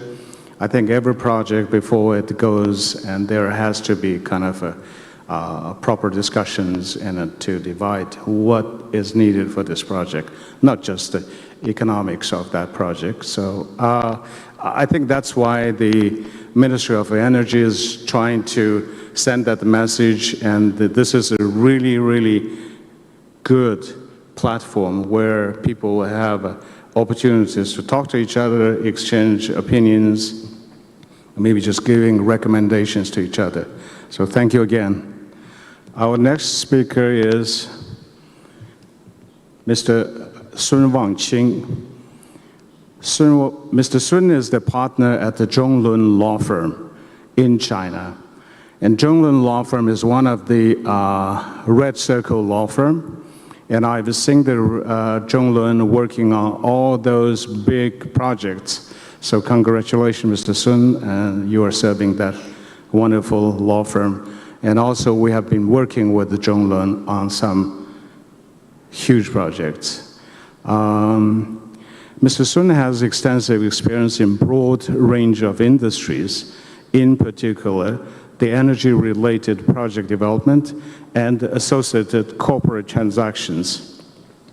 Mr. Sun has represented project sponsors, owners, developers in a wide range of projects in different countries and regions, including power generations and renewables in Central Asia. That's the one that Mr. Sun is working with us. He will talk about the importance of coordination among project parties to facilitate cross-border energy investment. Let's welcome Mr. Sun.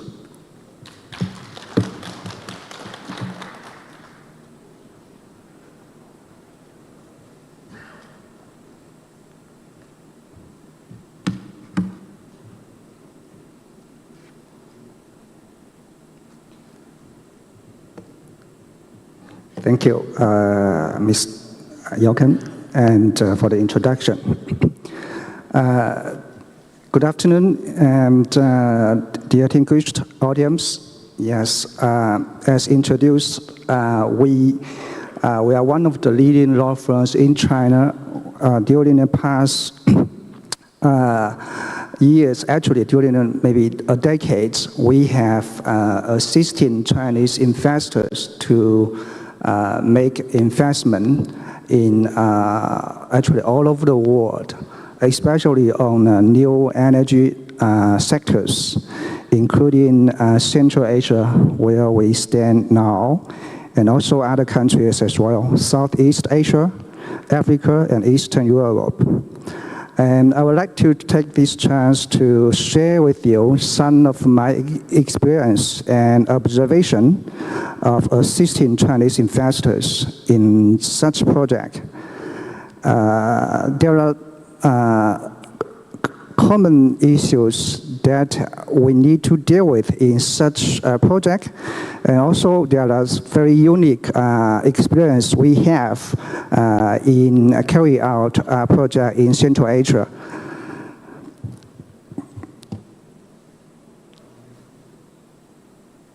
This one? Yeah. Okay, thank you. Yes, for the project in Central Asia, in Chinese, we have seen that we 天时地利人和 literally means that in order to accomplish a mission, we need to do it at the right time, in the right place, and by and with support with right people. And we have very good factors in Central Asia region.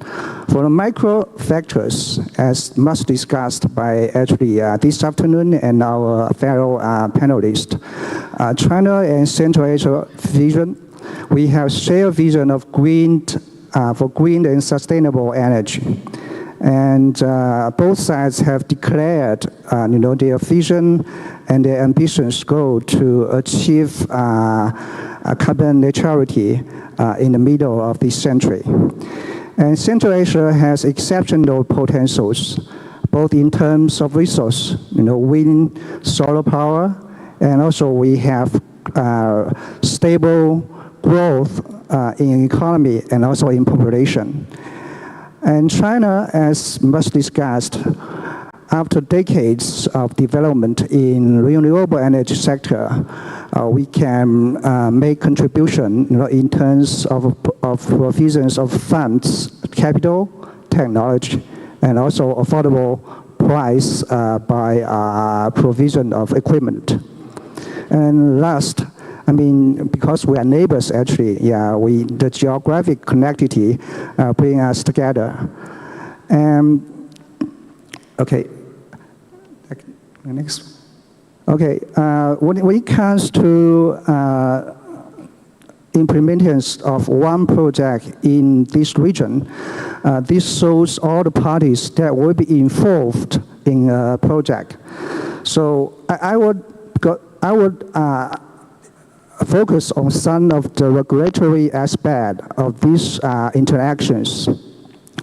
So you will see, first of all, we have the project committee, and on the other part, with the Chinese investors, they have some regulatory requirement in Hong. For example, in China, for all kinds of companies to make overseas direct investments, they need to go through the overseas direct investment procedure. We call it ODI. And many of them are state-owned enterprises. And for these SOEs, they also need to comply with regulations which are specifically applied to SOEs. And for some project, if it is acquisition of the existing target, we also need to pay attention to the pricing issue, which according to Chinese laws, there will be a valuation procedure. So, but basically, this kind of procedures are quite actually straightforward. And Chinese government has created a very friendly environmental for Chinese companies to make overseas investment. And in terms of investment in new renewable energy sector, it's encouraged actually. And because of this, you can see that many more and more Chinese investors are making investments in renewable energy overseas. And on the right part of the chart, you can see that the project company, we need to deal with the various regulatory authorities and entities in the host country. Taking Kazakhstan, for example, as my fellow panelists discussed just now, there would be a series of documents to sign as well. First of all, to secure the development right, there will be two kinds of project in Kazakhstan. Normally or previously, this development right will be granted by auction process. It means that investor will need to go through the auction process in order to win the auction and to sign the PPA, power purchase agreement, with the single purchaser in Kazakhstan. And during the past few years, there are also major projects in Kazakhstan, which actually the government official and also my fellow panelist Ayana has mentioned. In this large or major project, there will be another routine to secure the development rights. It's through, first of all, the IGA, the intergovernmental agreements between the two governments. So it will not need to go through the auction process. So this is quite important, concept, in Kazakhstan. Besides the agreement with the government, of course, we need the power purchase agreement with the purchaser in the market, which in Kazakhstan is the single purchaser. So the power purchase agreement basically is the key document in the whole project. It defines the tariff, the tariff level and how the tariff will be paid and how the payment of the tariff can be secured. And it's important because the financing bank will also look at this document to determine whether they can accept, they can agree to provide the credit to the project company. So it is a bankability issues. And of course, we have other entities in the whole country as well, like the green operator. We need to sign the connection agreement as well. So besides these agreements, different countries has also have different regulatory requirements in terms of, for example, the construction activities. For EPC contractor, to carry out EPC contracting work, you may need to satisfy certain requirements. So these are also regulatory issues the company, when they engage the EPC contractor to carry out contract, they should pay attention and to satisfy it. So the third part will be with the EPC contractor, as I mentioned just now, and after the construction stage, it will come to the operation stage.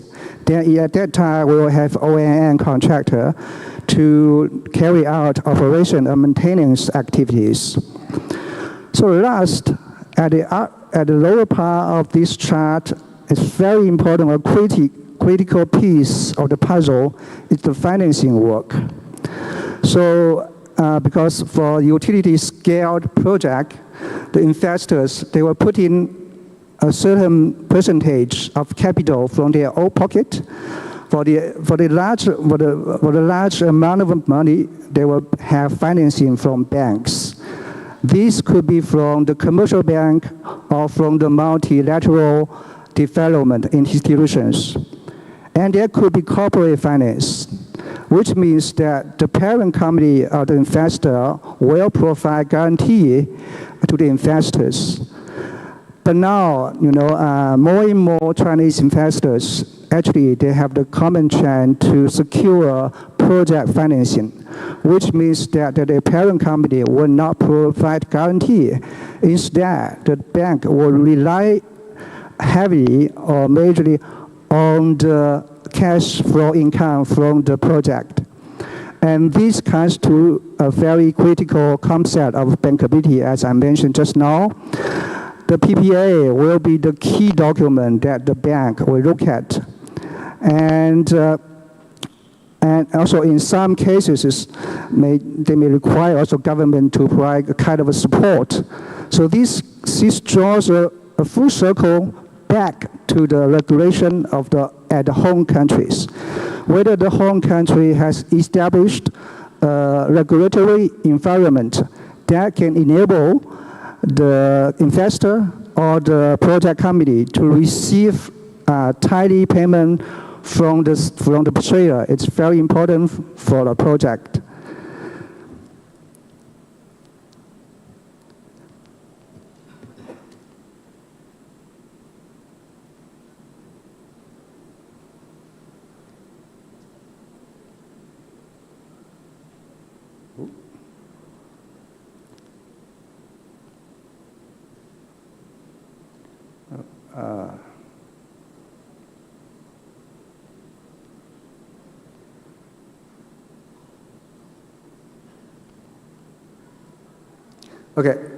Okay, yeah, that's it. Okay, coming from that, we'll just quickly mention that what we have done, to assist the company, the investors to carry out the project. Basically, at the beginning, we'll have due diligence on the legal environment of the host country to identify the risk that the project will face, and to identify or to suggest what kind of action can be taken to mediate or tackle this risk. And when it comes to project document preparation, as we mentioned just now, we have investment agreement, and we had the most important one, the power purchase agreement. And we will work closely with all parties to develop a power purchase agreement which can be accepted to the bank. And of course, we also have other, agreement to be prepared with the bank as well.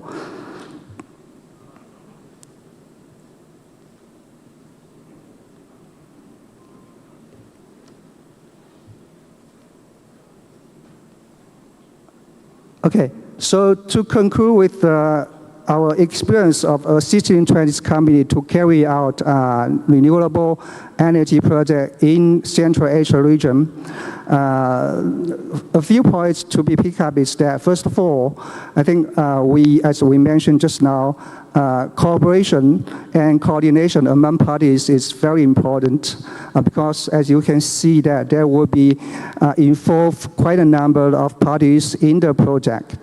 And we, as the councils from China, we work closely with co-councils in Kazakhstan. For example, in the case, we have worked with closely in a number of projects. And we also work with international council as well. It is good to see that in terms of legal services, we have developed a very good network together, together with other consultants to provide great support with the investors from China. And we have seen quite a number of successful stories in Central Asia region during the past few years. And we believe, we have the firm belief that with all these, people coming together and make contribution together, we'll see more and more successful stories to happen. Thank you.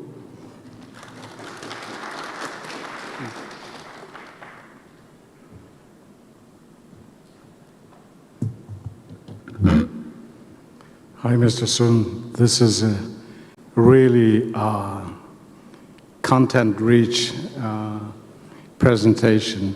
You have basically drawn a picture of the whole transaction, including all these documents required and also the parties in such transactions. If somebody, I'm sure that the audience already saw that the clear steps and the list of documents required to do renewable energy project. Thank you so much, Mr. Sun, sharing your own experience and some recommendations. Okay, the last session now is in Q&A. I'm sure that you have a lot of questions, so shall I ask, where's the microphone? Do we have a microphone for the audience? Okay, before you ask the questions, if you can say this is for whom, okay? Okay, yeah. Sure. Thank you. Thank you very much. My name is Amanjul Yelimesov, Managing Partner, Neutrality and Nuclear Consulting. My question is addressed to Mr. Iskander Buranov. Thank you, very interesting and insightful presentation. So how do you see the role of the Central Asian mid and long-term future in this polarized world and Central Asia-China dialogue? Thank you.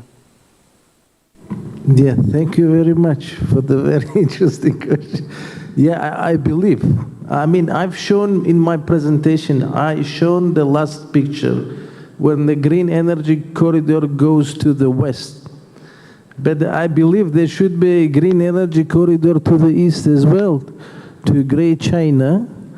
And I'm sure that what been mentioned today, the destiny of our region is to cooperate with all stakeholders. And fortunately and unfortunately, each country of Central Asia alone cannot stand behind these giants, Russia, Central Asia, European Union, Russia, China, European Union, US interests in the region. So only if we unite all 5, 6 countries, whatever, but at least if 3 countries of Central Asia will unite and create a joint platform with joint goals and ambitions, and one joint execution agency, I believe we will reach the goal. We will be able to create the industry for renewable energy. We will be able to create necessary competencies. And of course, we are eager to cope with all sustainable partners, meaning China, Russia, or whatever. So welcome to the club. Okay. Thank you so much for interesting session. My name is Larissa Melnik, I'm an ESG expert, and we talk about attractive international investments. And my question for Jana, what kind of recognized mechanism for investor protection, for lender security are available under Kazakhstan's legal standards for renewable energy sector? Thank you for your question. Under the standard auction-based structure that I was explaining in my speech, there is a 20-year PPA, grid connection, guaranteed land allocation, fixed tariff that is determined on the auction, and step-in rights for the lenders, but they are not quite typical for international projects. They are not automatic. You just need to be in the list of the developers, as far as I remember, but these are the guaranteed issues that provide the auction-based PPAs under current regulation. Okay, next question.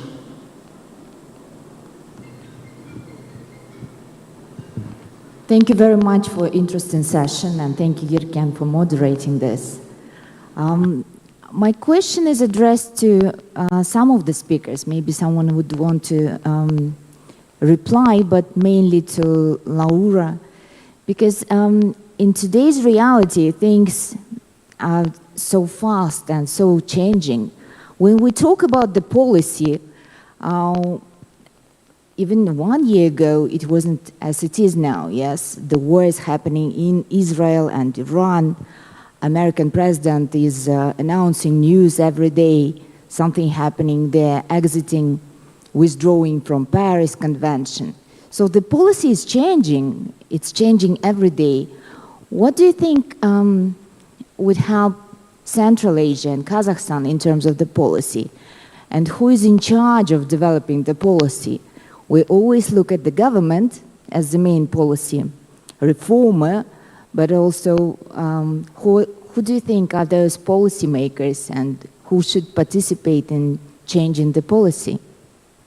And this is also addressed to Iskander, to develop the Central Asian region and to think about electricity and energy security. What are the real steps? What are the real things we should do in order to be less dependent from Russian Federation and less dependent from maybe someone else? Well, America is very far away from us, but still. And also this conflict happening in Iran and Israel. How would this affect Central Asia? Do you think there will be some benefits for Central Asian market and the players? Thank you. Sania, thank you for your question. I will try to address the first part regarding the policymakers. I think that actually Central Asia, especially Kazakhstan and Uzbekistan in this context, are really good in involving the expert communities, IFIs, and the key investors into shaping the energy policy and energy transition, because both governments are quite open to the opinions, to the expertise, and I think that this is a very good beneficial position for all the sides of the dialogue.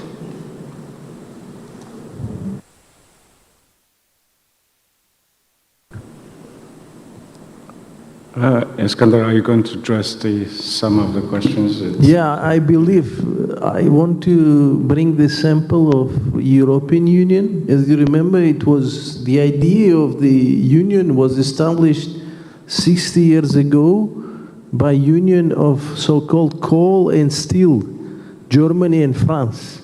Here, almost the same case. Uzbekistan, or let's put it this way, you are a host country, Kazakhstan and Uzbekistan should be backbone of this region. They should take responsibility. They should make a commitment to grow as a one region. And renewable energy development could be, it's not a union of coal and steel, but it could be union of renewables and human development. Thank you. Okay, I think the rest of questions I want to ask as a moderator. One question is actually for Mr. Wang. 王总，我这有个问题给您的，请问你如何评价哈萨克斯坦在打造中亚、欧洲绿色能源走廊框架？ I would like to remind you that back in the 80s of the last century, worldwide, in Kazakhstan, there was a unique super high voltage line, and it was constructed, I think that it was 1150 kilowatt. And I think that it is exclusively an exclusive resource for future energy corridor. And at the same time, I'd like to say that the landscape in Kazakhstan is more beautiful, you know, and Central Asia, especially Kazakhstan, is very stable. You know, you have good politics, stable economics, and this is inspired by distinguished President Tokayev, and actually there's favorable conditions for the foreign investors. And I think that in the future, Kazakhstan and Kazakhstan's government is going to be the most attractive country from the investment standpoint. Thank you so much. Thank you. Mr. Sun, from an investor's perspective, what would be their major considerations or concerns when making cross-border investment in energy sector? Yeah, actually, as we discussed just now, for foreign investors to come to a new country, two major points I want to mention. The first one is that the stable regulatory and legal system in the country, in terms of, you know, to provide a predictable project prospect for the investor to make a lot of money, you know, in the country. And this comes to my second point, is that in terms of because investors, they put in money, of course, they need to see how the money and how the funds can be returned. So the financial condition of the project is very important in most cases. And we can see that, as I'm discussing as now, how to structure the plant or the project to be bankable. It's very important. So this concerns a whole system, including establish legal or regulatory mechanism which will enable the investor to receive payment from the purchaser, and also there will be some kind of insurance or security from the mechanism. So this is quite important, for the investor to make money in. And we have seen that actually in Central Asia region, this has been developed during the past maybe 1 decade, including in Kazakhstan. We have seen that under the assistance of World Bank as well, you have development auction system, and now we have seen we have the major project program. And in Uzbekistan as well, according to our experiences, they have developed very quite written PPA, which are acceptable to most of the commercial bank. So this, in all, we create a good environmental for the investor to come in. That's important. Yeah. Thank you. Okay. Where's the microphone? Can you give microphone to the last row? From the second from the last.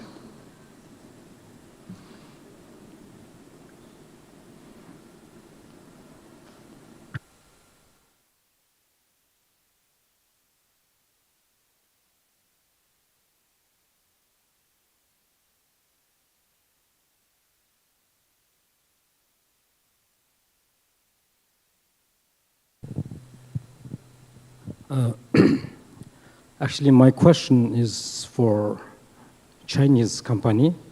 So foreign investors provide capital and equipment. Most of them is Chinese company. And the foreign APC dominate the project life cycle. Local companies are excluded even from construction or sub-construction work. So isn't it a win-win cooperation? How will you fix the problem?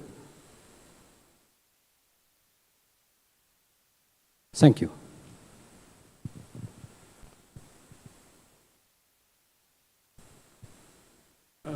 要么我可以中文提一个问题啊。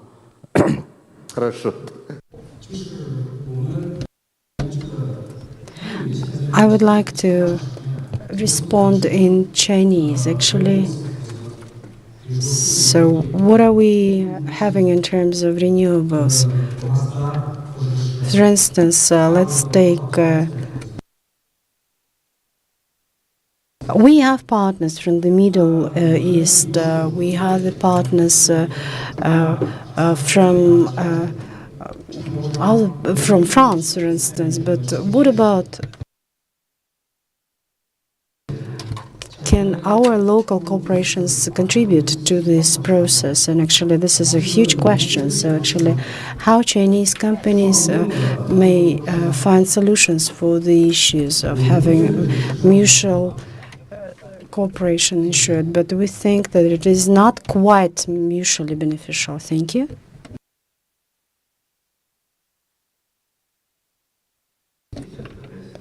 So the situation is as following. For instance, I made a real example. In Uzbekistan, we use a general contractor, which is a Chinese company, to fund, and at the same time, as investors, we try to guarantee the local content. And in 80% of subcontractors, those are the subcontractors represented by the local Uzbek companies. But at the same time, in order to ensure the levels of construction and the qualifications of the local partners, what we arrange is 2 capacity building courses for the local experts and workers. And in the end of this month, in China, in Ningbo, there's going to be a very essential event. called Energy Shanghai Cooperation Organization Summit. And in addition to that summit, we will have one more capacity building training courses in order to ensure raising awareness campaign in regards to the competencies in need. In Kazakhstan, we have studied your policy quite thoroughly and the requirements that you have in terms of labor force, and we remain in compliance and adherent to the requirements. And I would like to frankly tell you that we not just invest for the sake of getting the income. We would like to establish good partnership relationships. We want to work hand in hand together with the local partners, enabling us to exchange experiencing and increase the practice. Thank you so much. Our time is well over what we're expected, so I would like to thank you all from the audience. I see the numbers are decreasing because we're approaching lunchtime. So thank you so much. I hope you enjoyed the recommendations, views from our speakers, and I would like to thank the speakers, all of them, and some of them are from China. Thank you very much. This is the end of this panel session. Thank you. Please, can you make a group photo all together?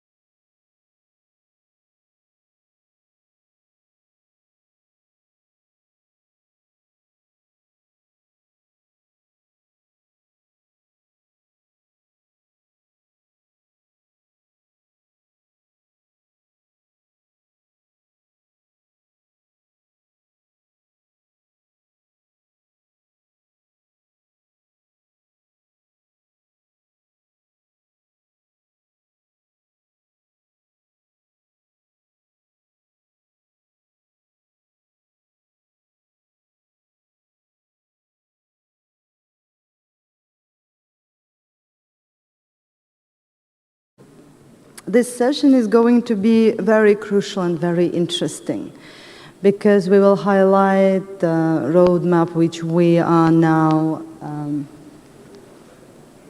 and there is no my picture, okay.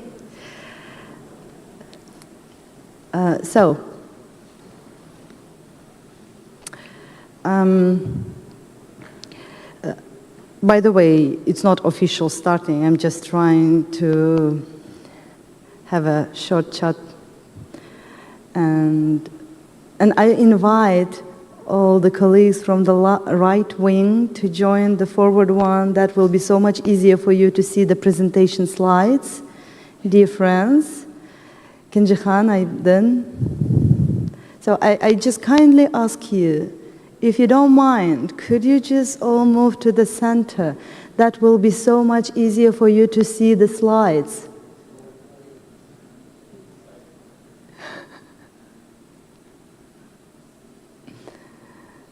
Don't be shy.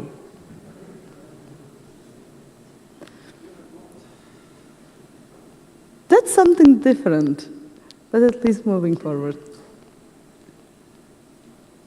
I just want to make sure that you will see the details because our speakers, they will share very, very important details for our future cooperation in investment, in technology, and understanding what was the experience of our friends from China.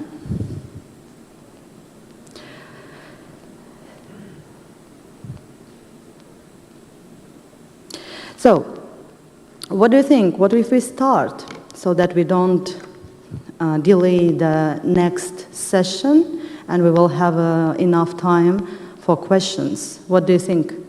Shall we start? Perfect. Thank you so much. So, if you don't mind, I'm going to shift to Russian language so that that will be so much more comfortable for some of us, and I will follow the tradition started from this morning. Уважаемые гости, добро пожаловать.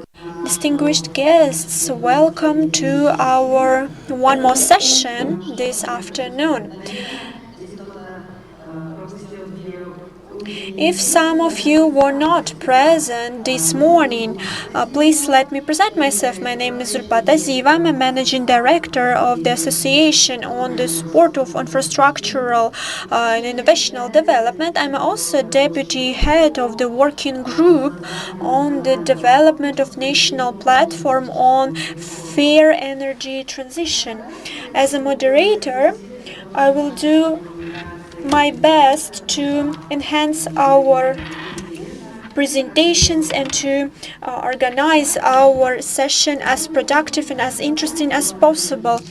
In the conditions of the global transition in energy, Kazakhstan has very crucial task. We start a national strategy aimed at decarbonization and usage of new digital solutions. This session is a unique opportunity to know more about the new strategy development of the decarbonization strategy. It envisages the transition to cleaner and more sustainable energy system. Our experienced speakers will tell you more details about this roadmap and will mention more details, the roles of different bodies, and we'll also tell about sustainable investments. During this session, we'll hear how to solve the pressing tasks of decarbonization investments. Thank you very much for joining us to unleash the potential of greener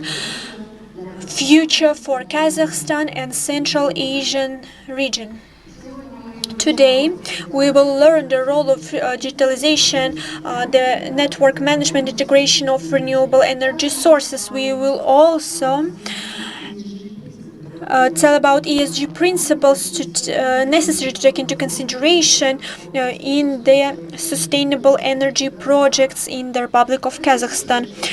the development strategy in the introduction of green technologies, business methods, as well as the potential of regional cooperation with the support of People's Republic and China, and exchange of knowledge to enhance energy transition. Distinguished participants, our first I'm so sorry, it's not our next, it's our very first speaker. Okay, our very first speaker is Mr. Gohan Toson. He's the head of the Technology and Infrastructure Department. He represents the Ministry of Energy, our situational center. Mr. Gohan is very experienced in intellectual network. He works with international intellectual networks in energy mix. He introduces the system in energy, also works with automated systems, SCADA, and so on and so forth. He managed different projects implemented jointly with Bulgaria, Nigeria, Kyrgyzstan, so all the countries around the globe. NRC Turkey is the partner of our company that I mentioned, and we would like to listen your visions about the roadmap which was developed jointly with the Ministry of Energy of the Republic of Kazakhstan. Please, the floor is yours, Mr. Gohan.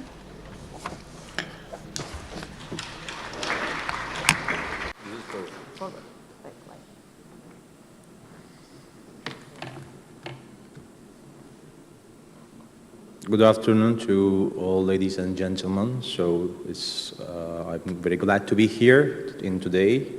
One of the very, let's say, interesting timing of the international cooperation at the edge of the sector transformation, which we have been discussing a lot for the last decade in Kazakhstan, but it has been really accelerated in the last few years. So it's a good time to, let's say, discuss.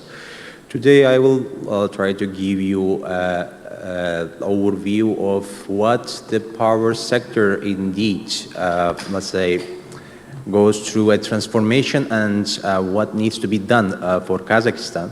Definitely, we have been discussing many major milestones for the power sector transformation, which is including the renewables, which is including green energy, which is including more flexibility, which is including coupling with different sectors, electricity, gas, and let's say hydrogen. So there are lots of components.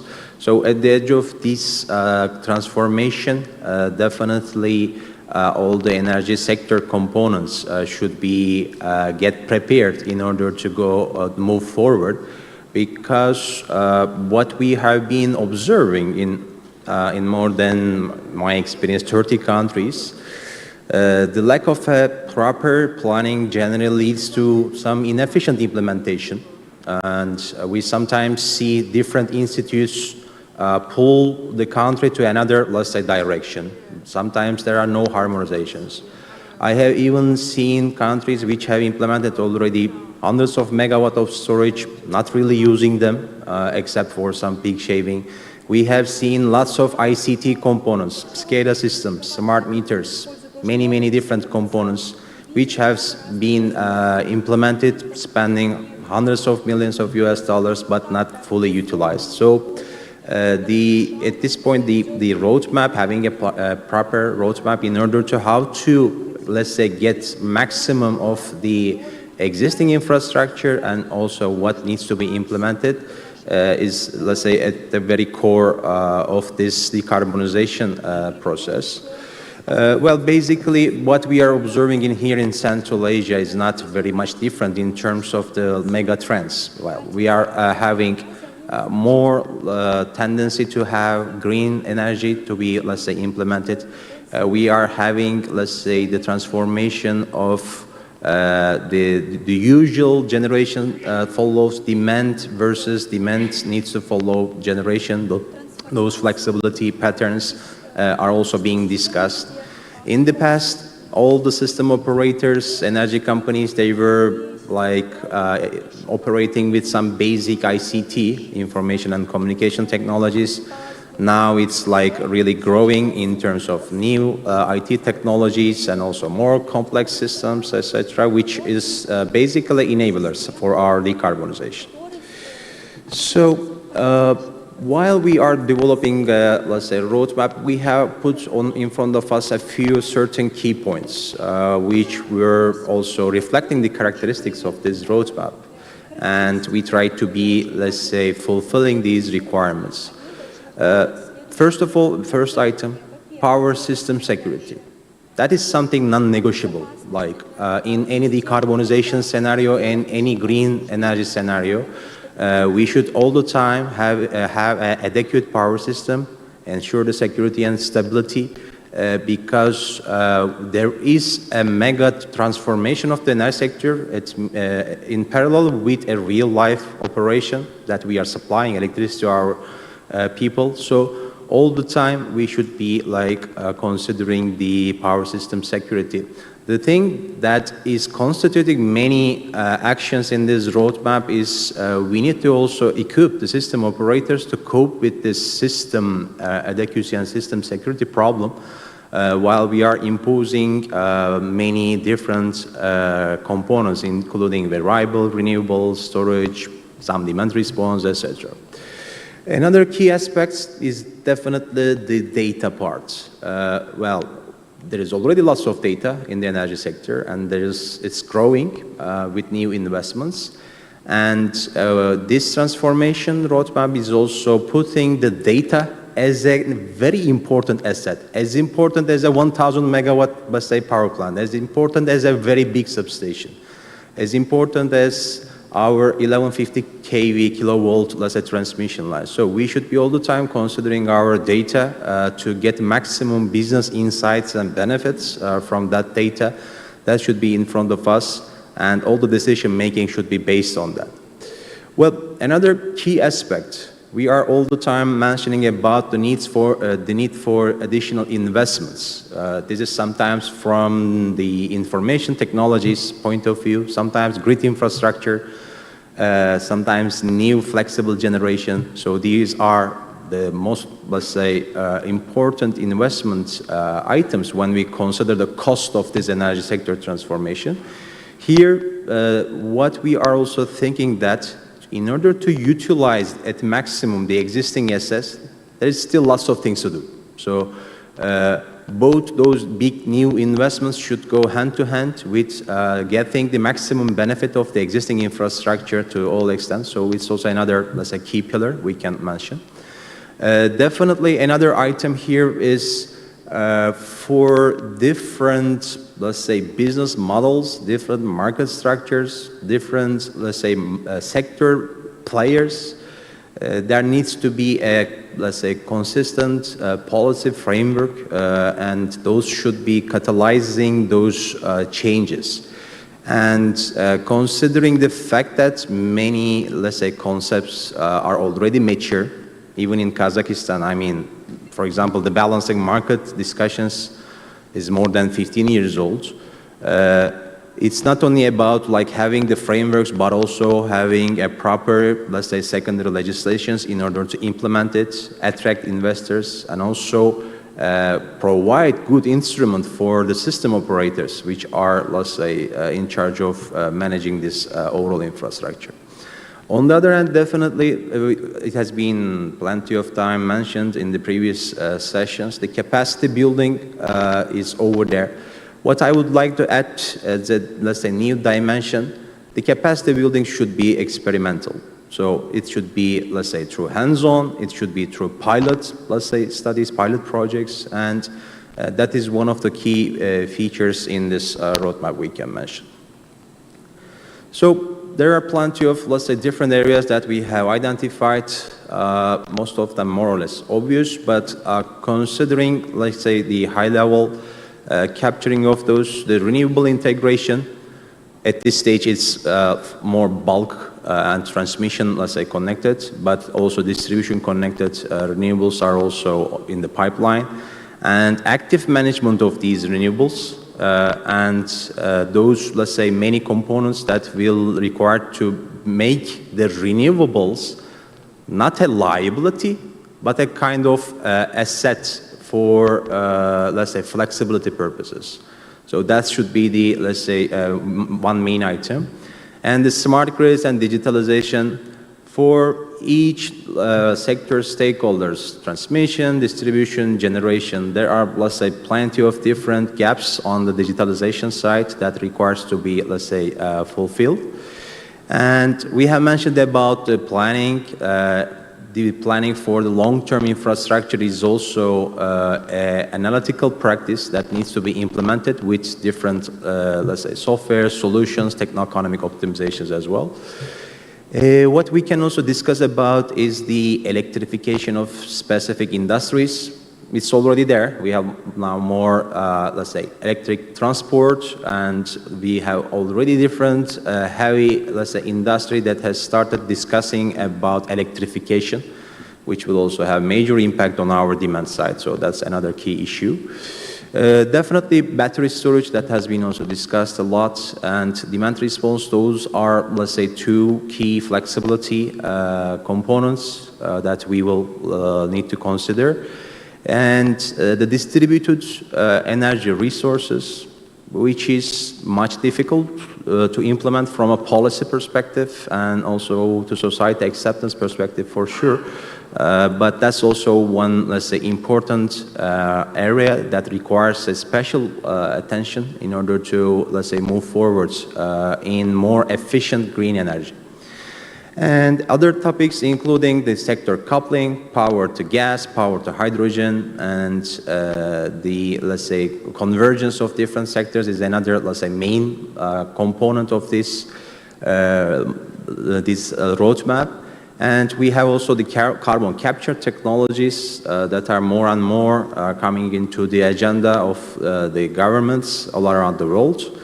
And last but not least, the SMR, the small modular reactors, especially for the industry side and also for the power system adequacy side. They are good instruments to move forward with the SMR technologies.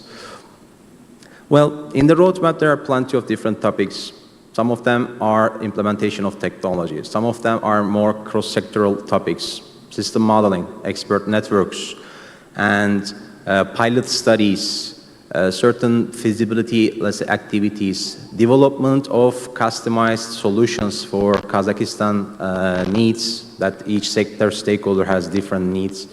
There are components about the policy and the regulation as well. All the time, the technology planning should be going hand to hand with the policy and regulation part.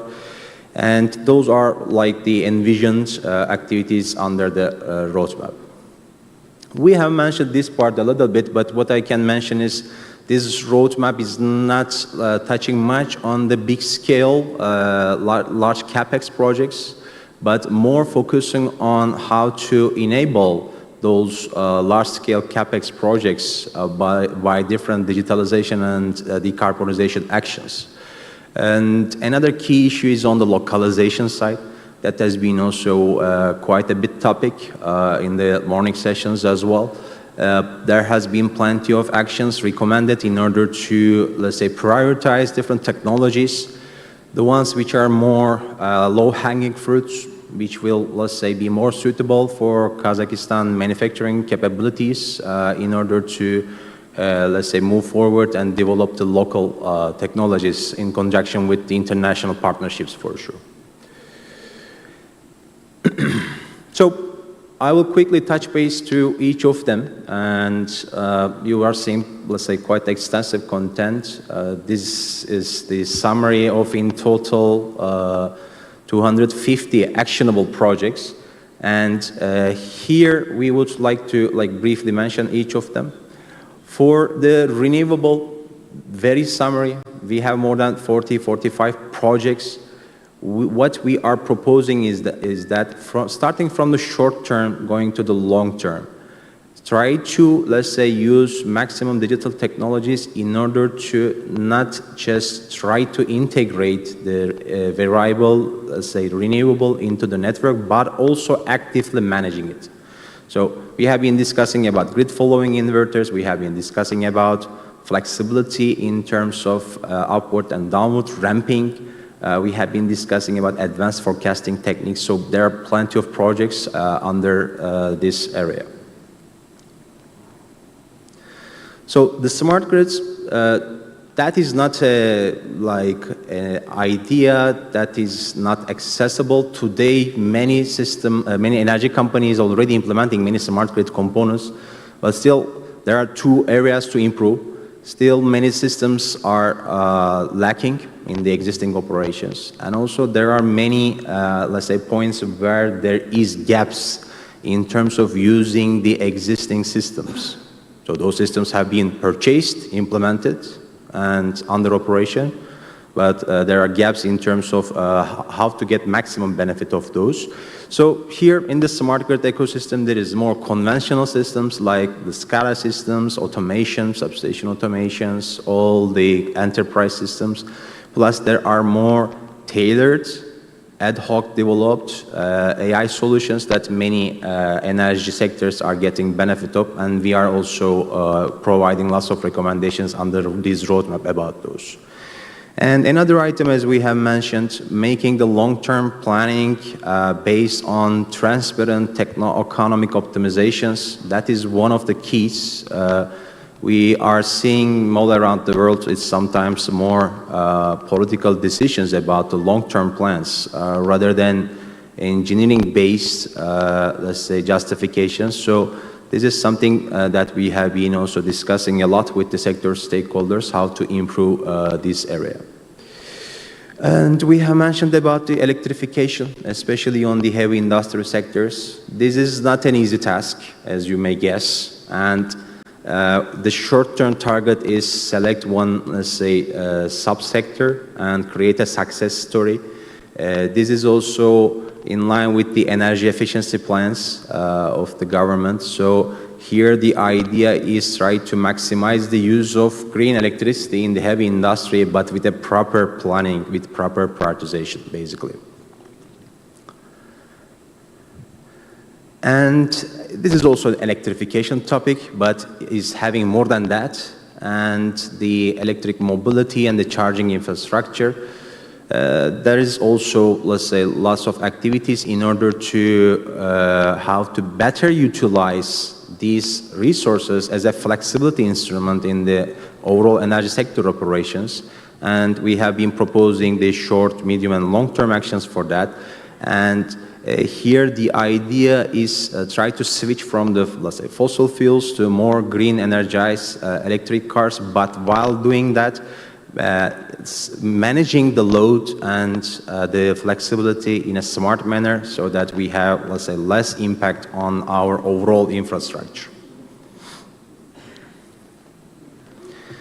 Well, another key issue we have been discussing about different facts, which is the flexible AC transmission systems, including different HVDC components. So more and more, let's say, system operators are implementing different solutions on that, and we have seen our, let's say, Chinese partners also presented some of them in their videos. So this is also a pretty important component in order to enable better RES integration without threatening the system adequacy and system stability, basically. And here the idea is starting from developing the concepts on top of what has been implemented right now and move forward with large-scale deployments. And we have mentioned about the battery storage. Here in brief, there are plenty of different use cases that we can get maximum out of the battery storage. What I see in many countries is that it is basically either used to smoothen renewable output or peak shaving. But still, we have, let's say, very good power electronics component with batteries, which can support black start, which can support voltage, reactive power, and many other components. And here the actions, the detailed actions include implementation of pilots for different use cases, and it goes up to, let's say, more AI-based decision-making on the dispatch processes as battery storage brings additional complexities in the system operations. And demand response, this is both one of the difficult components that we have on our plates, and also a promising area, which, let's say, we are considering. So the idea here to, let's say, initiate with pilot projects the experience, especially on the industrial and commercial customers, how to move forward with flexibility on the demand side, and then roll out in larger scales with the respective market operations and also mechanisms to be implemented in the sector. So those basically will be a progressive approach for the demand response. And the distributed energy resources. Well, different countries is having different preferences on green energy, but here the consensus is implementing 200 megawatt, 500 megawatt solar in, let's say, one site is much more agile to have maybe 1,000 site having 200 megawatt in total. So that's obvious. But for the long-term, let's say, purposes, to improve both to impact to the bulk network, the transmission network, and also to, let's say, penetrate the change of this transformation to the communities, to the society as well. The distributed energy is another, let's say, key component. This will start with the regulatory practices and the use cases for that, but also there will be requiring certain technical, let's say, infrastructure to maximum utilize these distributed energy resources for sure. As I have mentioned for the renewable part, I mean, renewables should not be a liability. It should be a grid asset. It should be a flexibility instrument in order to, let's say, make this transformation happen, and this is also applicable to the distributed energy resources as well. Well, energy efficiency, there is already a comprehensive energy efficiency planning for the country, and here we just, let's say, added on top of those additional technology deployments to make it much more, let's say, broadly applicable to different industries. So that's one key issue. Beyond that, definitely there has been certain sectors that we have proposed additional actions by improving the infrastructure and also having decision-making with cost-benefit approach all the time. Energy efficiency is also a capex-intensive, let's say, approach on the industry side especially. So our recommendations start from the, let's say, complementary actions to the existing plans and also move forward for more advanced practices, we can say. And another flexibility component is basically the sector coupling, incorporation of hydrogen, gas, coupled with electricity. There has been also many discussions on the hydrogen side as well. And this is also another, let's say, area which we can consider to be replacing the conventional transmission grids and provide additional flexibility. Here, definitely the detailed use cases and business models, that goes for the short term, and for the medium term, it goes with scalable pilot projects so that the field experience also develops, and also the localization efforts are also being developed. And in long term, the bulk, let's say, deployment bulk investments to these areas are also envisioned for the power to X solutions, we can say. And another area is on the carbon capture side, especially for the industrial processes and power generation. This is an area which is more greenfield, we can say, in Kazakhstan, and there are plenty of different paths that different countries are taking. So as a future, let's say, key component, and as a relatively greenfield, let's say, area, it's a very good opportunity for localization purposes as well. And also certain technologies can be implemented again with pilot scale in order to develop the technology in Kazakhstan in, let's say, partnership with the international partners. And in the long term, definitely certain, let's say, technologies will be much more overriding the others that will help the overall decarbonization of the energy sector. And last but not least, SMR. That's like have been in the last decade a hot topic in order to, let's say, replace the conventional nuclear power plants, and still expensive, which is also, let's say, promising to, let's say, have a long-term plan, long-term counter vision in order to how to integrate better. Usually nuclear is not all the time considered green, but at the end of the day, when we talk about decarbonization purposes, it's a good instrument. Here, let's say, the progress in the technologies and also the respective localizations and also selection of different projects will be the initial actions in the roadmap. And in the long-term vision, we are envisioning this to be also reflected into heavy industry sites, which is reflecting the decentralization, let's say, idea that we have for the overall power generation adequacy in the overall system. So that was basically all that I would like to give. And what we can say is that here the key aspects for the decarbonization and digitalization lies in getting experience by implementing, learning from our international partners' experience. There are different technologies and solutions which are not mature all around the world.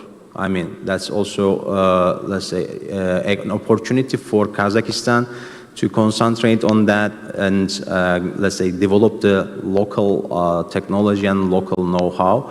And also another key issue is maximize the utilization of existing assets, whether it's a data, whether it's a transformer, whether it's a generator, a transmission line, to the maximum extent. And these are like a recap that I would like to give for this roadmap. Thank you for listening.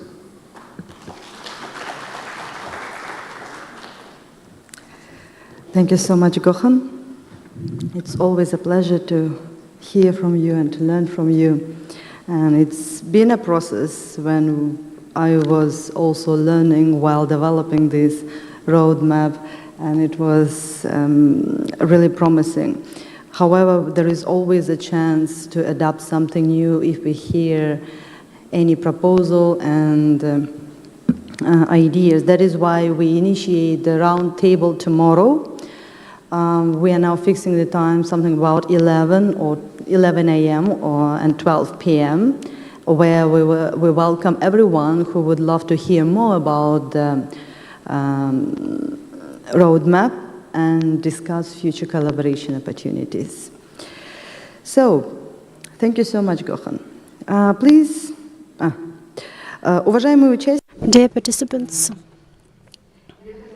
I would like now to give the floor to the next speaker, Madam Dina Zhanadilova, Managing Director for Sustainable Development, Development Bank of Kazakhstan. Madam Zhanadilova is a prominent leader in sustainable funding, and she plays a key role in forming the approach of the Development Bank of Kazakhstan to ESG and green economies. She has contributed to green development in Kazakhstan. If you have a conversation with Dina, you know she will be very shy and modest.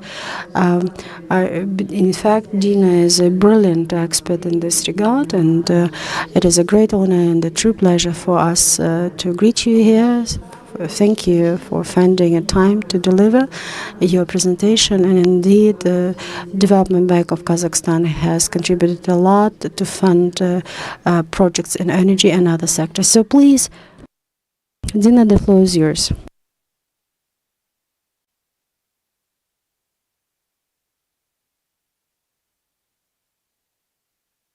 Thank you so much.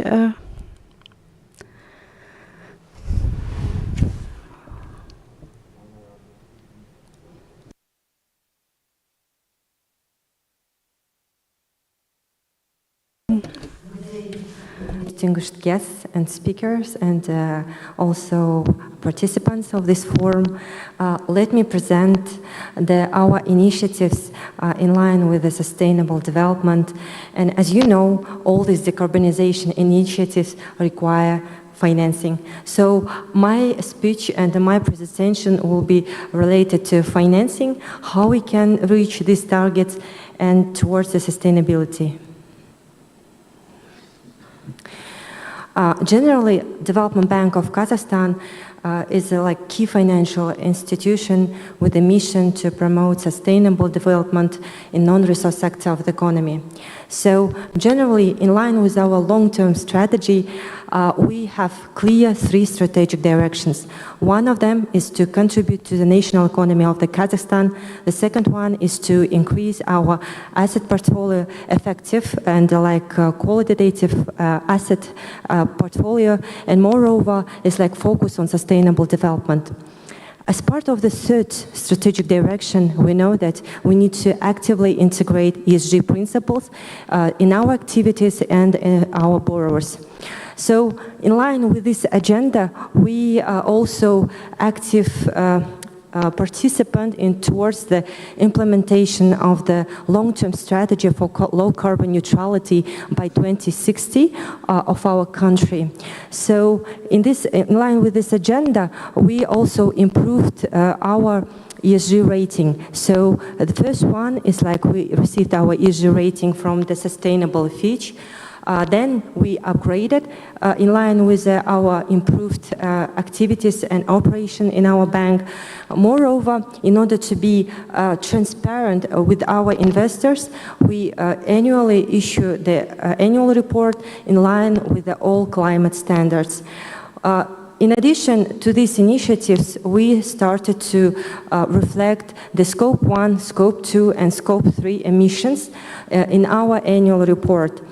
Moreover, as you know, in our loan portfolio, we have energy-efficient projects, including renewables as well, and the share of these projects is about the 24% Kazakhstan capacity by the end of 2024. Generally, our story started from the also development of the ESG roadmap, like you're going to do, Zulpat, for the country. Now, for the decarbonization, we also developed our ESG roadmap in line with all international standards in collaboration with the Asian Development Bank and Climate Bonds Initiative.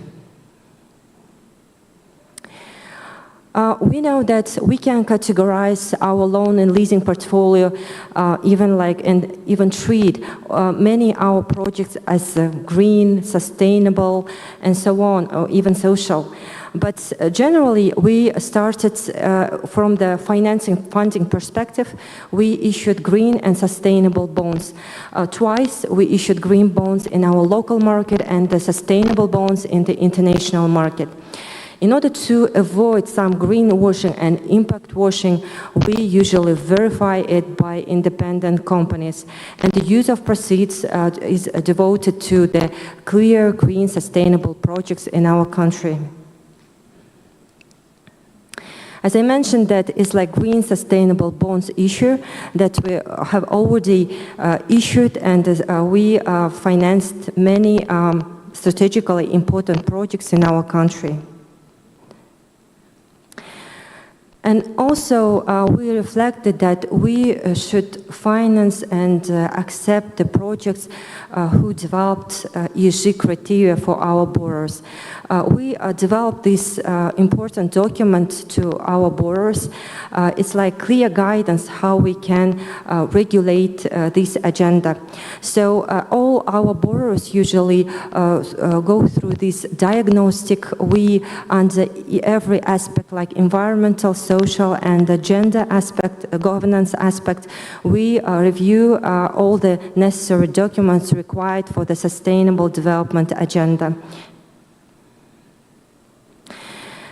Generally, currently, we understood that we developed many initiatives And also we issued like green sustainable bonds. And anyway, all the decarbonization initiatives require some concessional financing. Therefore, we started like the work of the accreditation by the Green Climate Fund in order to get some climate financing in the medium term. So we are testing all the concessional climate financing from the global institutional financial institutions in order to use the blended finance mechanism and to finance our sustainable projects of the country. And as you can see that bank finance green and sustainable projects, one of them, for example, it's like construction of the Hromta wind power plant. We realized this project jointly with the China Development Bank. Therefore, we see that this regional platform is crucial for collaboration, for finding like any aspects how we can bring the climate or concessional financing to the table and to find like some very bankable and even sustainable with good impact investing in our region. Thank you.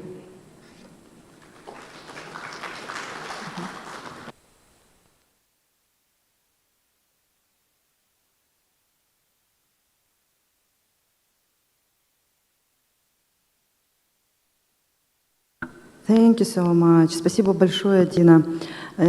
Thank you so much, Dina. The audience and the partners and the investors and local business and government representatives to understand that there are really interesting and strong mechanisms which are under work with the Development Bank of Kazakhstan. But in order to feed the requirements, in order to make sure that we can comply with the requirements, we need to be aware of them. And I'm pretty sure that this session will be very crucial for your future high-quality decisions. Thank you so much.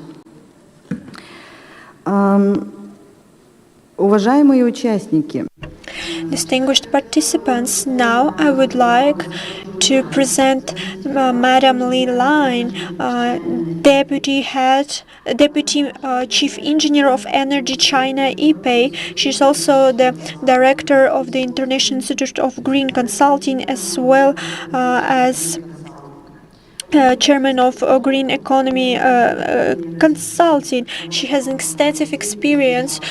She worked in power electric companies, Southern Power Electric Design Institute, and a lot of other companies. She was a technical head of a large institutional project on energy supply, and also managed different projects, developed 13 and 14 development plan of China. She also planned the projects of AC in DC, for example, Xinjiang Power in Shunjin, and this similar project in Hunan. And I would like to ask Madam Li Lan to tell us today how we can plan and use planning as a compass and to unite our efforts to stimulate transition to green energy, to stimulate this process with the support of China to Central Asian states. Thank you. Please, the floor is yours.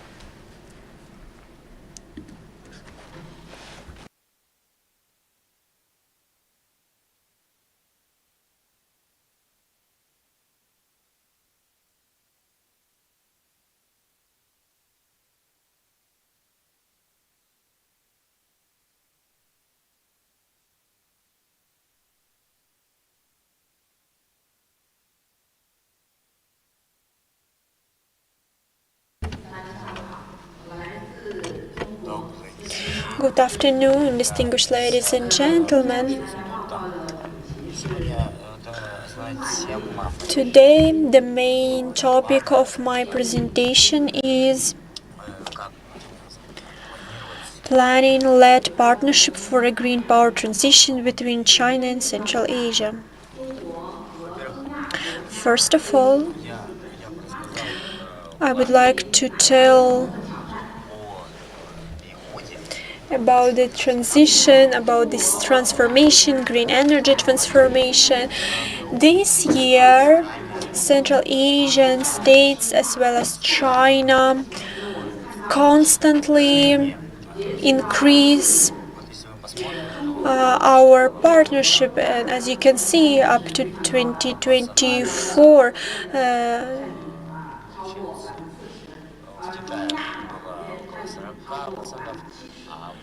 you can see the installed capacity mix of China and installed capacity mix of Central Asia. And you can see these shares on the screen.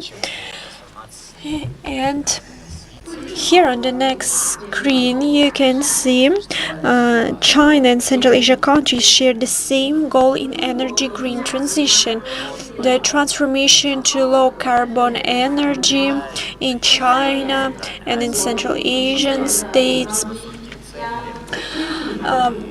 sets very ambitious goals, and in accordance to these goals, the goal is up to 50%, and by 2030 the share of renewable energy in China will reach up to 48%, while in Kazakhstan and Uzbekistan it will reach 15 and 40% respectively. In the future, the scale of renewable energy will continue to grow. Next, the Central Asian states have such challenges as: first, it's necessary to meet the global requirements. There are a lot of external factors which need to be taken into consideration. First, it's necessary to ensure stable energy supply. Second challenge, we often think that the high proportion of renewable energy increases the difficulty of safe and stable operation of the power system. And to ensure safe functioning of the system, we need to bear in mind the randomness and intermittence of high RE output. It increases the difficulty of power system operation. The increasing penetration of IBR has transformed the stability mechanism of traditional power systems. Third, we see that a lot of companies, a lot of states, they also want to raise the level of this green transformation, and each integral part of this chain is essential. The regulation capacity and flexibility of the power system needs to be improved to encounter the volatility and intermittency of wind and power and solar power. Power system need to enhance this flexibility. Next, I would like to tell you about understanding and action of China on the pathway to green transition. In March 2021, for the first time in China, the green system transition system was developed. Xi Jinping proposed the development of a new type power system. It is supported by technological innovation and innovative reform of system and mechanism. The goal is to reach net zero, in other words, carbon neutrality, to guarantee safety of energy transition. We need to form a new power system with source, grid, load, storage, coordinated development. As a result, this year, several activities, several events were conducted. We finalized the blue in 2023. We published the Blue Book on New Power System Development. It was issued by the National Energy Administration of China and primarily authored and compiled by the EPPEI. It details the new type power systems blueprint, framework, and tasks. It explains all the priorities of the state, how China prioritizes green transitioning. We also have step-by-step introduction plan. This plan stipulates different steps towards green transitioning. It also includes how to ensure continuous and systematic work. Next, we also need to continuously improve the level of green technologies introduction, and therefore we need to support different activities and to conduct different events, activities on the highest level. We need to upscale this process to speed up the implementation of reliable alternatives to green energy through different combination of localized consumption and outbound transition. Next, we need to coordinate renewable energy, regulatory coal power, and UHV transition. When we speaking about the comprehensive introduction of RES, then we need to further accelerate the planning and construction of large-scale wind and solar bases, coordinate renewable energy, regulatory coal power, and UHV, in other words, ultra-high voltage transmission lines, and to promote digital, intelligent, and integrated technologies, build a new system for the supply and consumption of renewable energy across the country. That's the only way we can achieve it. Currently, the government of China pays a lot of attention to this project.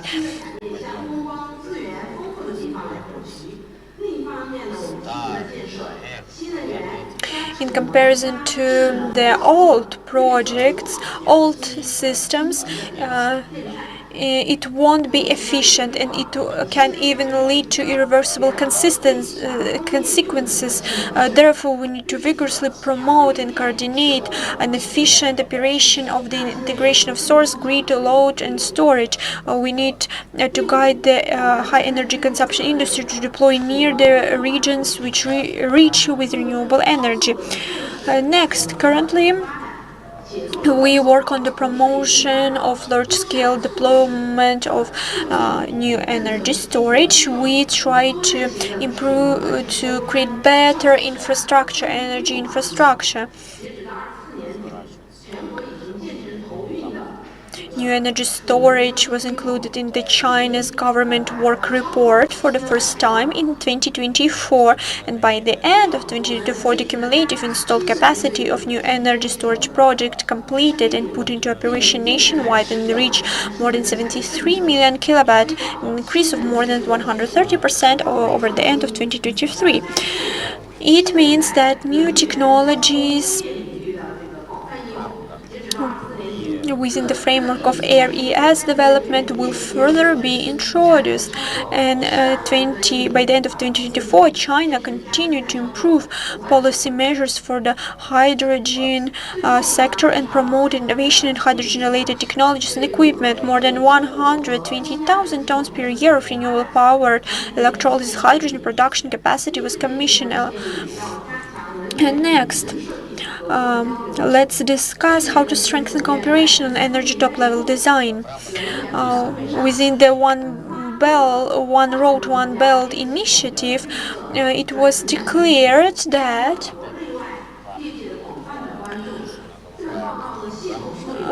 it was mentioned that Blue Book on Green Power System Transition in Developing Countries. It offers tailored transition pathways based on each country's conditions. This provides references for green transition efforts, and we look forward to deeper cooperation. Our institution, our R&D institution, wants to continue further cooperation with similar institutions in other countries, including Central Asian states. Our institution, APPEI, has provided national and regional power system planning for Central Asian states.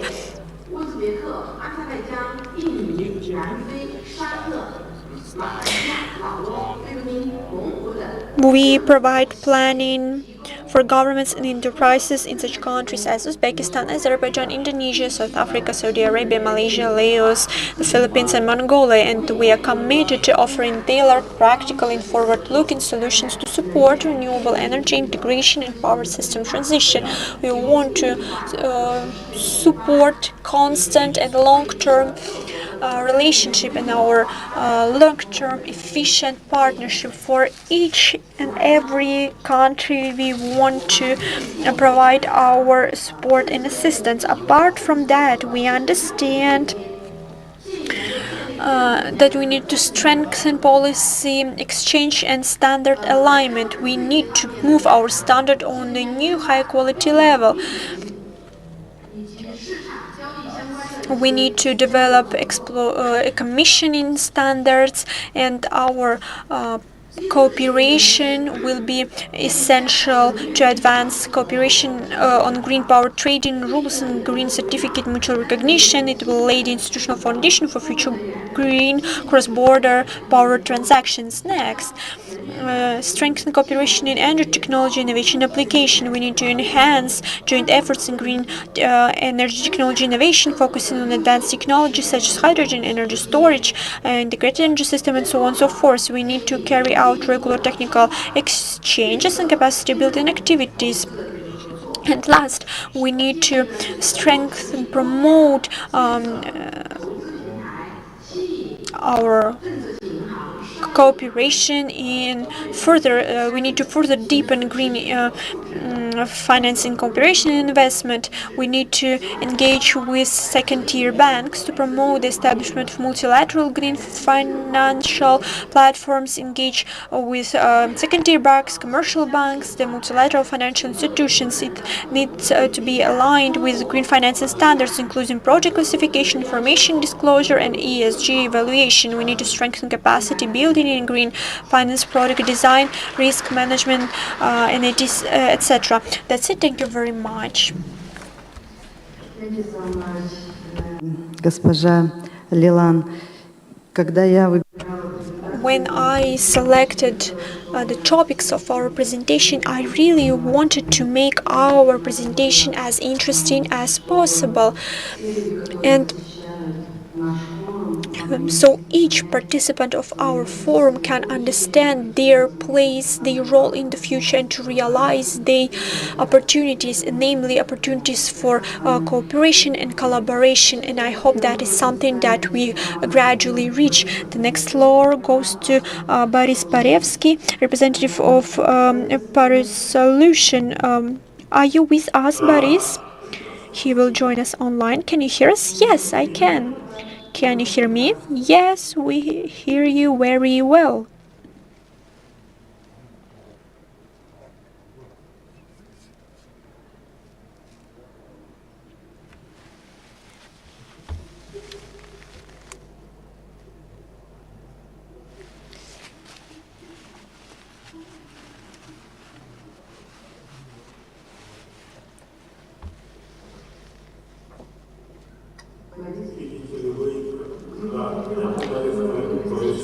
Can you see my slide? Yes, we can see, but we can't hear you. Yes, I try to share my screen. Yes, we can see your screen. We can see your presentation. Yes, we do. We can. Okay, wonderful. Then shall I start?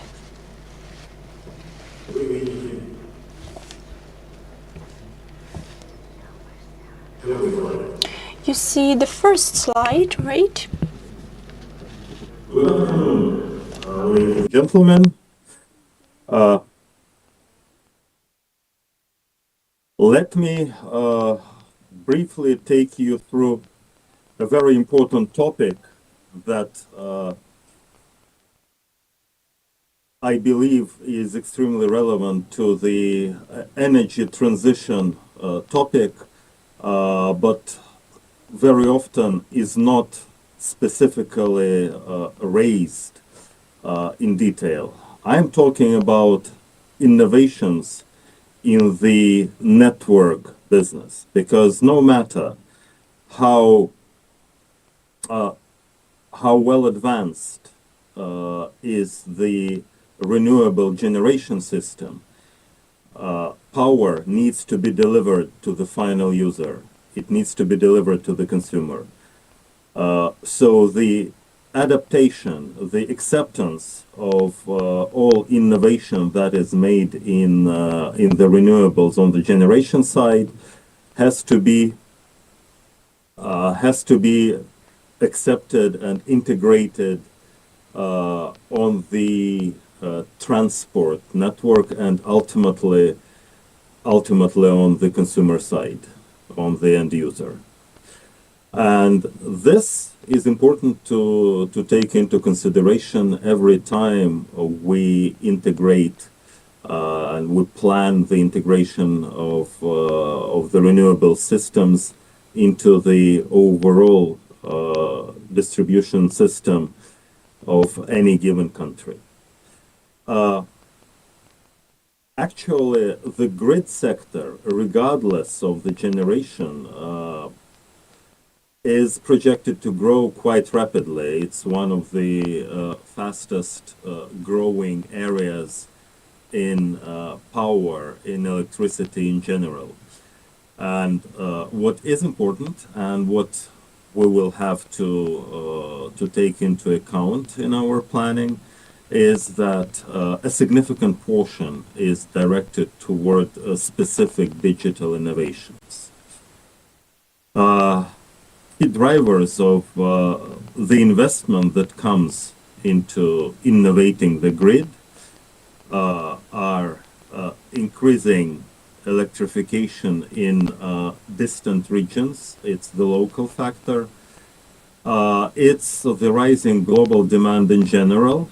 And importantly for this forum, probably some of the deglobalization trends and creating additional new and specific security systems that ensure the security of the entire power ecosystem. The expansion of the renewable energy sources fits into this ecosystem. For example, and our Chinese colleagues should confirm this, by last year, China actually accounted for 1/3 of global power grid investment, and a lot of that, a greater portion of that was actually invested into grid innovation to, among other things, accommodate the renewable ecosystem.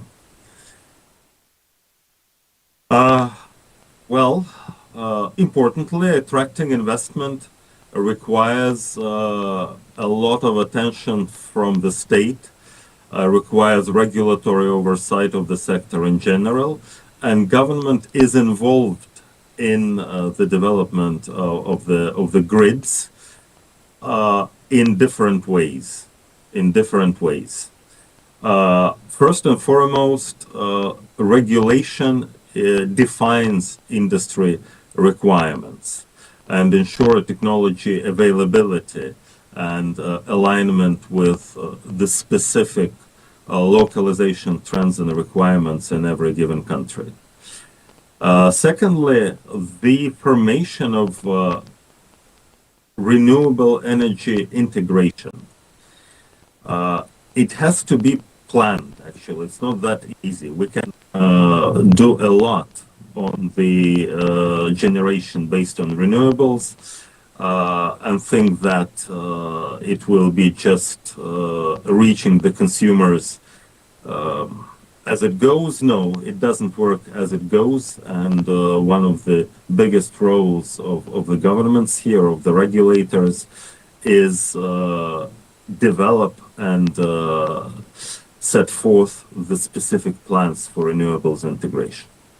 Also, it's important for the governments, for the regulators to create conditions for the development, smooth development of the grid business.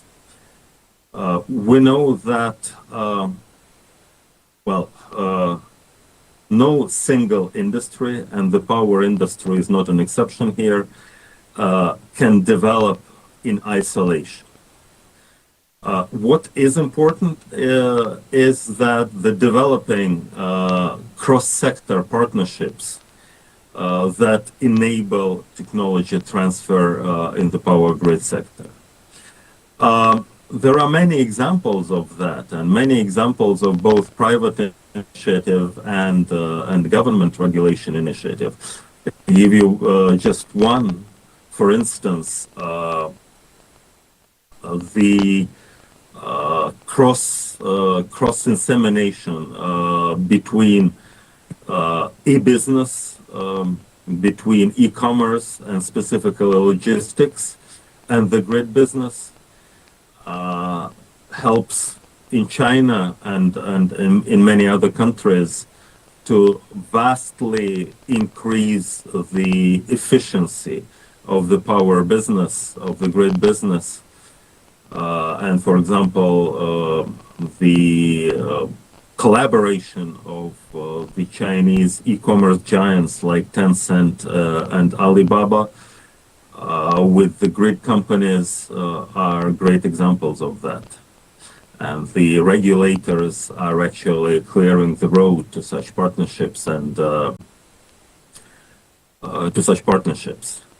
Also creating and enabling environment of the rapid adoption of digital innovation in general, not necessarily across industries, but also within the power industry and the grid industry.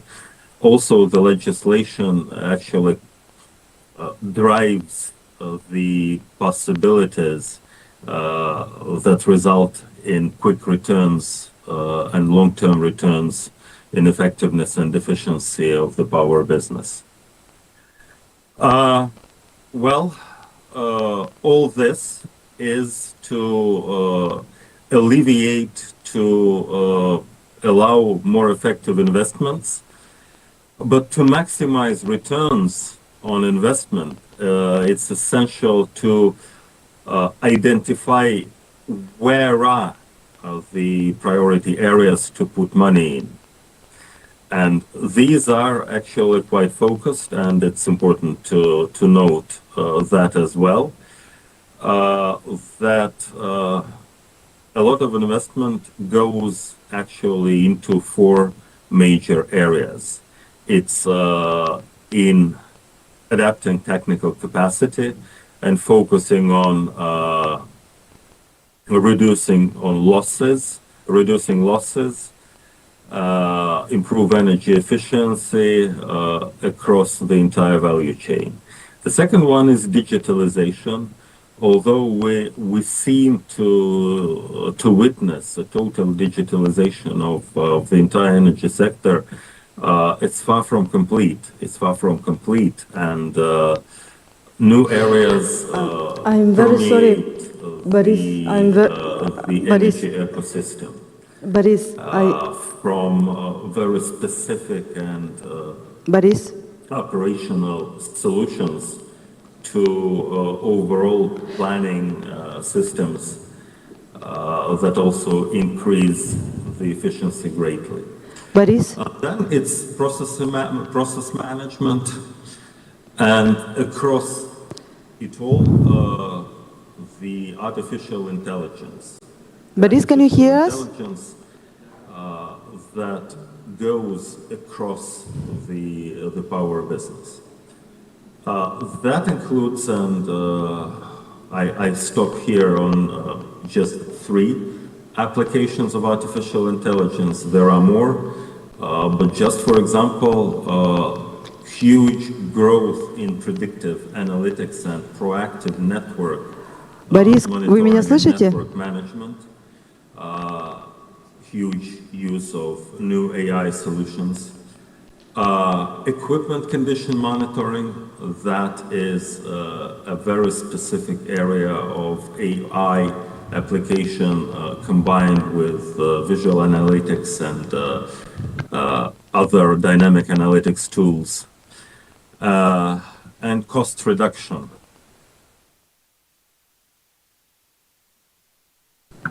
Борис, вы слышите меня? Boris, can you hear me?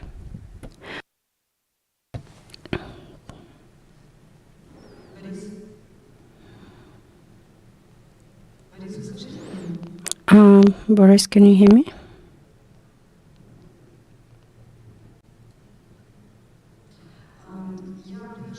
I would like to seek for your apologies, but the session was supposed to be starting 10 minutes ago, and I have to interrupt your presentation. I would like to seek for your apologies, but in the beginning I promised that I will keep the time, and I promised I said to commence his session in a timely manner, so I would like to conclude. So summing up the session, we would like to appreciate our presenters for their contribution, and we received a clear understanding of decarbonization of energy in Kazakhstan and its digitalization based on development of the comprehensive roadmap. We have also discussed the ESG components as well as other references to investment practice in China, exchange of experience and creating the instruments to reinforce our cooperation, allow us to understand more about the new projects, and we are looking forward to progress in this regard. I would like to thank all of the speakers. Unfortunately, we don't have a time for Q&A. I had a lot of, and I just would like to invite you for the final photos. I said I seek apologies, so the floor is yours, please.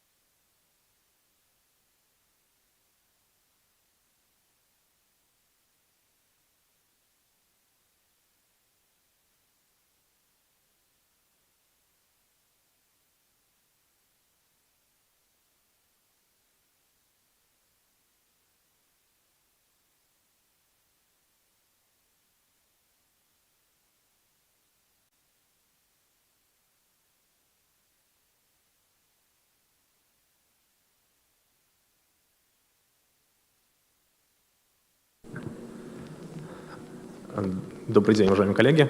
Good afternoon, dearest colleagues. So please let us commence the next session. So renewables, the next generation. So please take your seats.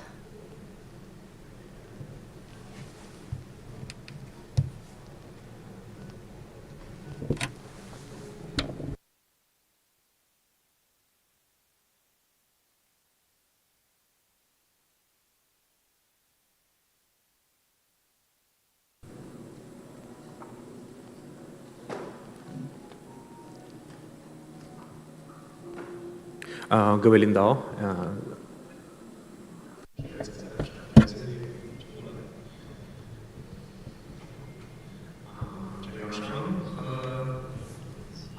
Good afternoon,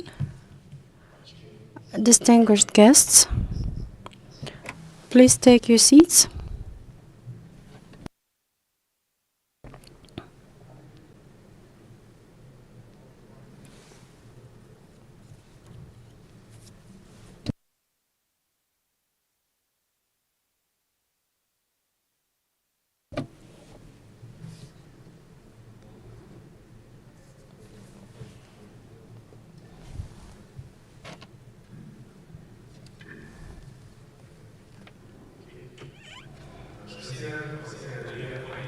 So firstly, I would like to take this opportunity to greet all of you and to welcome distinguished senior management of our foreign partners. So thank you so much for exchanging with us your vast experience. Language for more understanding and more close, deeply understand our highest technology in renewable energy. Меня зовут Асет Ангарбаев, представляю компанию. My name is Aset Amirbayev, and I'm the moderator of today's session. And as you know, Kazakhstan has a vast potential to develop renewables, as this is a great resource of wind and solar in Kazakhstan. China currently being a leader producing equipment for renewables is at the same time a key actor in terms of investments into green economy, and China provides a lot of chances for development, and our Chinese partners would like to provide the most prominent services and equipment in renewables. Within One Belt, One Road initiative, we do have a chance to develop our key competences when it comes to renewables. And the topic is the next generation of renewable technologies, and we are going to be talking about technology breakthroughs in renewables, from solar panels to hydro accumulators. And the approaches will be made by the Chinese companies, and they will share the experience. And today we will hopefully manage to raise awareness about the most advanced technologies, as well as to get exposed to the implementation of the projects and listen to the recommendations to be made by our experts. And the first presentation is going to be commenced by myself. So we would like to introduce you to the advanced technologies proposed by Laundry Solar.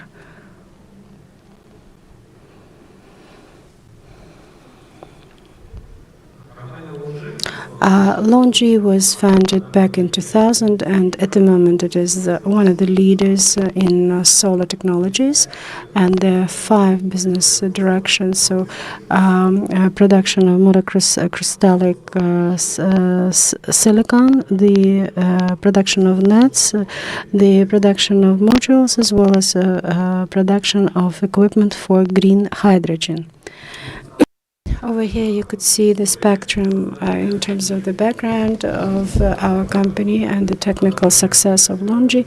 At the moment we are the global leader in terms of production, and starting from 2000 we've been mastering the new technologies, as well as we've been fostering the technologies in terms of green and solar power generation. So we've been introducing the innovations together with our clients throughout the world, as well as we do provide the full-fledged spectrum of services that have to do with the solar generation. Our clients are well-known global players worldwide. And here comes the series of different technologies that we've been using in order to produce the solar modules. Laundry pays its utmost attention to HIMA technology. It has to do with monocrystallic silicon production, and we pay our utmost attention to the most prominent technologies in terms of rejected contact. The company has been a record player in terms of efficiency and capacity of the solar panels, thanks to that technology. So we have different types of solutions that are good to go for commercial and other solutions for APC contracts. We have solutions of the totally commercial nature. We have solutions for large-scale onshore stations and different commercial solutions as well. We have different color spectrums, different designs, and this is something that we could use while implementing and different design approaches. As you know, HIMA 10 is the most prominent technology based on BC contact, and at the moment BC contact is one of the technologies having the highest efficiency within the solar modules. And we have one-sided panels for the commercial land stations, double-sided panels, small-sized panels and nets, as well as different color solutions are available as well through the company. I would like to draw your utmost attention to HYMA-10 technology, which is introduced amongst the top-of-the-edge solutions for our partners worldwide. As I have said to you before, there's a wide application of these technologies currently. This slide depicts information in regards to the cases on how the solar panels could be used. So this is one of the solutions that we have suggested. This is PAPV technology, to be precise. And this project was implemented in Hainan, China. And as you know, we also have different solutions on solar panels. We also would like to share our experience on introduction of solar panels on the territory of the Republic of Kazakhstan. We have success stories where our modules were introduced. We successfully work in Kazakhstan's market starting from 2023, and we share and expand our cooperation with the local partners. We also invite all the stakeholders, all the interested partners and participants to share our cutting-edge technologies, to tell about the advanced technologies in solar energy, to share our competencies and deep knowledge in the solar energy in our headquarters in Xi'an, China. Thank you.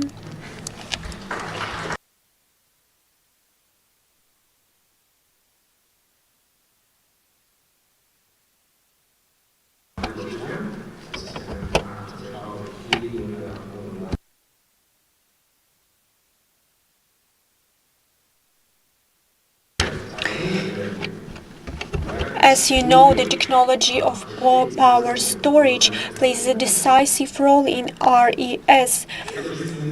This is a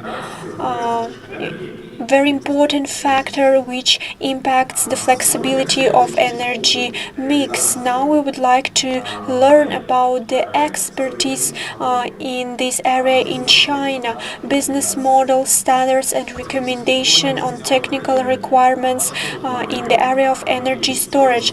I invite to the stage Jean Li, and his topic is energy storage in RES.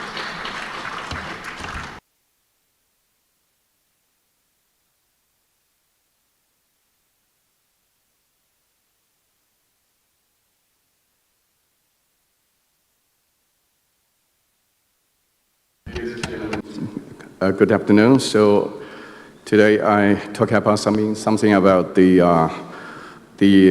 energy storage issues.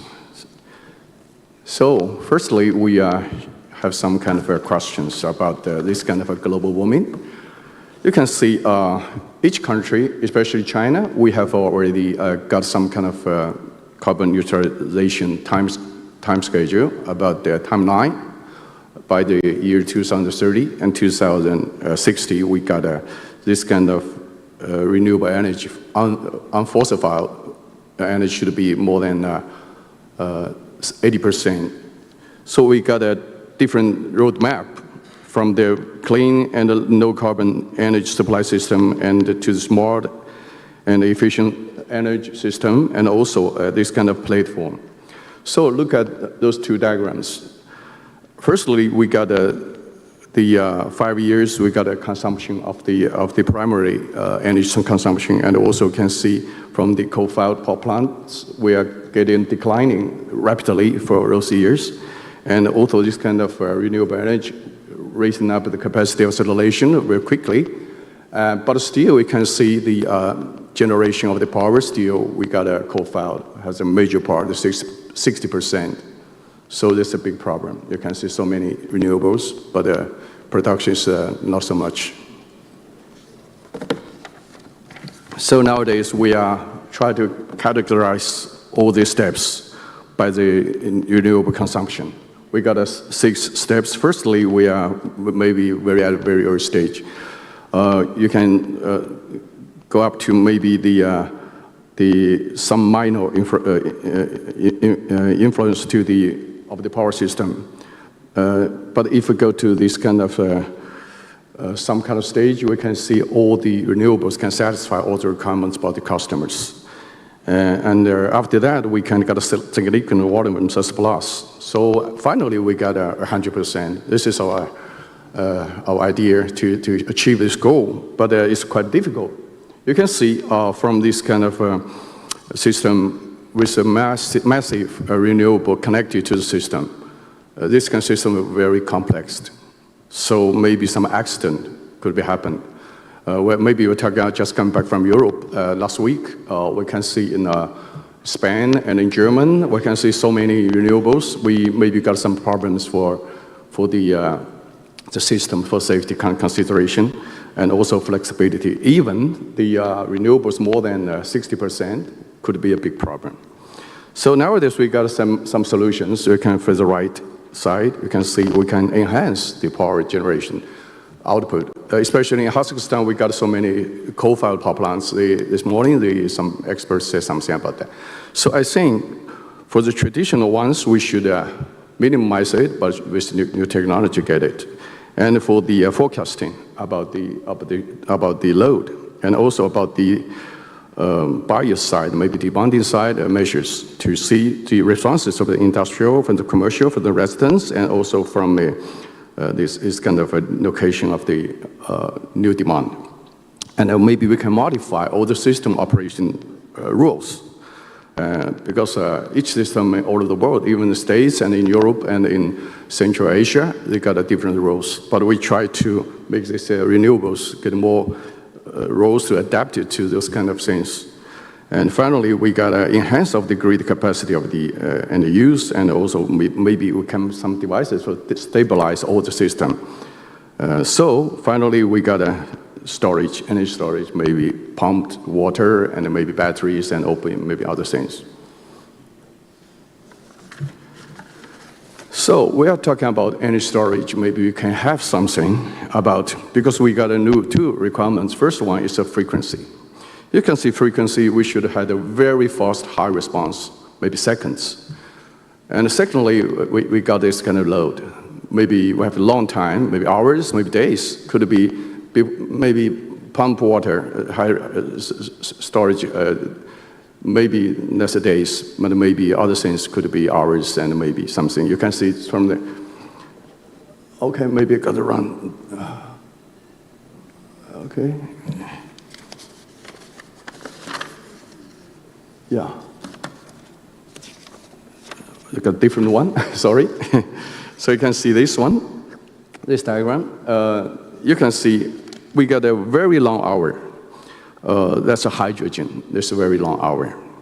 But for the flow battery, as a new technology, maybe it could be between the hours and maybe days. And nowadays we got this kind of gravity, maybe the compressed air. Maybe now in China we got 300 megawatts compressed air in operation. And for this is the batteries and also the flywheel, maybe the minutes, like minutes. So maybe you can get capacitors and also superconducting as magnetic could be this kind of frequency regulator. Okay, so maybe because they asked me for 5 to 10 minutes to finish this speech, so I think shortly we have some kind of demonstration projects. The first one is this kind of flywheel that's installed in Shanxi province. I think this system is very good for the Shanxi this is a central part of China. So we got a very good operation response characteristics of this system. Secondly, we got one in Guangxi province. Second one, you can see we have combined each different energy storage facilities get together. Thirdly, we got a long duration. There's a compressed air, 300 megawatts installed in Hubei province in intern is in operation for 1 year. I think it's a very good characteristic for this kind of regulating of the system of power in Hubei province. Finally, we are trying to have in the northwest of China, you see we have a tower type, the generation with a solar and also with a long-term storage. This is power plant with mirrors and also tower. And then we try to combine with the local other facility together, maybe other type of the solar system to get together. So this kind of combined hybrid, that's an energy storage system could be happen.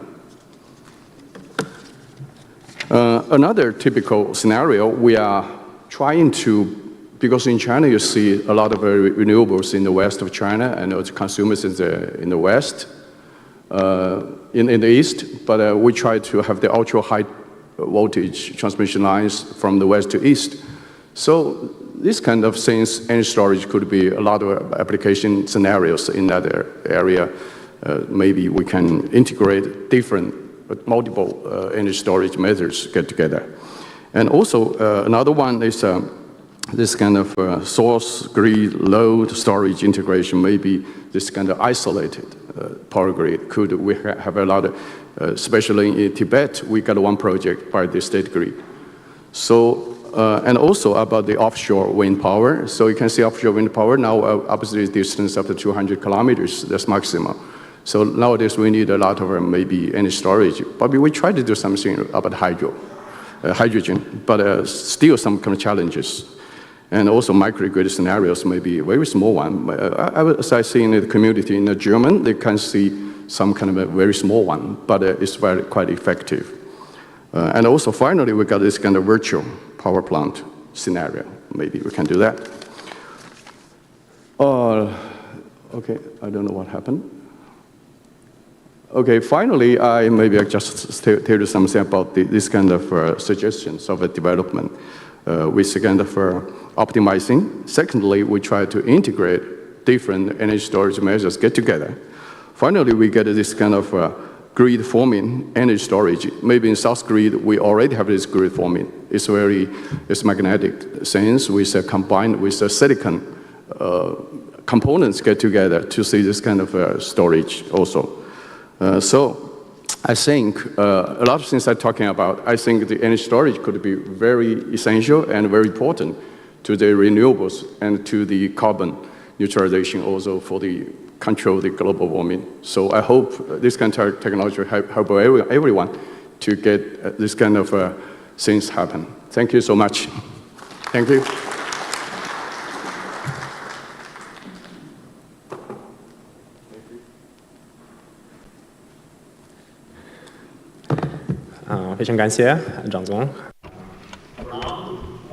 Deeply understand about our storage system, how many kind and how famous for these stations. So, next one. Как вы знаете, As you know, in China, they actively develop construction and improvement of hydro-accumulating power stations. As compared to the conventional power plants, hydropower plants, they serve different purposes to contribute better operation. This sector requires more improvements to manage project, to plan it, and to focus on meeting the demand I would like to give the floor to the next speaker. The topic is the tendencies of the hydropower plants development in China. Please, the floor is yours.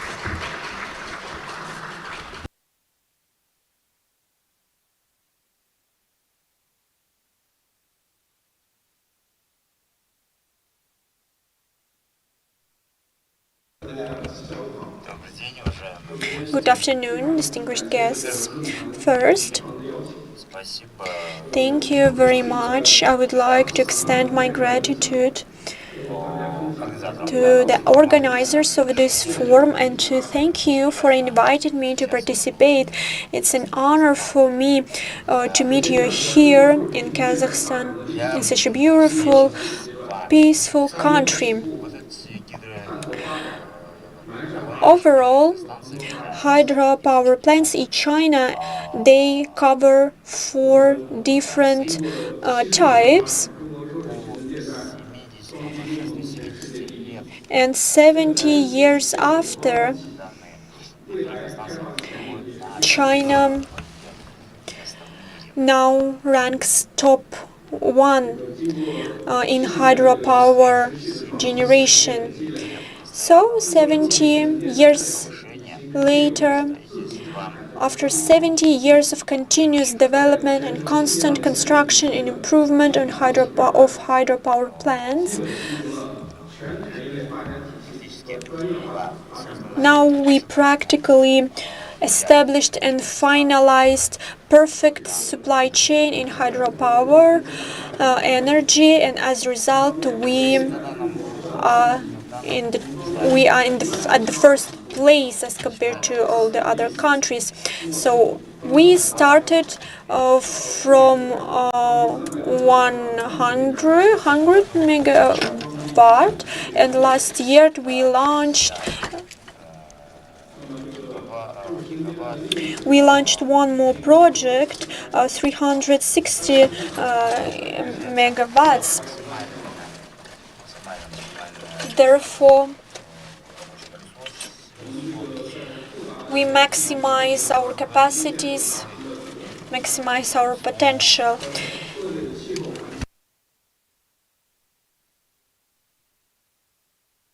And in such difficult, take into account quite complicated natural conditions in China, yet we successfully constructed underground facilities nearby hydropower plants. We also quite successfully in other areas, namely we developed smart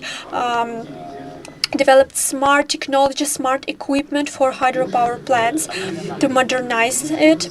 At the same time, during this construction of new hydropower plants, we achieved new we take into account environmental protection, so we make these facilities environmental friendly. Next, here you can see the main milestones, how these projects were commissioned. It all started from design, planning, construction, and so on and so forth. Currently, we already finalized the most pressing milestones. Next, we need to effectively manage river basins.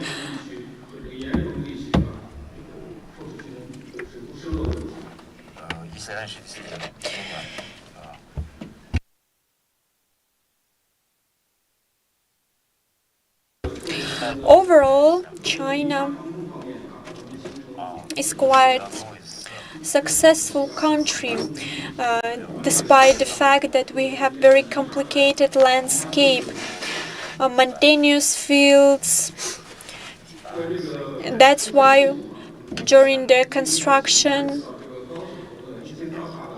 we need to balance complicated landscape and best technologies. Just last year we constructed a major hydropower plant, and in accordance with all the requirements, we finalized this project, we finalized the construction, and nowadays this is top 1, this is the best hydropower station in the world. Next, in equipment manufacturing, we follow the specific plan. This project on equipment manufacturing, this project was finalized far away from the main hydropower stations and within the framework of commissioning.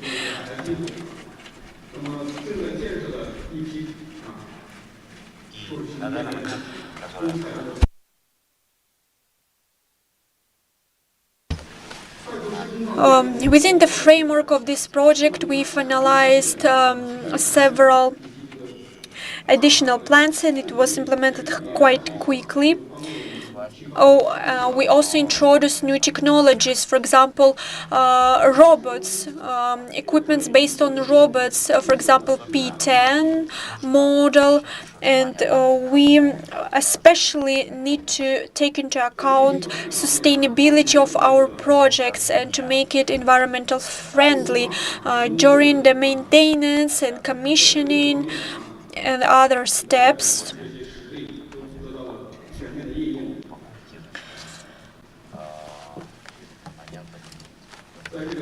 We followed the following procedures, as you can see on the screen. Here, this slide depicts how this system works. Next, I would like to tell you about the perspective further opportunities of the pumped storage hydropower development. To ensure high speed and to mitigate this volatility in the energy mix, we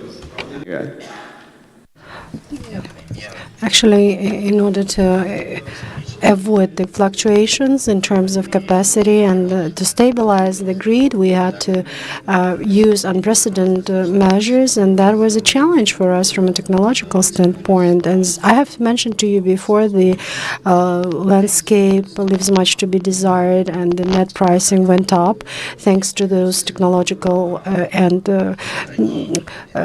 weather-related as well as with the storage-related matters. So the complexity of the project actually was justified with the fact that there was an entire spectrum of different bottlenecking, and we had to find ourselves in a position when we had no way out but to look for the innovations and know-hows.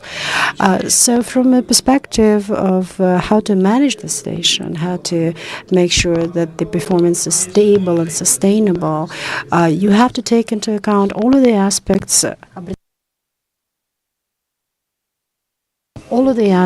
of the investment portfolio for the hydropower stations. And to complete, I would like to say that we have managed to use the homogeneous approach to harmonize the standards that we had, as well as we have enjoyed a great support from the state of China, and we would like to thank our government for having a chance to be supported so hugely by the state of China and our partners. Thank you.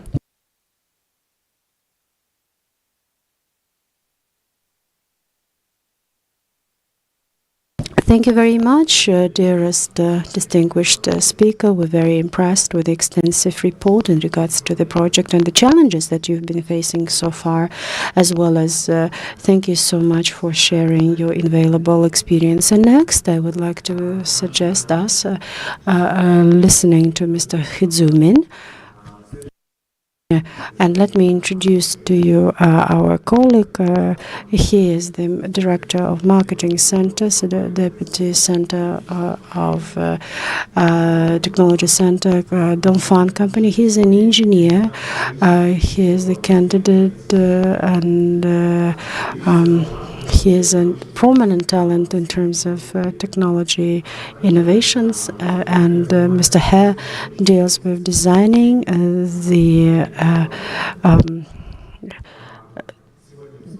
the stress tests of equipment, and he's going to be talking to us about the storage technologies to have high proportion sources of energy. So please, the floor is yours, sir.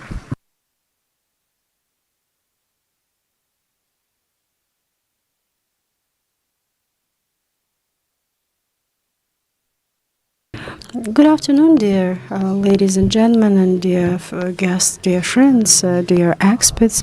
Allow me please to briefly tell you more about the technology that we use, and Mr. Zhao has already briefed you about the construction of one of the most challenging stations and the storage facilities. Now I think that it is a high time for us to actually discuss the other matters, like how we developed the central technology and how we designed it, as well as the aspirations for the future.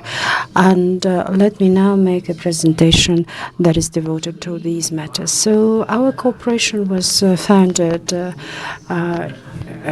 back in 1985, and we have over 1,500 people, and currently we have lots of international partners, and for the last 13 years in a row, our company is acknowledged as one of the best producers of this type of equipment.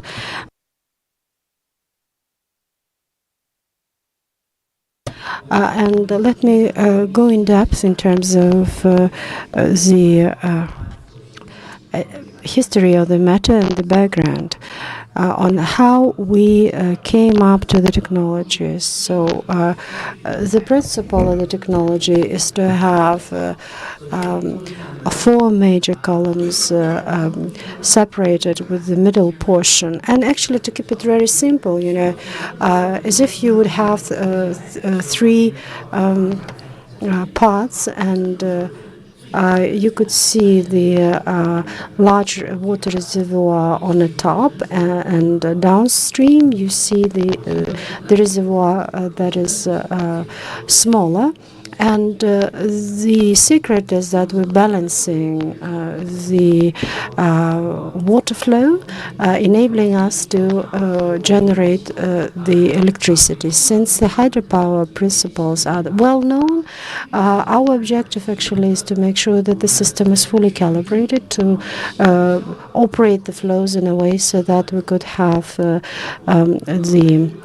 generating portion activated. This is really important from a generation standpoint. So by doing so, we ensure the extension of operation. So actually you may put the station into operation and have it run for up to 50 years in a row. And currently we don't have any other similar stations, for instance, compared to the conventional water reservoirs and hydro stations. This model in particular is characterized with almost 0 emissions and 0 pollution. So this is one of the most prominent large-scale stations of this design. And actually, this station could be constructed in a pretty concise manner, and localization of the adjacent construction operations are possible. So actually, in order to ensure the scope of work covered,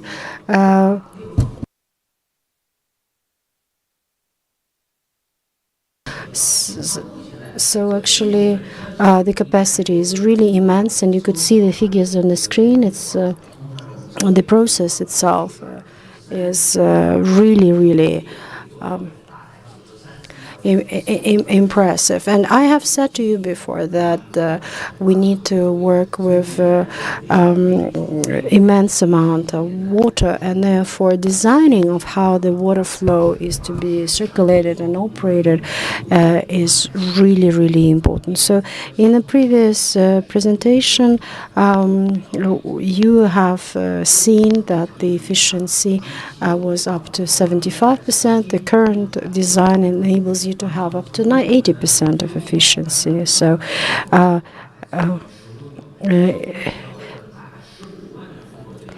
so in order to pilot the project, we had to try the equipment on.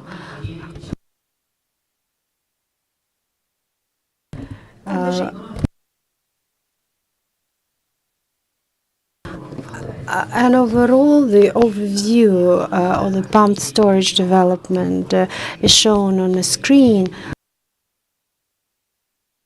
And actually, those are the similar stations, and same design exists in the States. And for the consecutive year, China has led the world in pumped storage installed capacity, followed by Japan and United States, as I have said to you before. So the overall power generation reached almost 59 million kilowatt, and by the end of 2024, the total installed capacity of pumped storage power stations approved for construction will be about 200 million kilowatt, and independently manufactured storage generator units will then consequently have a range of 50 to 800 meters, and with a capacity range of 10 to 150 megawatt. And now let me brief you about the key technologies of pumped storage units. And it's really important to have an ability to pump the water through and through, and the system of different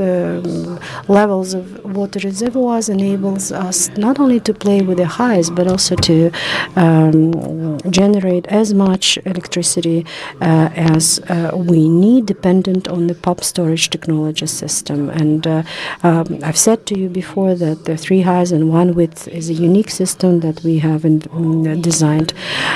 This actually allowed us to have, as I have said to you before, the operation for the duration of up to 50 years. There's unprecedented performance of the water reservoir in this case, and 35 years of PSP breakthroughs, intertechnology,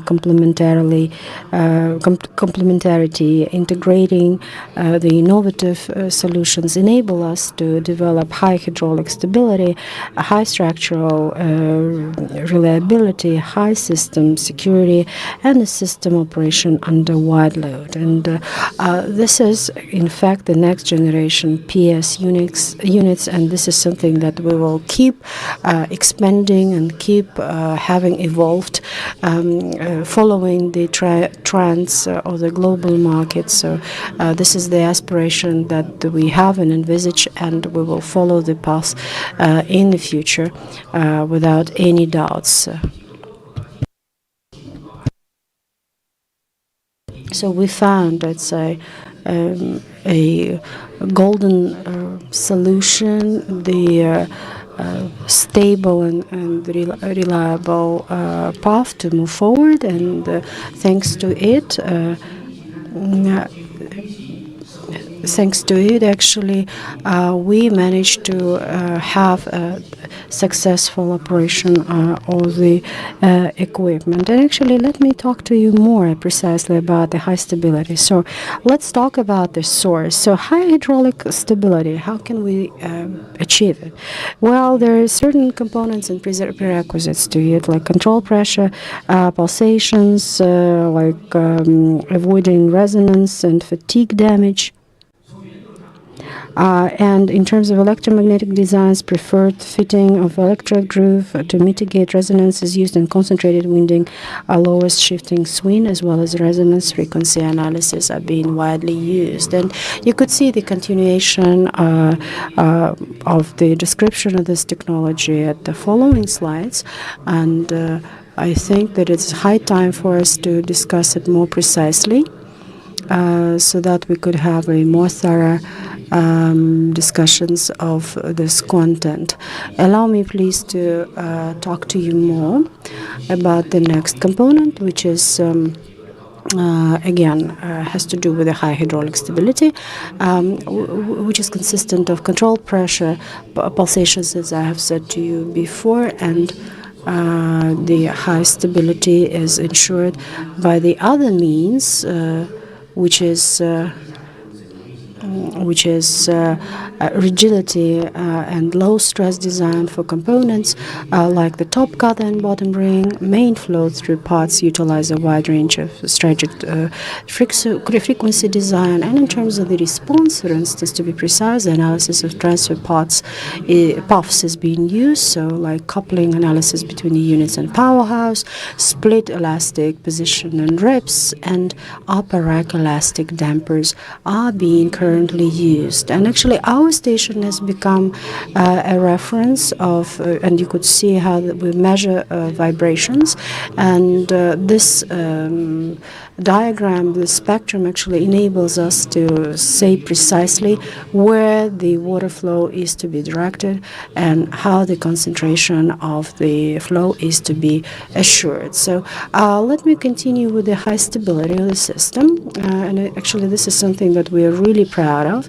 And allow me, please, to comment more in more precise terms. What does it come when it, and what does this mean to how the integral yoke rings? You could see them on a screen. So, innovative high-speed motor developments, one shaft of motor and integral yoke ring, enable us to have high safety, high reliability, and ball valves. And rigid design technologies for integral ball valves are being used. Valve systems combine design technologies of rigidity and flexibility, and sealing system design technology for the full head session ball valve have also been used in particular within the framework of this project. So this is something that really makes us special. And again, I would like to go back to the harsh weather conditions and bottlenecks that we had to actually counter with, and these solutions helped us a lot and prominently. So the next, which is the continuation actually, is spray bearings with low loss and oil mist avoidance. So the breakthrough, the mechanism of oil immersion, like lubrication, reduce mixing loss from the root and suppress oil mist at the same time. And we also do manage to reduce bearing losses significantly, almost by 40%, and achieving a 42% increase in minimum oil field film thickness. In terms of the centralized arrangement of stator winding, it consists of lowering electromagnetic rigidity of the motor, minimizing the run-out value of each part of the generator, and enhancing the dynamic stability of the units. Now, let me have you more exposed to the next technology specific of the project, which is high safety. I've mentioned about this in the beginning of my speech. So we managed to master the analytical ability for grid-related electrical characteristics, ensuring high adaptability of hydraulic, structural, and electric features of units, leading phase capability, which supports continuous operation of units for 14 hours, setting an industry benchmark, and robust overgenerating capabilities. And the success rate at the same time of grid connection has been advanced to 99%. So you could see the cycle that consists of transition, process, analysis, research, hydraulic development, and optimized design. And this all leads to rapid feedback to hydropower development and transition process. And the last but not least, operations under the wide load, and this is really important because we have to have the wider efficient operating range, and you could see the figures on the screen, lower pressure pulsation amplitudes in bladeless areas, and safe and reliable wide range staged frequency is something that we use in order to succeed. And at the latest power slides, you will see how the things work, such as R&D of generator motor enables us again to intensify electromagnetic design for wide fluctuations, avoid fatigue resistant, have a fatigue assistant results. So the future development for pumped storage units could be presented by different solutions, and namely, I'd like to say that those solutions actually have to be concise and comprehensive, enabling you to find the complex solutions. And in the future, we do have operations that would enable us to address the challenges that I have just named. And of course, we're fully dependent on the technology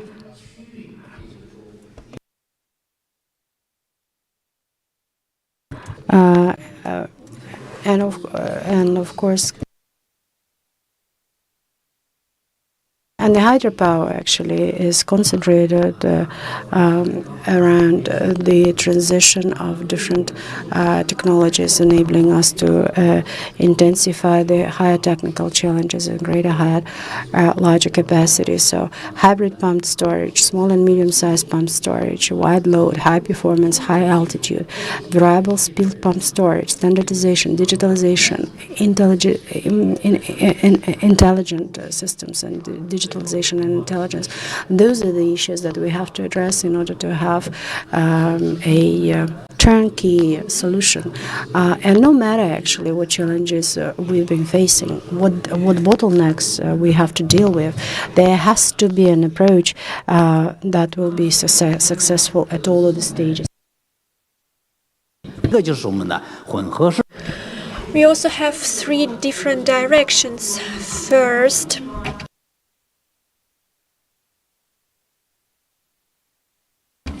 First, we accumulate all the equipment, hybrid PSP equipment and small medium PSP, and there is a small portion. Nowadays, there is a small portion of such combined equipments, and we can further develop this combination. Now in China, we start to systematize and develop a standard approach to these hybrid combined systems.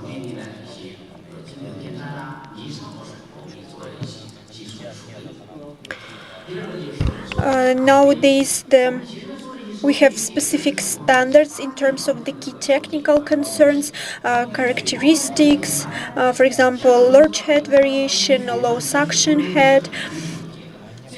We also have specific recommendation in Lian Henko, for example, 300 megawatts and 272.7 RPMs. We use conventional units plus pumped storage units. Next, variable speed pumped storage, since there are three different kinds of variable speed machine. They are ball changing type, conversion feed type, and double feed type. We also need to modernize these processes as well. There is always resistance between variable speed and fixed speed. There are both advantages and disadvantages.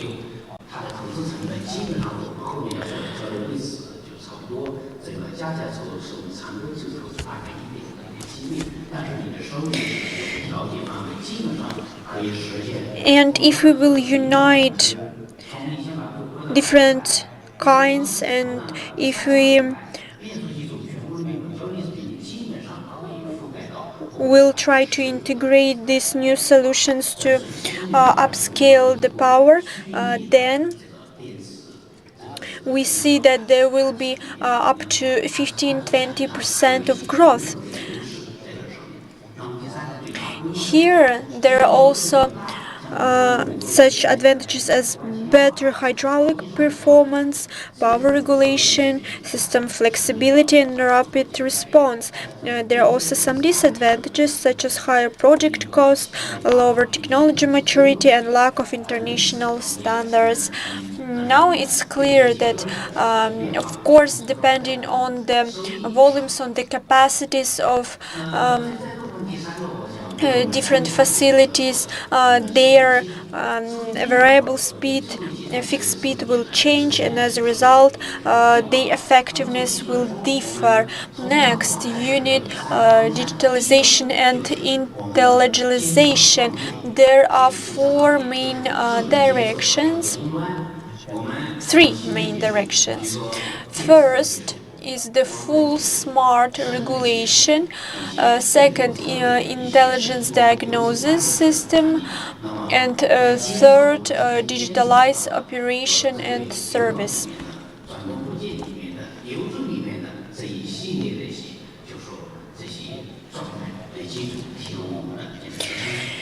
And on each step, there are significant specificities.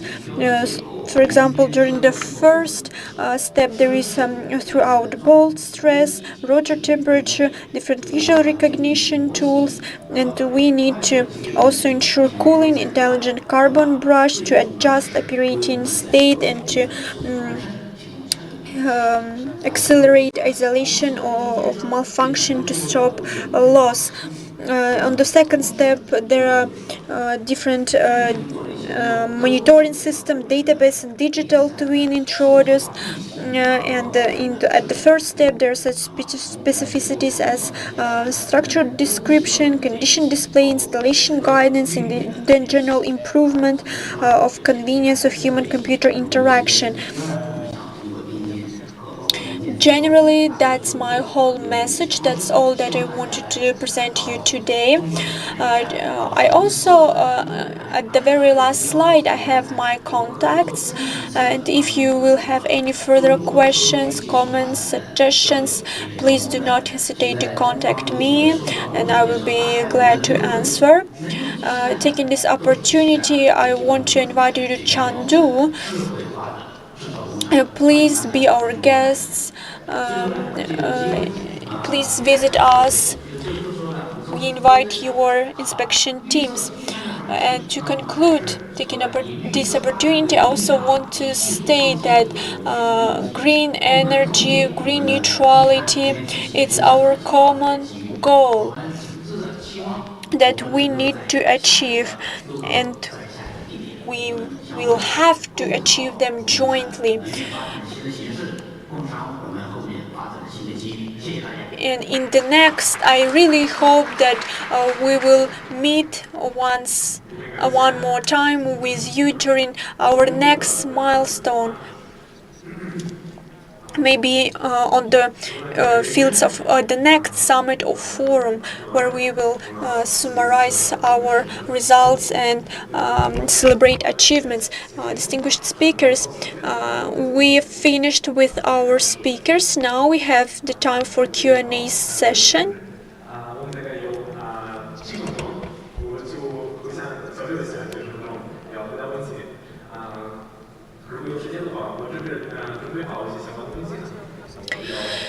Okay, let's have 5-7 minutes Q&A session. Distinguished participants, guests, we already received some questions from me as well. The first question goes to Mr. John Lee. Now, you mentioned during your speech, you mentioned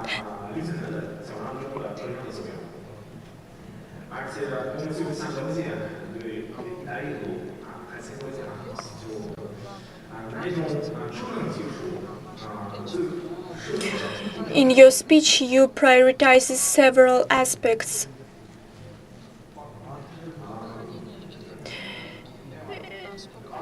And I would like to ask, to what extent, how green energy storage matters. So, could you please clarify the most difficult challenges in areas storage systems? Okay, and the answer is there are different approaches to storage, and depending on the location, on the landscape,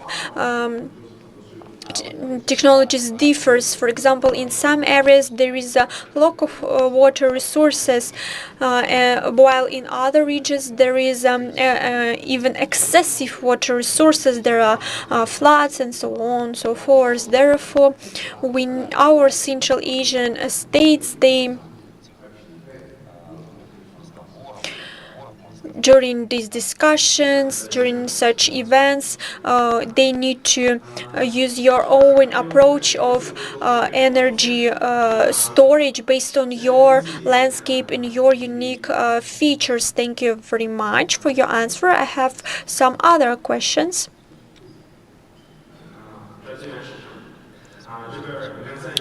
Mr. Zhang Chulian, and now you mentioned, please let me switch to Russian language.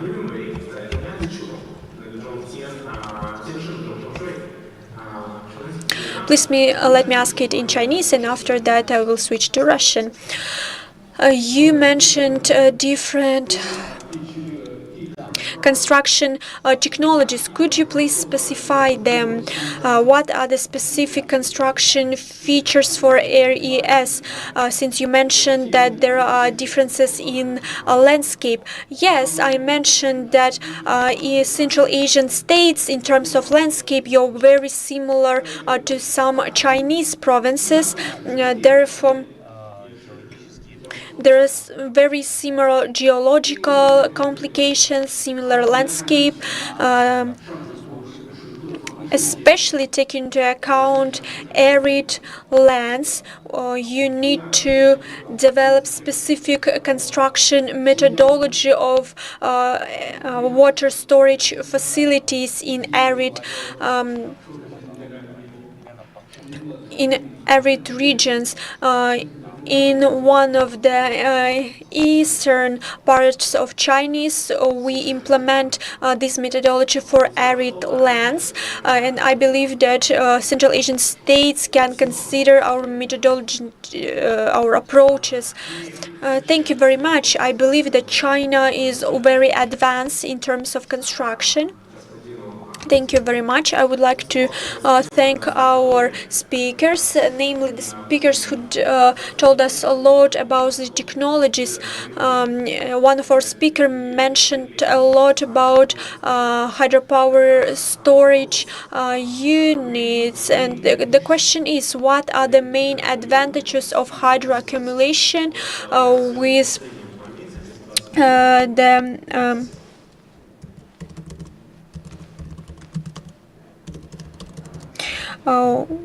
with the variable speed, as you mentioned in your last presentation, last slides. Today, yes, several speakers already mentioned. Speaking about Central Asian states, there is a huge demand in our technologies. And when developing our approaches, we need to think and to consider specific action plans depending on your local priorities. Now the issue of varying speed in hydropower plants capacities. We can compare the situation in different European states, and we also take into account experience of our European and other partners. That's why there is always a room for improvement. We always need to take into account the competencies and expertise of other countries. Thank you very much. We're ready to conclude our session. In Central Asia, Kazakhstan is a regional driver and one of the most important uniting element within the framework of One Belt, One Road initiative. Kazakhstan is one of the key strategic partners. Today, we had specialists, heads of the leading Chinese companies. We invited them to share their experience, to share their vision on the renewable energy sources development. And I hope that in future we will expand our cooperation in Kazakhstan within the framework of One Belt, One Road initiative, and we will develop our further competencies in areas in Kazakhstan. I also would like to note that partnership within this framework will serve as a driving force for further development of areas in Kazakhstan and in the whole region. I declare the session is officially closed. Thank you very much. Now I invite you to make a group photo.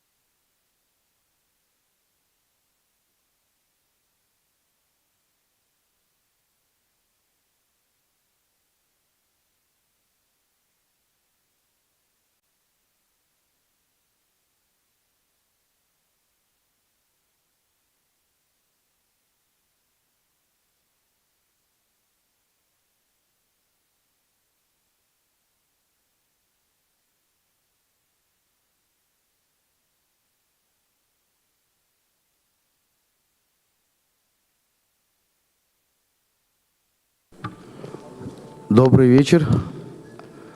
Разрешите начать следующую панельную сессию. Good afternoon.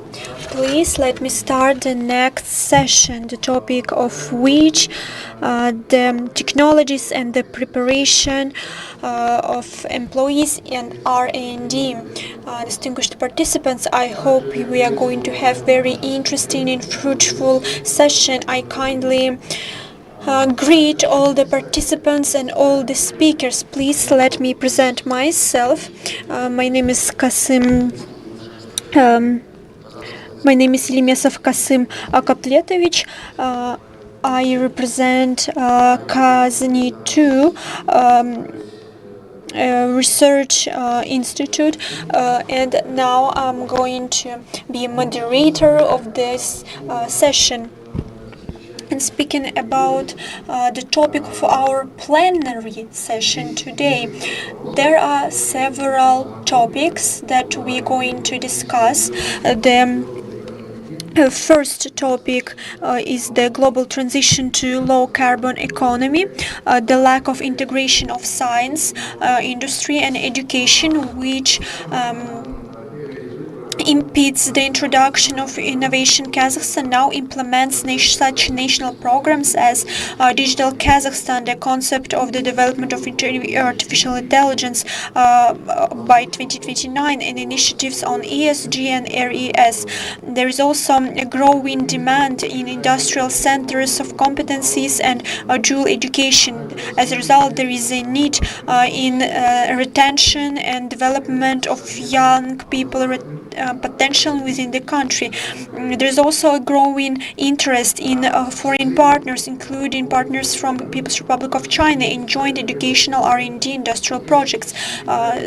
Please let me present the first speaker, Kakesh Bikitavich. He's a director of the company Berk and Ekazorg. He's also official representative and coordinator for business of the several biggest Chinese corporations in Kazakhstan, including Power China, CAPS001, THT Group, and Zhenhua Group, CITS HIC, XBPP, Tianshi, CDIN, CECC, and many others. He actively participates in the development of the foreign economical relations of Kazakhstan, also works in logistics corridors and introduction of cutting-edge foreign technologies, also works in the investment attraction. He also is an independent expert on investment technologies. He's also an author of publications, including the articles in the journal Oil and Gas on modernization of Thermal Power Plant 2 in Almaty. Please, the floor is yours, Kakesh Bikitavich Donenbaev, distinguished guests and colleagues.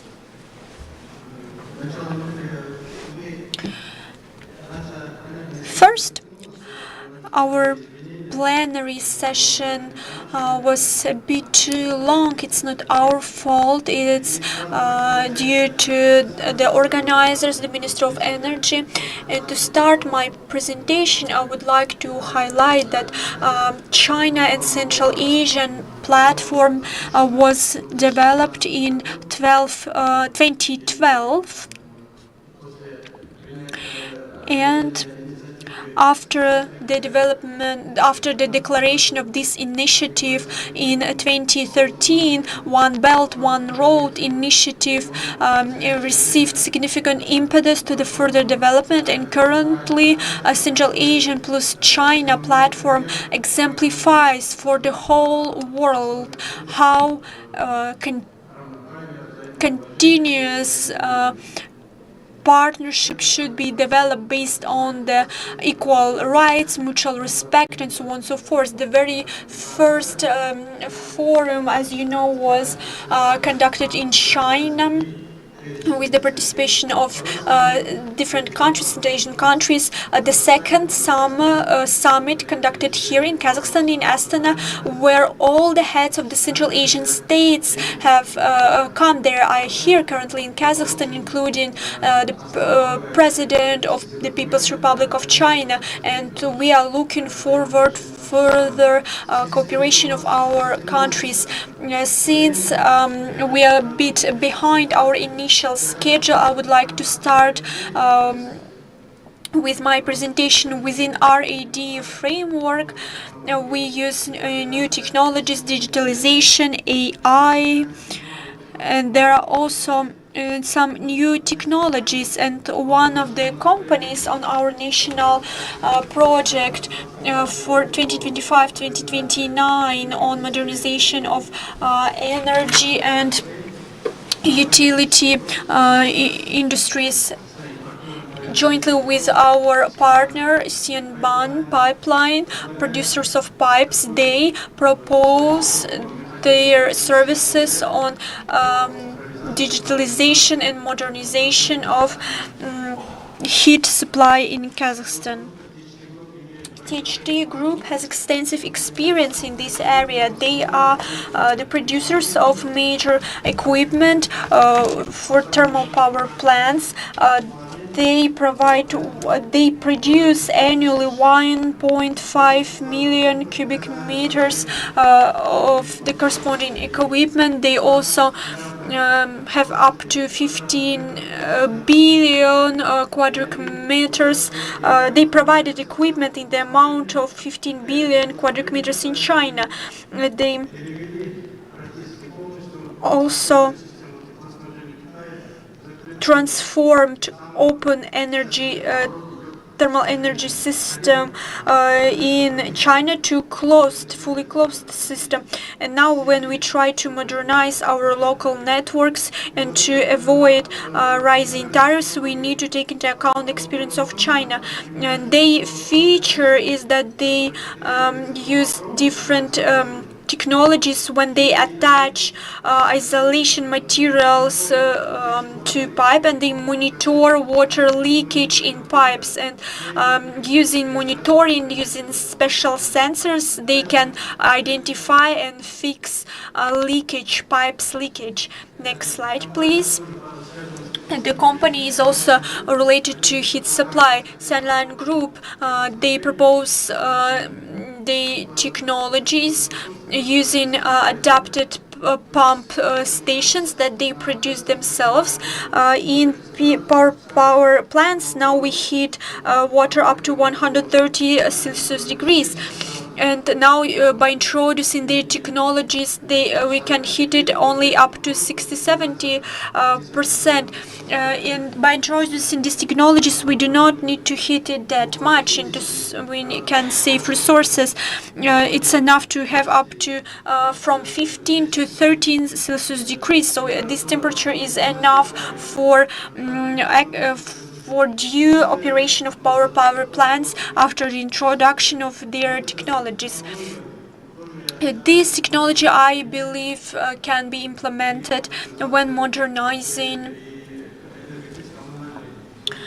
our house, our housing utilities. Next, Tian Technology Corporation, they introduced several technologies. This is one of the companies who introduced Tianqi technology on the industrial scale, and I believe that it's very useful, because now we consider the construction of thermal power plants in Simei, in Uzbekistan, in Ekibastuz. There is biggest thermal power plants. However, I haven't seen that any other companies use these technologies. When they produce plasma and when it ignites coal, they by introducing this technology, it doesn't need to use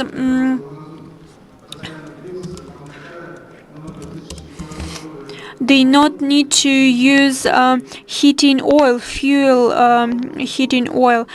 And as a result, they can decrease emissions and to increase their capacities. And as a result, of course, tariffs for the population will be increased.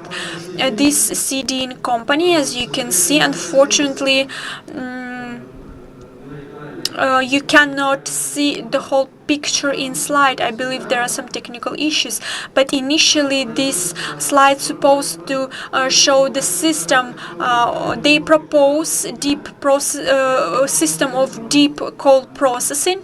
Those who are interested, I can send you the proper version of this presentation. What they propose to process coal and to receive liquid fuel to produce fertilizers, organic matters, and so on and so forth through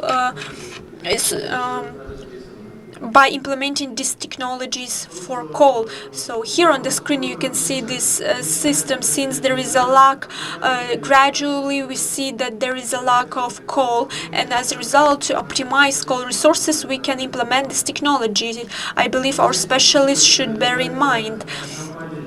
Next, Zhenhua Group company, headed by the chairman of the board. It's a private company which works on the construction of transmission lines, low voltage, high voltage transmission lines, not only for AC but for DC as well.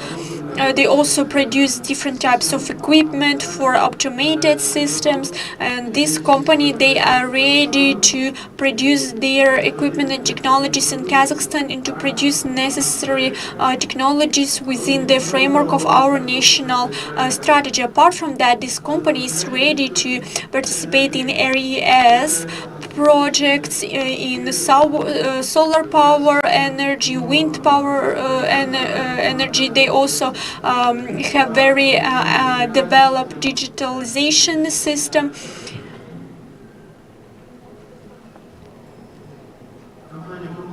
Complant company, they provide waste management systems. Since we have hundreds of thousands of tons of wastes, both technogenic and other types of wastes, they propose a solution when they can extract oxide of aluminum oxide of ferrum and other 5 chemical elements, excluding rare earth metals chemicals. They provide the extraction technologies. There is a question, I believe that this is a question to the Ministry of Ecology, because in accordance with the tax code, they want to collect additional taxes from such type of technologies. Actually, we fight for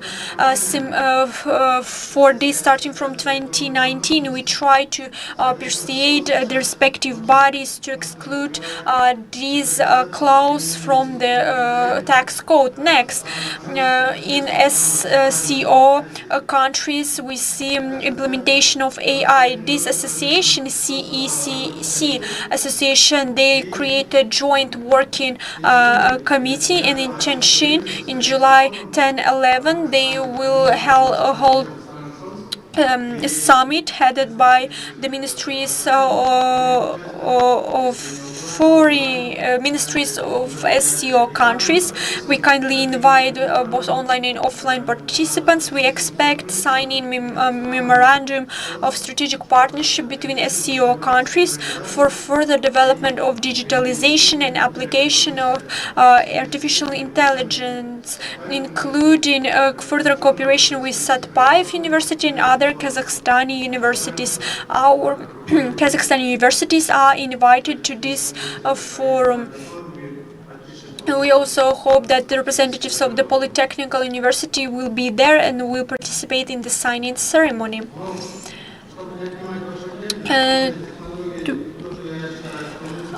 So to summarize, I believe that the main technologies were mentioned in my presentation, and I believe that this platform, Central Asian plus China, is a very good platform. It was a timely decision, and now life shows that we need to further develop this platform. And if SCO and Central Asia and China platform, if it will all continue to work, then we can successfully use the experience of China in digitalization, in introduction of new technologies, AI, and as a result we will develop their technologies in our country. Thank you very much. Thank you. Kazakhstan is a very resourceful state, and as an owner of large natural resources, probably some companies, Kazakhstan companies, will be interested in the technologies that you provided. Please let me present the next speaker, Tuleshev Zamir. Tuleshev Zamir, she's the head chairman of the board of Institute of Digital Technologies, JSC. I personally know him, and actually now I suddenly realized that he also speaks Arab language. I was very surprised. He develops socially significant projects. He has an extensive experience in the digitalization and development of socially significant projects. Zamir has extensive experience in implementation of projects and digital twins, digital solutions for national companies, including Bayterek National Holding, Kazmunaygas National Company. He's the head of several non-governmental organizations and educational initiatives. Currently, he works on the development within the framework of digital transformation. He was awarded by the President of the Republic of Kazakhstan for his immense contribution in development of science, and he was also awarded with appreciation later from the Minister of Science and Higher Education of the Republic of Kazakhstan. Today he will share his unique cases about new technologies and digitalization, AI introduction, and how it changes different sectors of the economy, namely the projects in EDED and Satpayev University. Please, Zamir, the floor is yours. Hello, distinguished colleagues. I will try to be brief since it's already almost 7 p.m., quite light time. Thank you very much for inviting me to participate in this strategic session devoted to the modernization of the key industries in Kazakhstan. Now it's at a time when AI and digital solution engineering platforms, they are not discussed in the future tense. It's already present tense. In accordance to the estimates of some agencies, in 2030, the global contribution of AI in global economy will be 20 trillion USD. Therefore, it's not the question whether Kazakhstan will participate in the processes or not. The question is to what extent we will actively participate in these processes, how we can export our technologies. The most important thing is to not lag behind in this race. When we're talking about modernization of economy, housing utilities, we have a lot of challenges. We know of them, of course, and I will try to tell about optimistic sides, about advantages, since disadvantages, I believe, were mentioned. We have development programs, for example, Digital Kazakhstan and the concept on artificial intelligence up to 2029. And these alliances founded jointly with the SCO, Shanghai Cooperation Organization, and other international organizations, it's very important, it's crucial, since it gives an opportunity to upscale our solutions that we already introduced. I will briefly tell you who we are. We are the industry of digital technology, and this exists for more than 10 years based on the Satpayev University. This is an international practice when IT companies are found under the guidance of universities. R&D, development of new technologies, it can be successful only when there is a scientific lab and implementation, introduction of these technologies in the living business, in the real business. We have more than 50 specialists For common people, we call them you call them IT specialists. However, we divide them: IT specialist, AI specialist, software, hardware specialists. We have our supercomputer, our own data center. We are also partner of Microsoft, IBM, Amazon, Software AGAP, Huawei, HP Enterprise. They are our partners, and these partners give us an opportunity to quickly upscale our solutions, and our constant clients are banks and oil and gas companies. As was mentioned by my colleague, in housing and utilities, we actively cooperate with Bayterek national company. 8 years ago, we successfully implemented this project. There is a small case I will tell you briefly. Jointly with Bayterek Holding, we jointly implemented the monitoring system for housing and utilities in accordance with Nurly project. So all the data necessary for city halls, for institutional bodies, it also covers visualization, predictive data, everything needed in accordance with the state program. And currently there is 1,270 residential buildings constructed and monitored within this program. It gives an opportunity to monitor the construction procedures, to monitor construction materials, and give a chance to train AI based on big data, and to modernize housing and utilities. We have a chance to provide this training for AI for further months and even years. Here, synergy is also very helpful. I mentioned that we have 50 experienced IT specialists, AI specialists, software specialists, and so on and so forth. And since we are based on the Satpayev University, we have an access to a big number of specialists.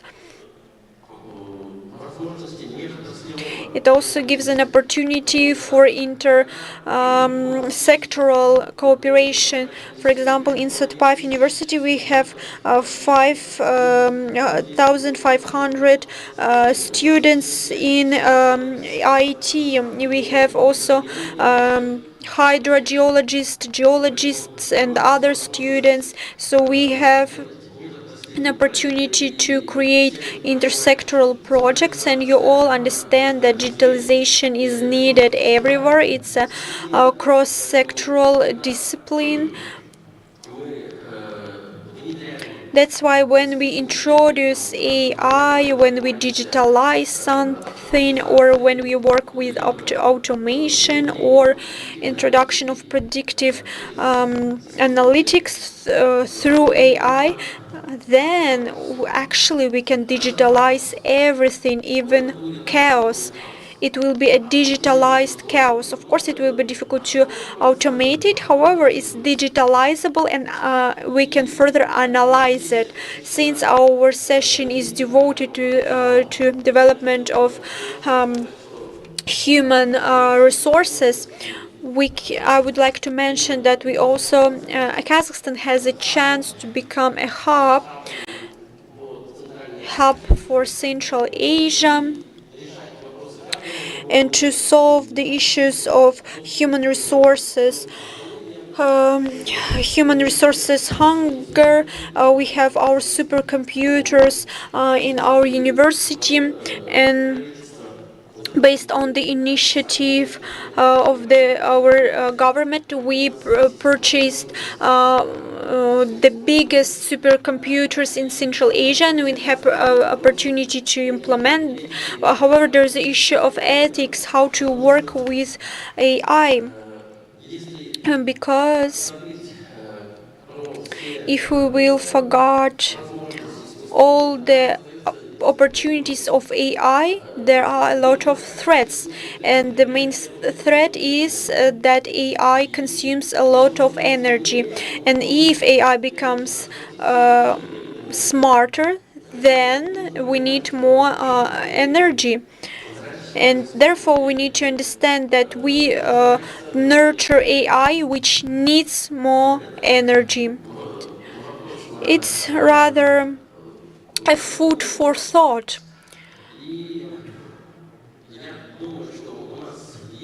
I believe that we have everything necessary to become R&D hub in Central Asia to export our products abroad. We have beautiful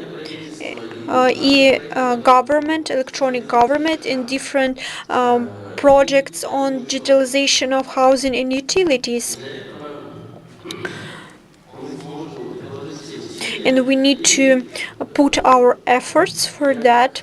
And me, as a representative of people who work on digitalization, we are open for pilot projects with my colleagues from China. We are ready for cooperation, and Satpaiv University is ready to become a regional hub to work on transfer of these technologies. Thank you very much. Thank you, Zamir Karataevich. We all know that Satpaiv University is linchpin of these technologies, and I think that there are no IT majors. There are IT in engineering, IT in bioengineering, AI in one science, in another science, and so on and so forth. There is no IT in isolation. It's always related to some sciences. And I work a lot in R&D, and I notice very often that back in Soviet the name was different, but now we call it contract activity, and now we see that all the scientific activities are directly related to R&D, and it's logically correct.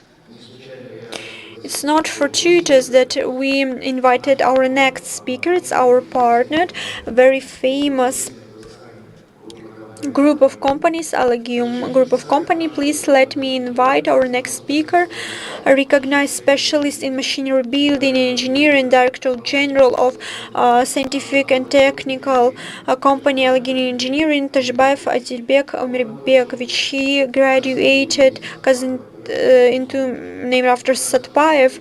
His major was mechanical engineering. He's also a master's student on automation in Almaty University. He has extensive experience from engineering to chief specialist in some companies. In Shapagat 2024, he won in the nomination of Young Inventor. He is also awarded by the President of the Republic of Kazakhstan. He is awarded with the honorable specialist in this area, Alibek Omirbekovich. Please, the floor is yours.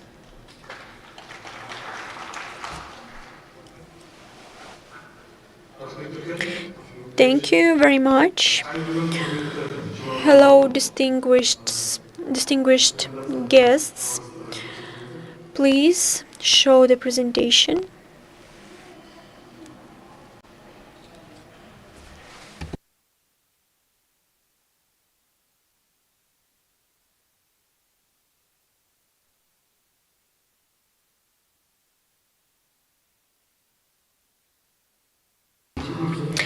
Okay, the screen doesn't work. Our technical specialists left us. Colleagues, do we have some technical issues? Please show us the screen.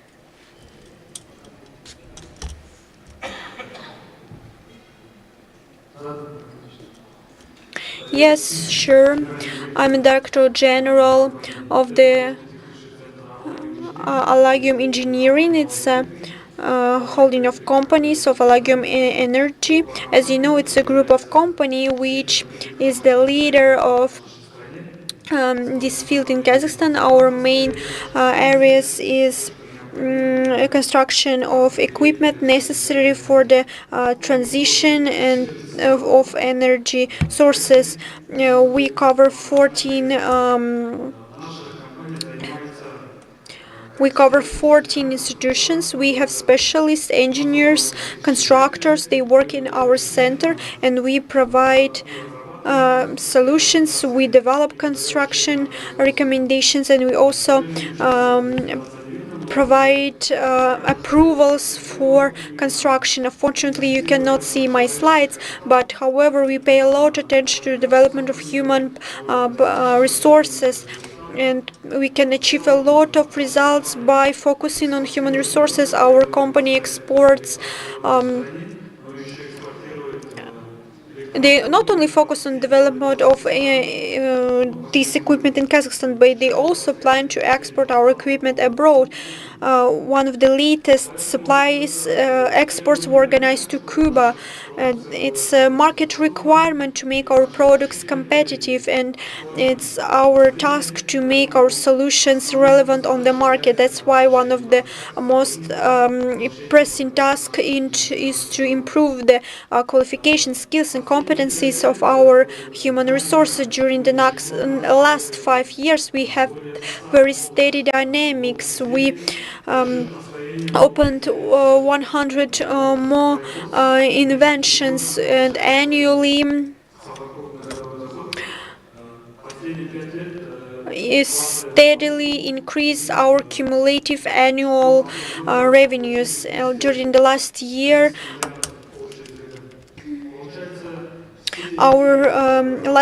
our accumulated annual revenue was 230 billion, and our end result, our final result, is the finalized product that we then commercialize and sell. Distinguished technical specialists, please try one more time because we need the presentation. We also have one more direction that we work on. We publish research articles. We receive research patents. Our organization publishes articles on the internationally recognized scientific journals in Q1.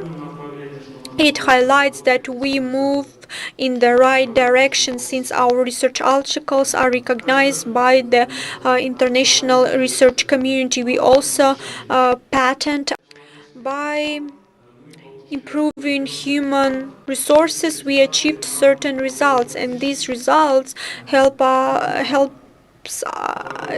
us to settle production of energy equipment and help us to export our products abroad. Nowadays, during the first half of today, it was mentioned to launch joint projects with China. We supported development of our human capital is essential, and as a result, we need to plan and introduce a lot of projects in Kazakhstan. And then we need to implement, to exploit these products in Kazakhstan. Therefore, communication is a key. Some production can be localized. We can produce certain solutions here in Kazakhstan. However, we need engineering solutions. This panel session therefore is very important because we always need to take into account human potential. Human resources development is a very relevant issue. I believe we need to be patriots to make this equipment, to localize this equipment and to export it. Overall, thank you very much for providing me this opportunity to deliver my speech.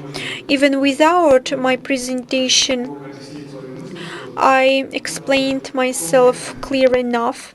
My key message is that we need to prepare it comprehensively, to effectively prepare our human resources. It is something that we actively do in our company. If you have any questions, please, you're welcome. Of course, my presentation was very well structured. Unfortunately, it was not visible. Anyway, thank you very much for your attention. Yes, we are very sorry that it doesn't work. Of course, it happens, as was told by famous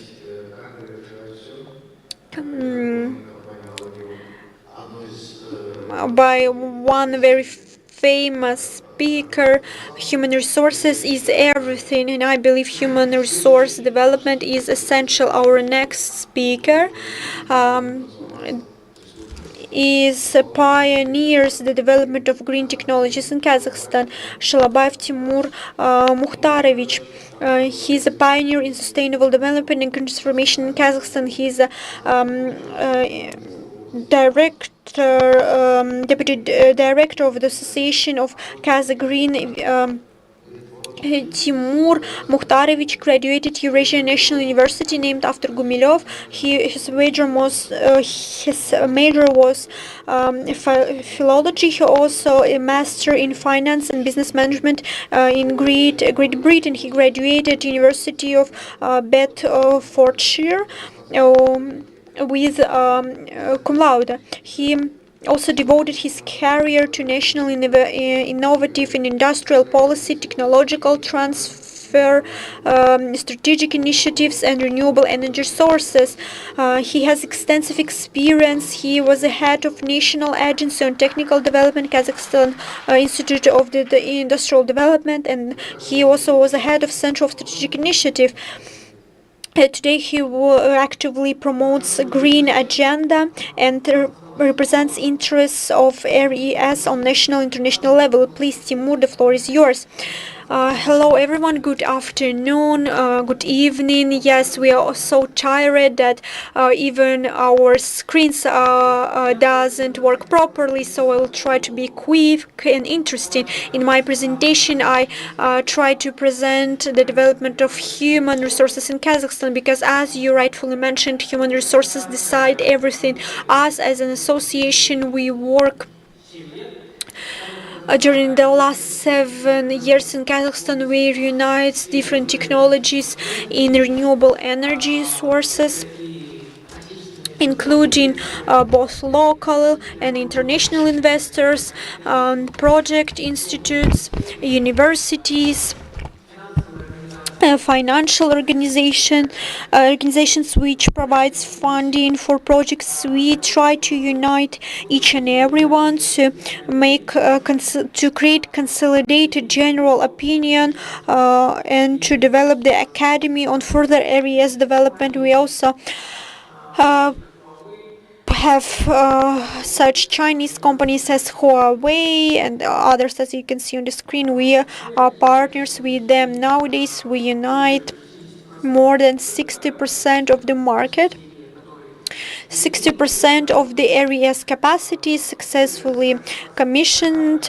There are more than 40 members of accredited observers.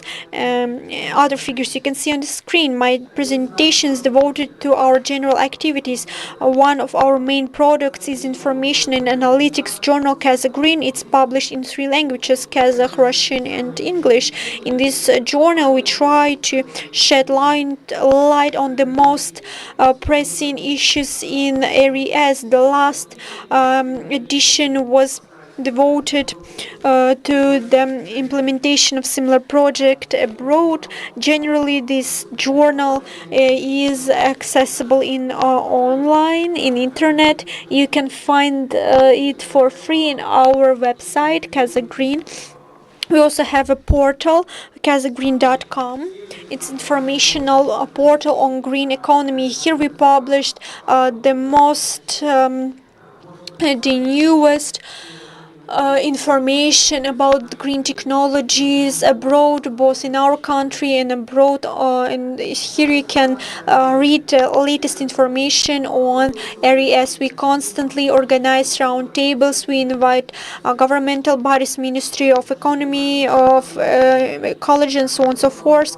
We develop regulatory framework. We modernize it, including investment climate in areas, funding of projects. We can see now during our events, we also consider further local development. We are very active and open for further dialogue, and we are all ready to discuss joint initiatives. As one of the networking and collaboration strategies, we informally visit, organize expeditions to power plants. It was organized in 2023, 2024.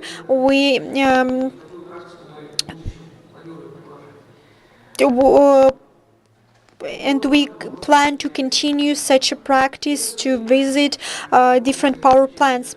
We also work a lot in such social issues as women representation, social issues. We have our so-called Ladies in Green. It's a woman team in our company. We organized jointly with OEC a seminar participated by representatives of different energy companies and system operators from Central Asia.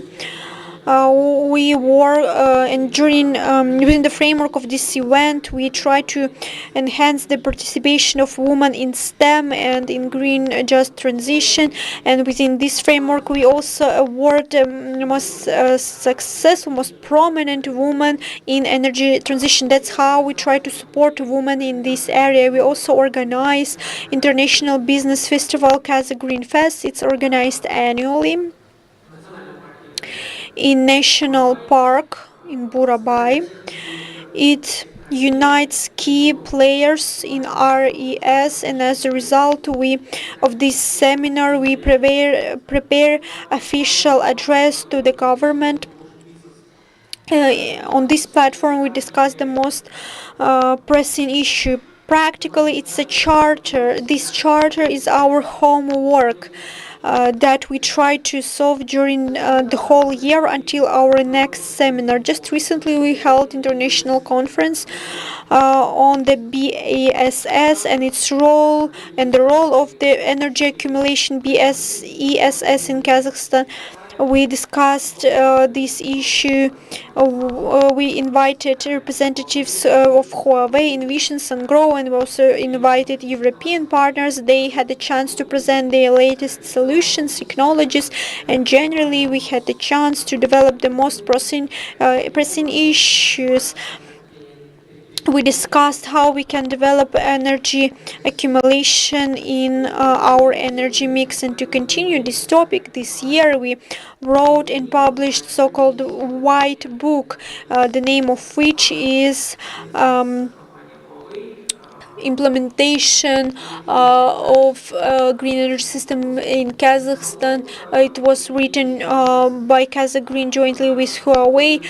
There we included information about the latest solution, possible available mechanisms, and we also provided practical recommendations on implementation of such projects, and also include information on regulatory framework necessary to make these projects happen. One more important project in our association is so-called Kazakh Green School.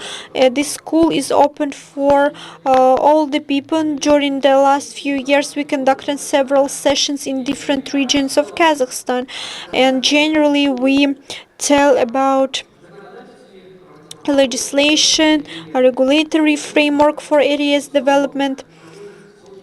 We talk about installation of wind power plants, its integration in energy mix, regulatory aspects of its introduction, and general reduction of greenhouse gas emissions. Generally, these investors, participants interested in this area, they can contact Green Energy and participate in our summer school. And the very last slide actually disappeared. On the very last slide you can see, actually you cannot see my slide, but it's basically my contact my contact email address, or phone number, and so on and so forth. And our very last speaker, actually, she argued with me. She didn't want to be a very last speaker. I would like to give the floor to Christina Yunusova. Christina Yunusova is the founder of several successful businesses, head of multi-million projects. She's a person capable to launch projects, companies from scratch. She lived for 7 years in New Zealand, where she acquired unique international experience, and now she invested this experience in green economy and develops green economy in Kazakhstan. Behind her shoulder, there is an extensive experience in tourism, green tourism, and women entrepreneurship. She builds bridges between people and businesses.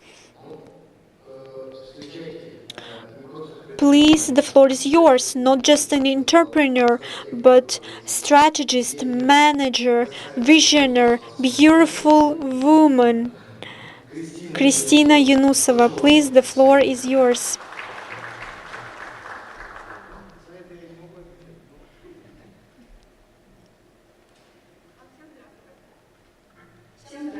Hello, everyone.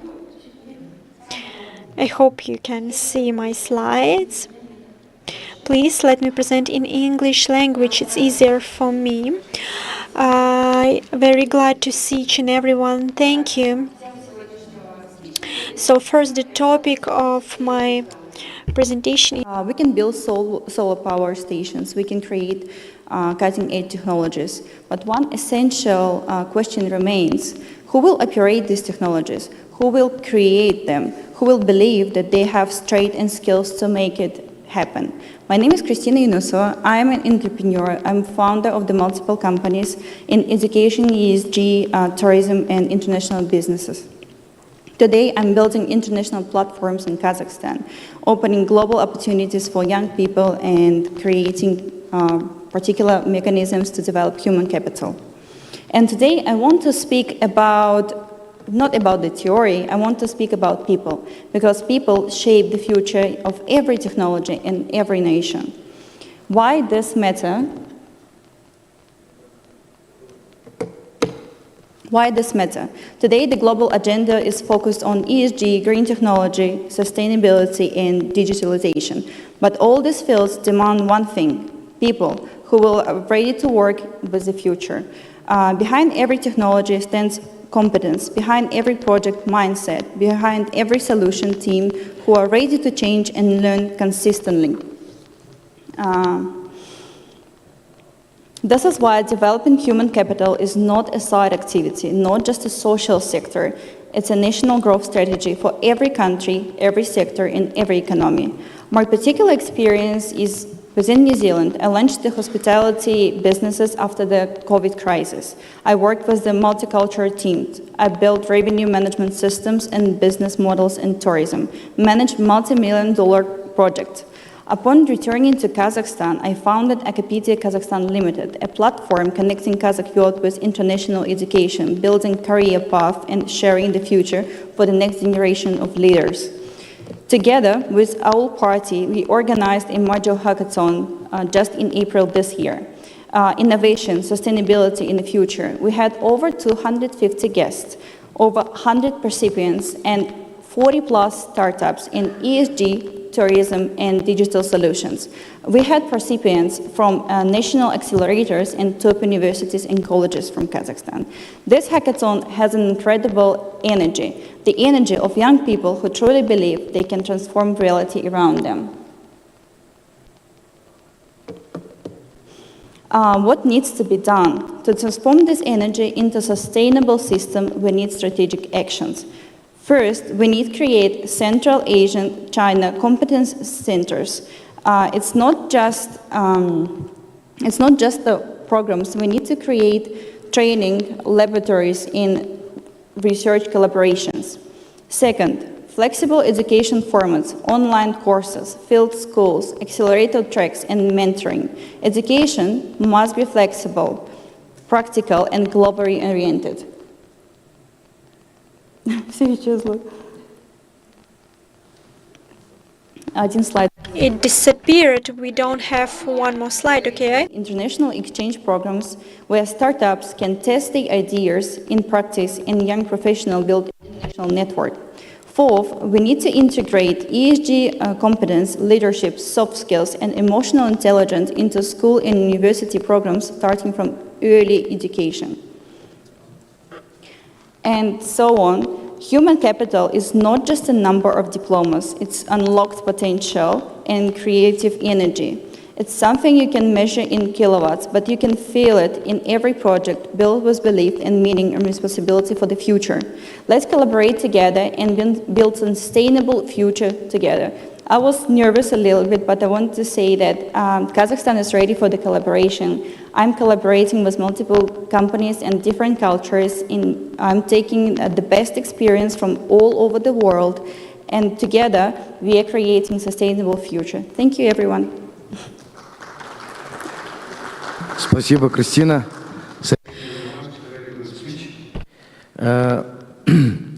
Сатпаев университет. Satpayev University, as you can see, cooperates with young people. Nowadays, young people, they are very advanced, to be honest. Someone from New Zealand, someone from Great Britain, they are ahead of everybody. And I would like to inform that we are about to finish our session, and I would like to sum it up, to summarize this plenary session. In accordance with the first report, we need coordination between countries, in energy, in green infrastructure, and so on and so forth. In terms of modernization of our industries, we need to unite our efforts of science and business. Here we also heard opinion from both business, science, and educational representatives. As was exemplified by the Algium